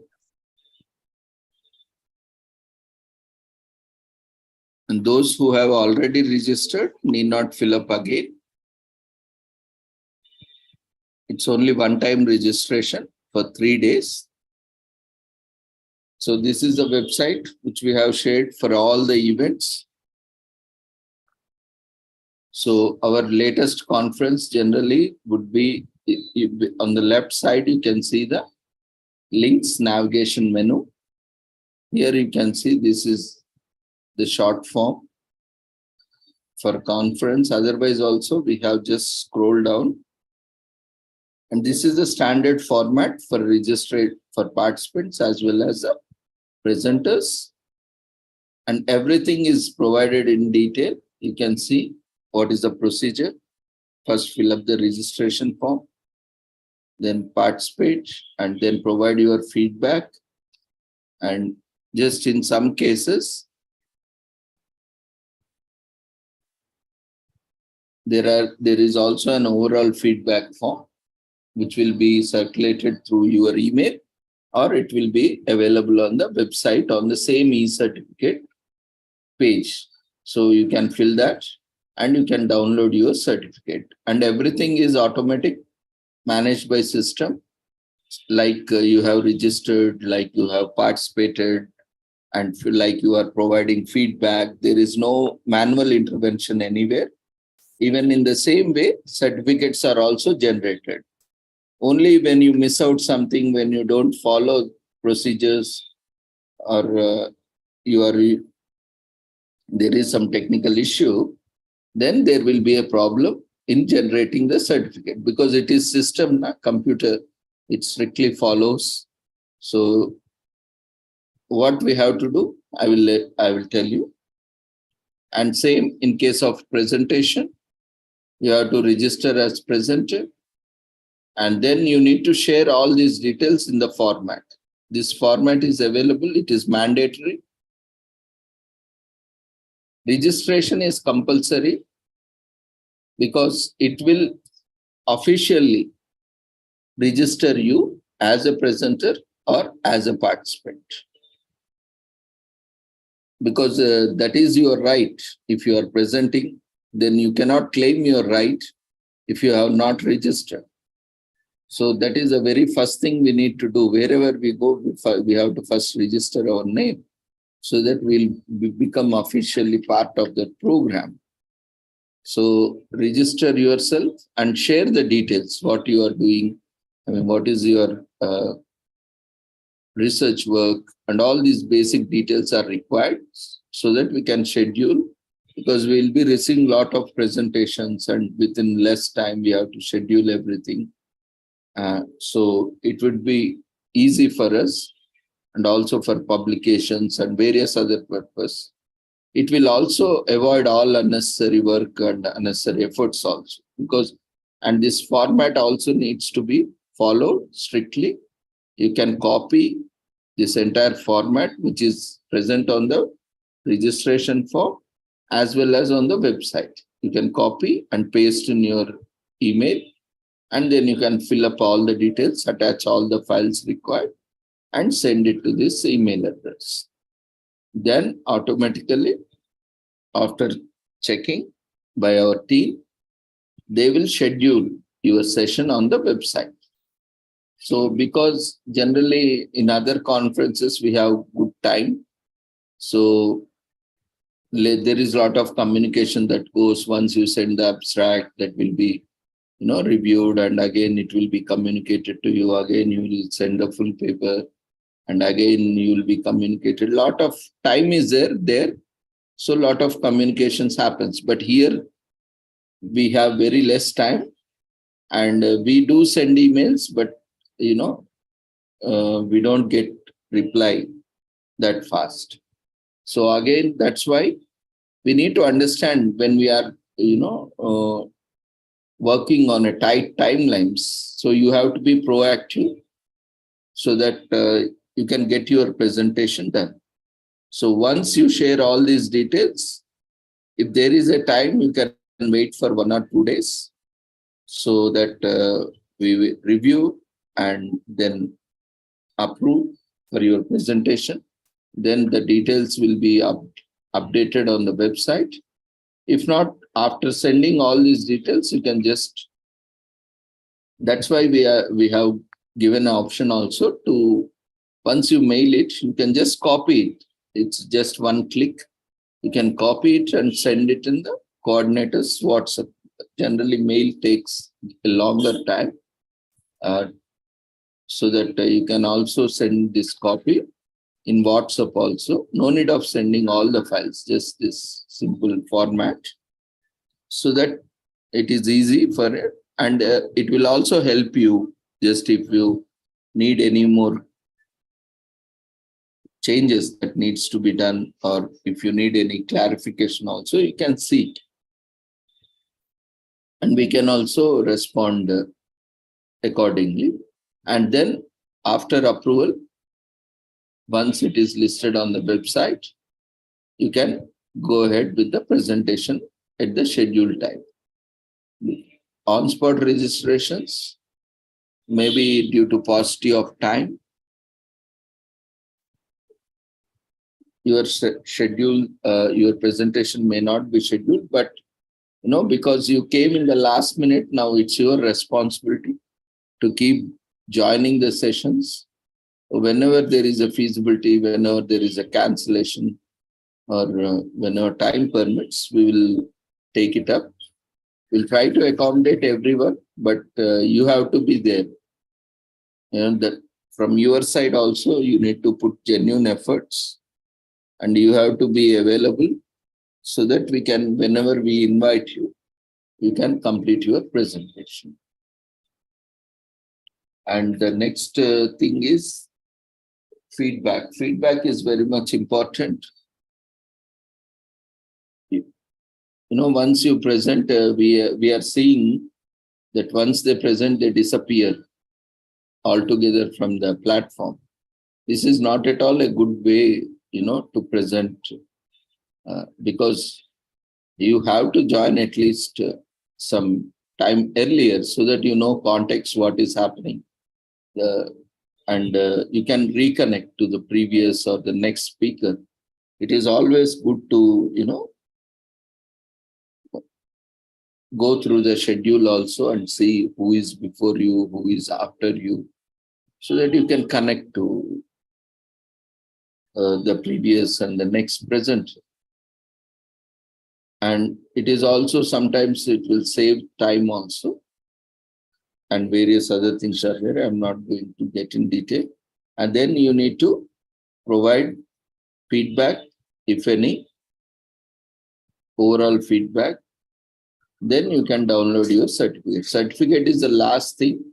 Only when you complete all these formalities, system will check and automatically generate. So if you are facing some problem, that means you have done somewhere mistake. So 99.99% is your mistake. You have made some mistake somewhere. That's why you are not able to get it. What you have to do, you have to check at each step whether you have completed all the details properly or not.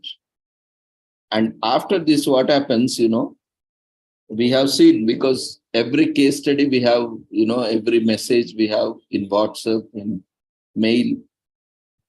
So we have seen and we have replied also many times.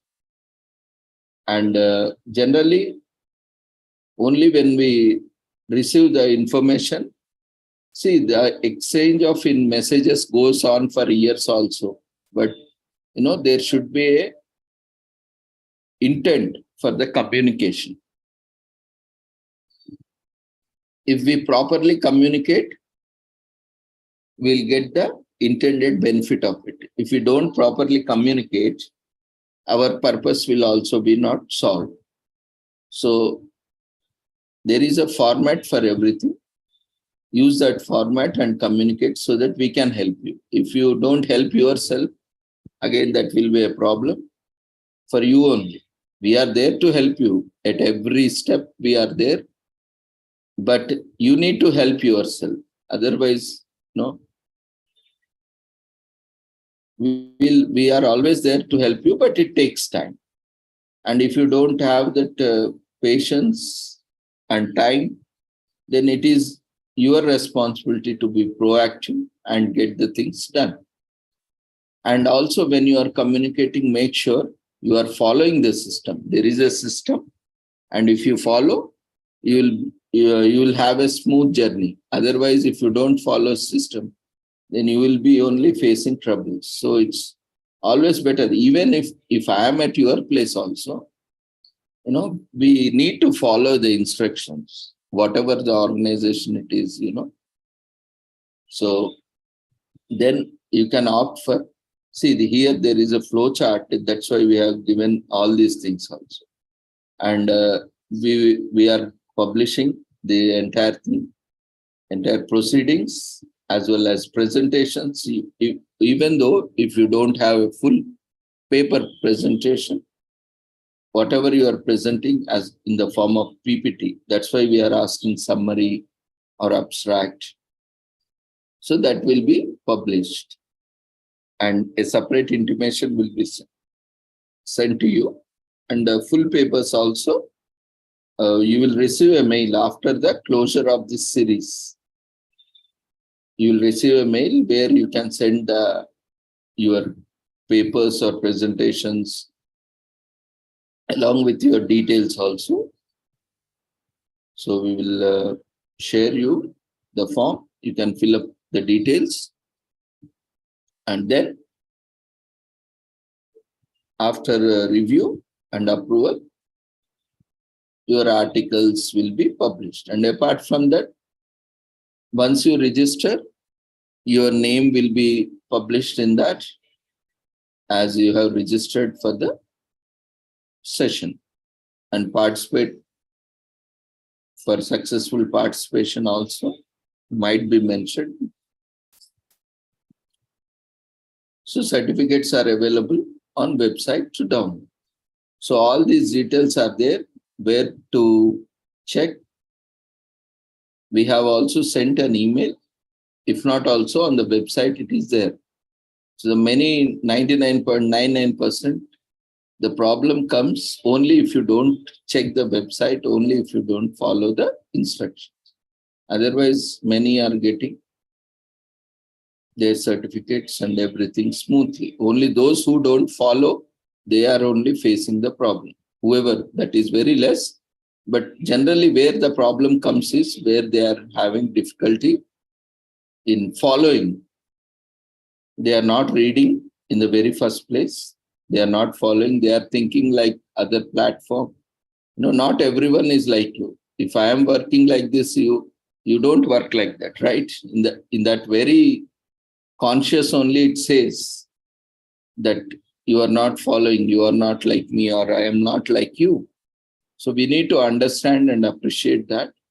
So that's why we need to follow instructions. It is very much essential, not only here, anywhere. So these are the presentation guidelines where you need to check and follow. And this is after issuing of certificates. If you can't find your certificate, then you have to use this format here. You can go there and you have the format there. You have to fill the format and make a request. Then only we'll process. Don't send like chat messages, certificate and all. Don't send, 1 word, 2 word messages. It is not at all the way to communicate. We have studied so much and, there is a procedure to ask, whenever we are asking, whenever we are communicating. If you don't know that how to communicate, then we can't help you. We can't teach you how to communicate. So these are certain things we are seeing commonly. No, we need to respect, and then only you will be respected. If you don't respect others, then people will also not respect you. And there is a way, and when we are communicating, if we don't properly communicate, that conveys a lot about us. So how negligent we are, how, unaware we are, and how careless we are. A lot of things are there. Because when everything is there, information is provided, and you are asking the same thing, means, what does that mean? That we did not go through it, we are not interested to go.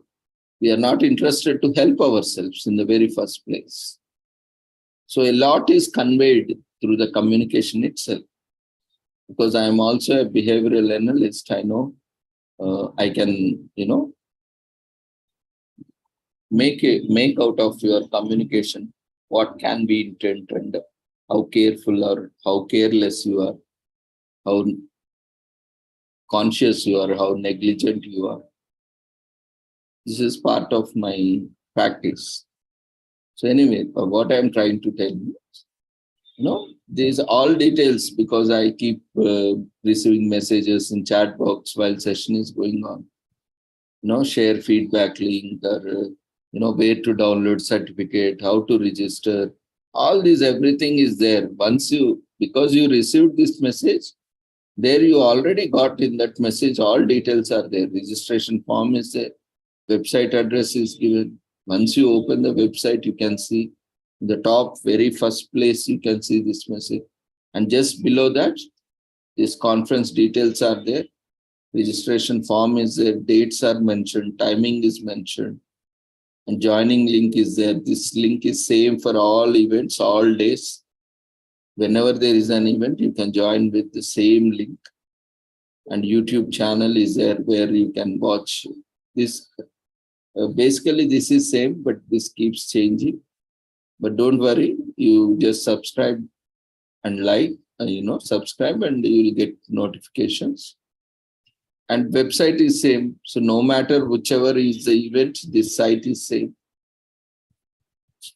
And we have also mentioned the schedule, where to check the schedule. Right, and there is a Facebook group also, WhatsApp group also provided. But we have almost,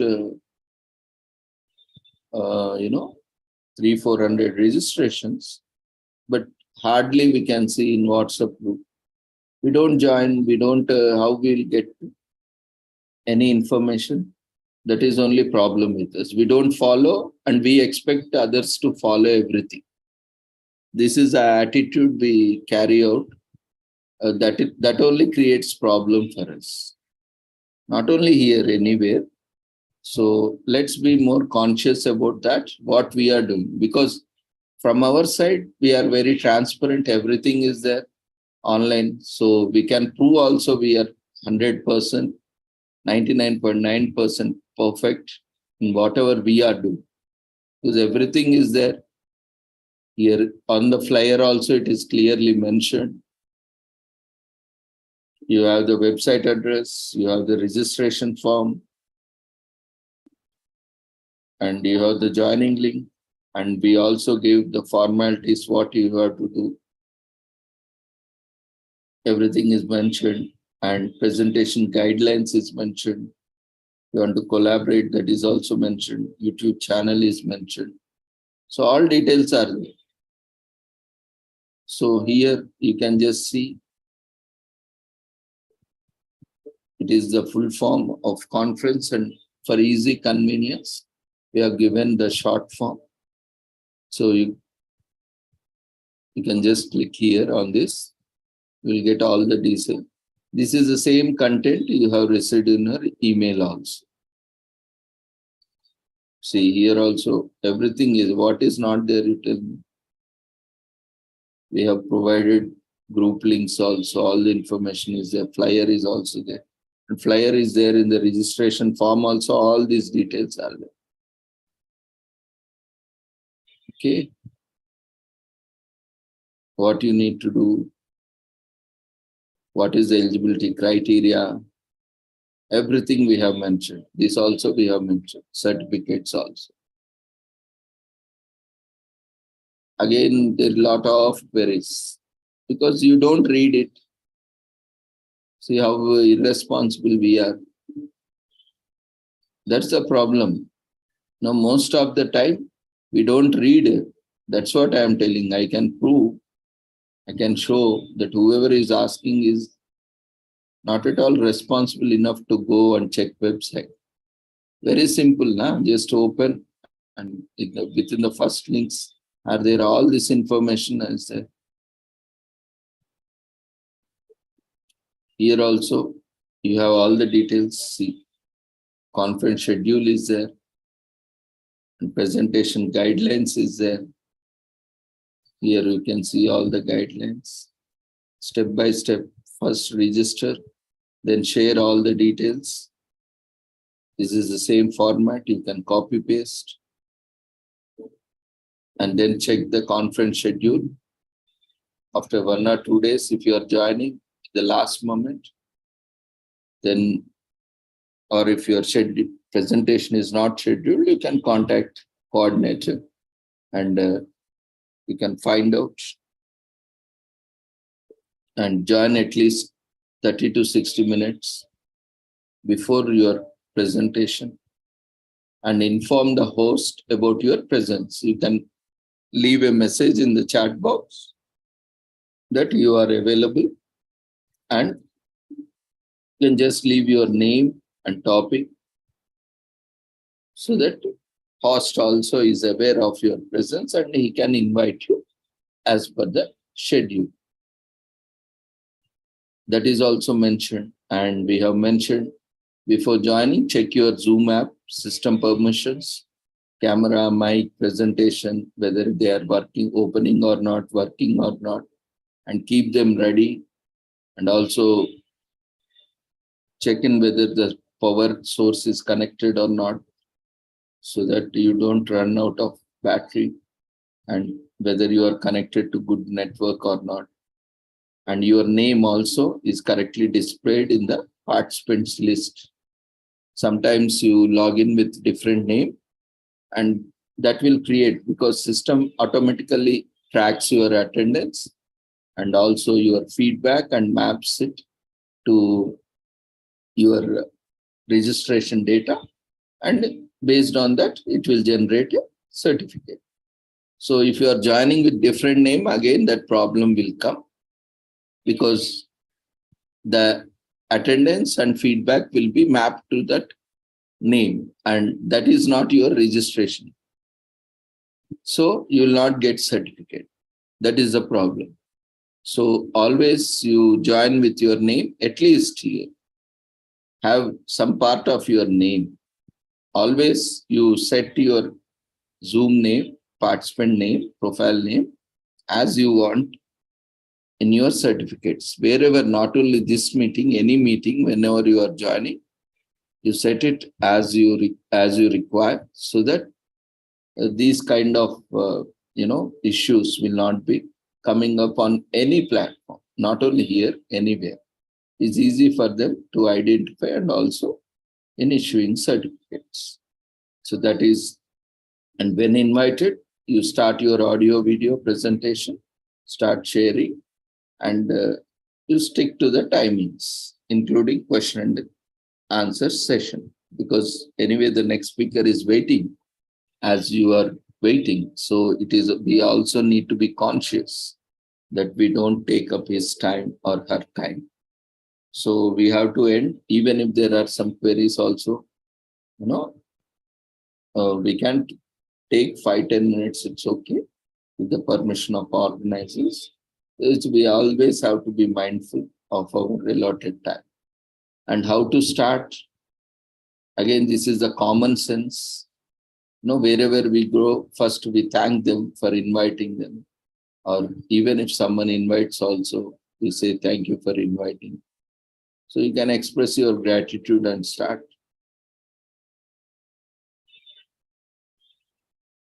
And if you are facing any technical issues, you can also have pre-recorded session. Like you need to, same as you are now doing your presentation in Zoom, you can record as per your convenience, and you can share that file. You can upload it to Google Drive, and along with that format, you can also mention pre-recorded video file, and there you can share the Google Drive link. And when you can join at that time, and you can play it at least at that time if you expect that network will be not there. Or you can join at the time and ask us. So we can also do, but it has to be prior intimation. And finally, you need to complete and fill the feedback form and submit the feedback form. And overall feedback form, if any, you have to fill it. It will, if any, it will be shared through email, or it will be there on the website. And after the closure, you can download, visit website and download after the closure of the event. Okay, you can visit and download the certificates. Generally, it is 1 week or whatever days we have mentioned. So everything is written clearly. What is not there, you tell me. See, most of the queries or because of you don't read the instructions, you don't follow the instructions, you are wasting your time and also others' time. You simply see now, because of how much time it will take, I'm explaining each and everything. So it is taking. Otherwise, it will not take 5 minutes also. See, here is a certificates page. Here you will see, if at all there is a feedback form. Here we will put up the feedback form. So you can fill it up. And after that, after conference only, because we need to get your attendance and everything, system will generate a Google Drive. It will put everything on in Google Drive. Then we'll update the Google Drives here, links here. So you can download Sometimes it happens that all the certificates are generated only at one location, all 3 days. So we'll put the same link only for all 3 days. Then you need to just download whichever day. It will be mentioned on the file name. So you can download. Generally, it will come separately. If there are very few certificates, it generally gives a combined, say minimum less than 50, less than 100. Like that, we have set a criteria accordingly. It will generate. So for participants, separate links will be there. For presenters also, separate link will be there. From here, you can download. Now everything we have mentioned. So what if you have made some mistake and you did not get your certificate? At that time, here manual e-certificate request. So this, after certificate that Google Drive links are updated, you check website. Many people are not checking this and coming directly saying, where is my certificate, how to download. And many times it happened that after we share the link, they say they go there and see and they download certificate. So instead of that taking so much pain, if you go through once this website, once you receive your registration form, it is very much easy for you. This will save a lot of your time and resources and also our time. See why this happens, because generally we don't organize so many programs, right? Only once in a year, 1 or program, 2 programs. So it will be easy for organizers and also you. So even if there is a website, you go there and you will find only one event. So you can just go through that event and you can download it. But here, everyday events are happening. So you need to be a little bit more conscious and use common sense also. So this is the format. If you don't receive a certificate, you have to copy this again. Same as you did for presentation. You fill all these details and send it. So that's why we are telling to follow instructions is system will check everything. Like I am telling you now what system will check. All the details are available here. So system will check whether you have registered for that or not.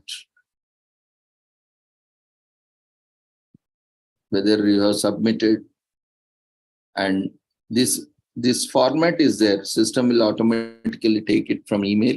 So it would also check. That's why we are telling you to copy and paste. Don't type it on your own.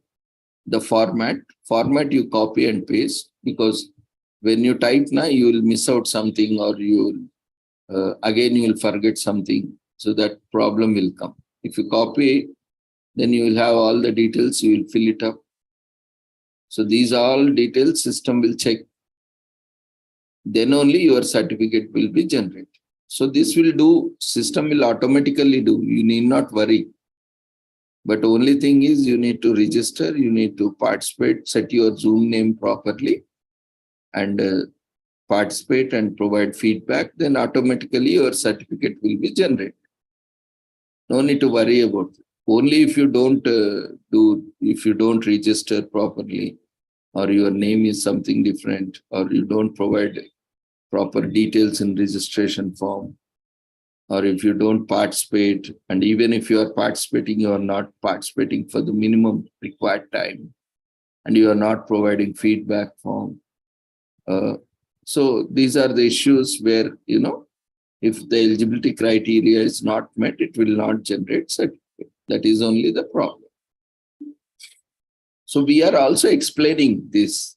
You don't have time also. Some people don't even have time to attend this. At least you don't go through. We are recently started a pre-conference session where we are explaining everything in detail. That also many people don't attend.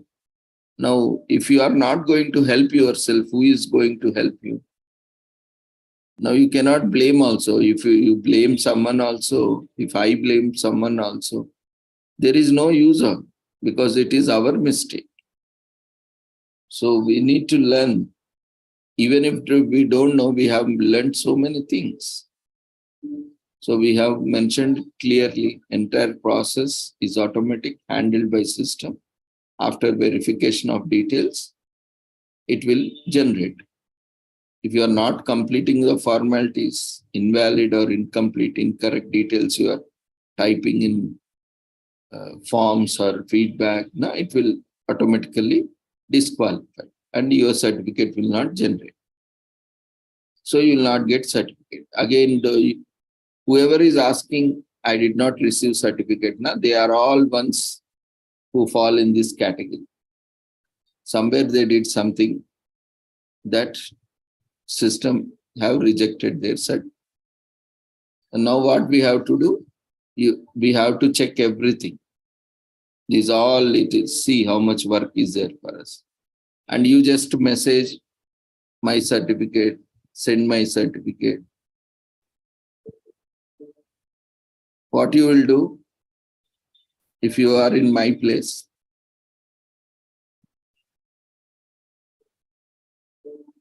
So you should communicate properly. This, you copy this format, you send it to the email address also we have given. And even when you are communicating in WhatsApp, same thing you can copy, which is filled. You have already sent an email. You can copy that from your email and send in WhatsApp. That will help you to get your certificate. If you just send anything also 1,000 times, 10,000 times also, it will not help you because you are not providing your details. If we need to go and check also, we should have these details, right? Then only we'll be able to help you. So even if you send 1,000, 10,000 messages also, you are not communicating properly. You are not following instructions. So you will not get. So that is very simple logic. Use formats. It will help you, us also, you also. It is only in the rare case when you have not followed only, you need to follow again. This is an extra one.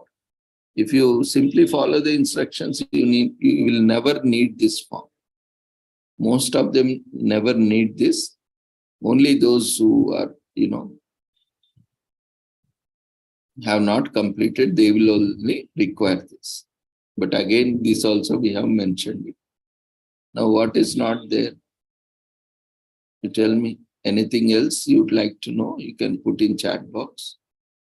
Only problem is you don't check the website, you don't follow instructions. That is the only problem. Otherwise, there is no problem. Everything is there. So it happens, after some time. I will also tell you one more problem it is faced. After some time, here only the latest conference details will be provided. Now, after that, wait to check. This will go whenever the next, see, this is next conference. This will come on the top. After this, see, this is the next. After this, this is the planned next conference. So this will come on top and this will disappear. So where to go? Where to search? Now you come down. Just scroll down. Here also we have provided everything is there on the website. In fact, because everyone doesn't think alike, that's why we have to put everything everywhere. That's why, the pages are very big. Otherwise, it's very easy. We have links, provided links also. These are upcoming conferences. See, here also it is there links, 3 days international. This is our conference, which is happening now. And this is the next conference. And this is the upcoming conference. Next. So here, there it might not be there. Because once that is completed, here you need to check. Okay, these are only for which are happening and upcoming. What will happen after some time? These will shift down, further down. Here, you can see recent programs, all on the main page only. We are on the first page only. There is no need to go anywhere. Once you open the website, all details are here only. You don't check. And one more problem, you are checking in mobile screens. And this entire page is very big page. So you'll just scroll down 2-3 times and you'll say it is not found. That is one reason, one thing we have seen. See, you need to go until you find or you can use find, and there you can type and it will automatically take you. If you don't know, you can join these sessions. That's why we are keeping these sessions.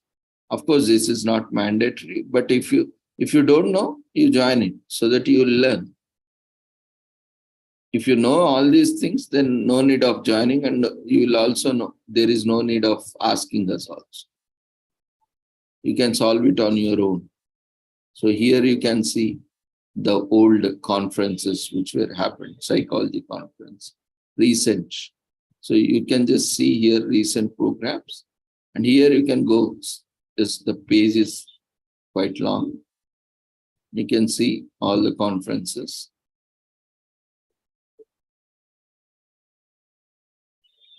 So everything is there on the single page, very first page.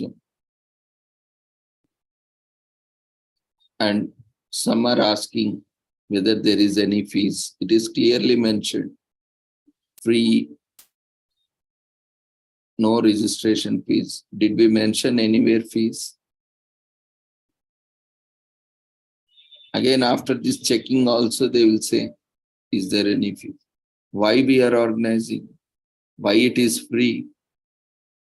You have doubt now. That also we have mentioned here. Who we are, why we are organizing this. We are commemorating these events. So we are organizing. And what is our policy? Everything is there. No donations. We don't take any single paisa or rupee from anyone. We have clearly mentioned certificates are also just a token of gratitude and appreciation. It's not your right or our right. So as you are giving your valuable time and resources, we are giving. But after completing your formalities, because this is a document that you are asking from us. So you need to complete the documentation from yours. That is only what we are asking you to complete. So all the details have been mentioned. Now, if you spend time, 2 minutes, you just go through. And even this is also sent to your email. Simple, small kid will tell. We do also, before circulate, we give to kids also and ask them also. We take feedback from school children also. Because that is also we do college, and also we circulate to our fellow professors, colleagues. And before circulating, we give to them also. Sometimes, when there is very short time, we directly circulate. Otherwise, generally, it will go to them and we just take feedback also. Of course, we'll get a lot of feedback. Everyone wants a different format. Everyone has their own suggestion. But because final decision is ours, and based on the feasibility, we will incorporate accordingly. It's not that every suggestion is rejected or every suggestion is accepted. Wherever there is a feasibility, we'll incorporate it. If there is no feasibility, we will keep it for future. So this, even when we gave to school children also, they have easily, we told them what is there. They have clearly explained that this is a procedure we have to follow. Then only we'll get certificate. Or this is the entire procedure. They have explained it. So this is very simple, and we are highly educated, and we are teaching, we are learning. So this shouldn't be a problem for us. So that's all. Hope you are clear with all these things. So thank you once again, just because there are some messages about what is the website address and how to download. So that's why I took it up so that everyone, those who know, those who don't know also can know about it. So hope now there are no further queries on this. So thank you everyone for joining us. See you all tomorrow at the same time. Tomorrow is the last date. And you complete all those who are willing to present tomorrow or have registered or not yet scheduled. That means you have not completed your formalities.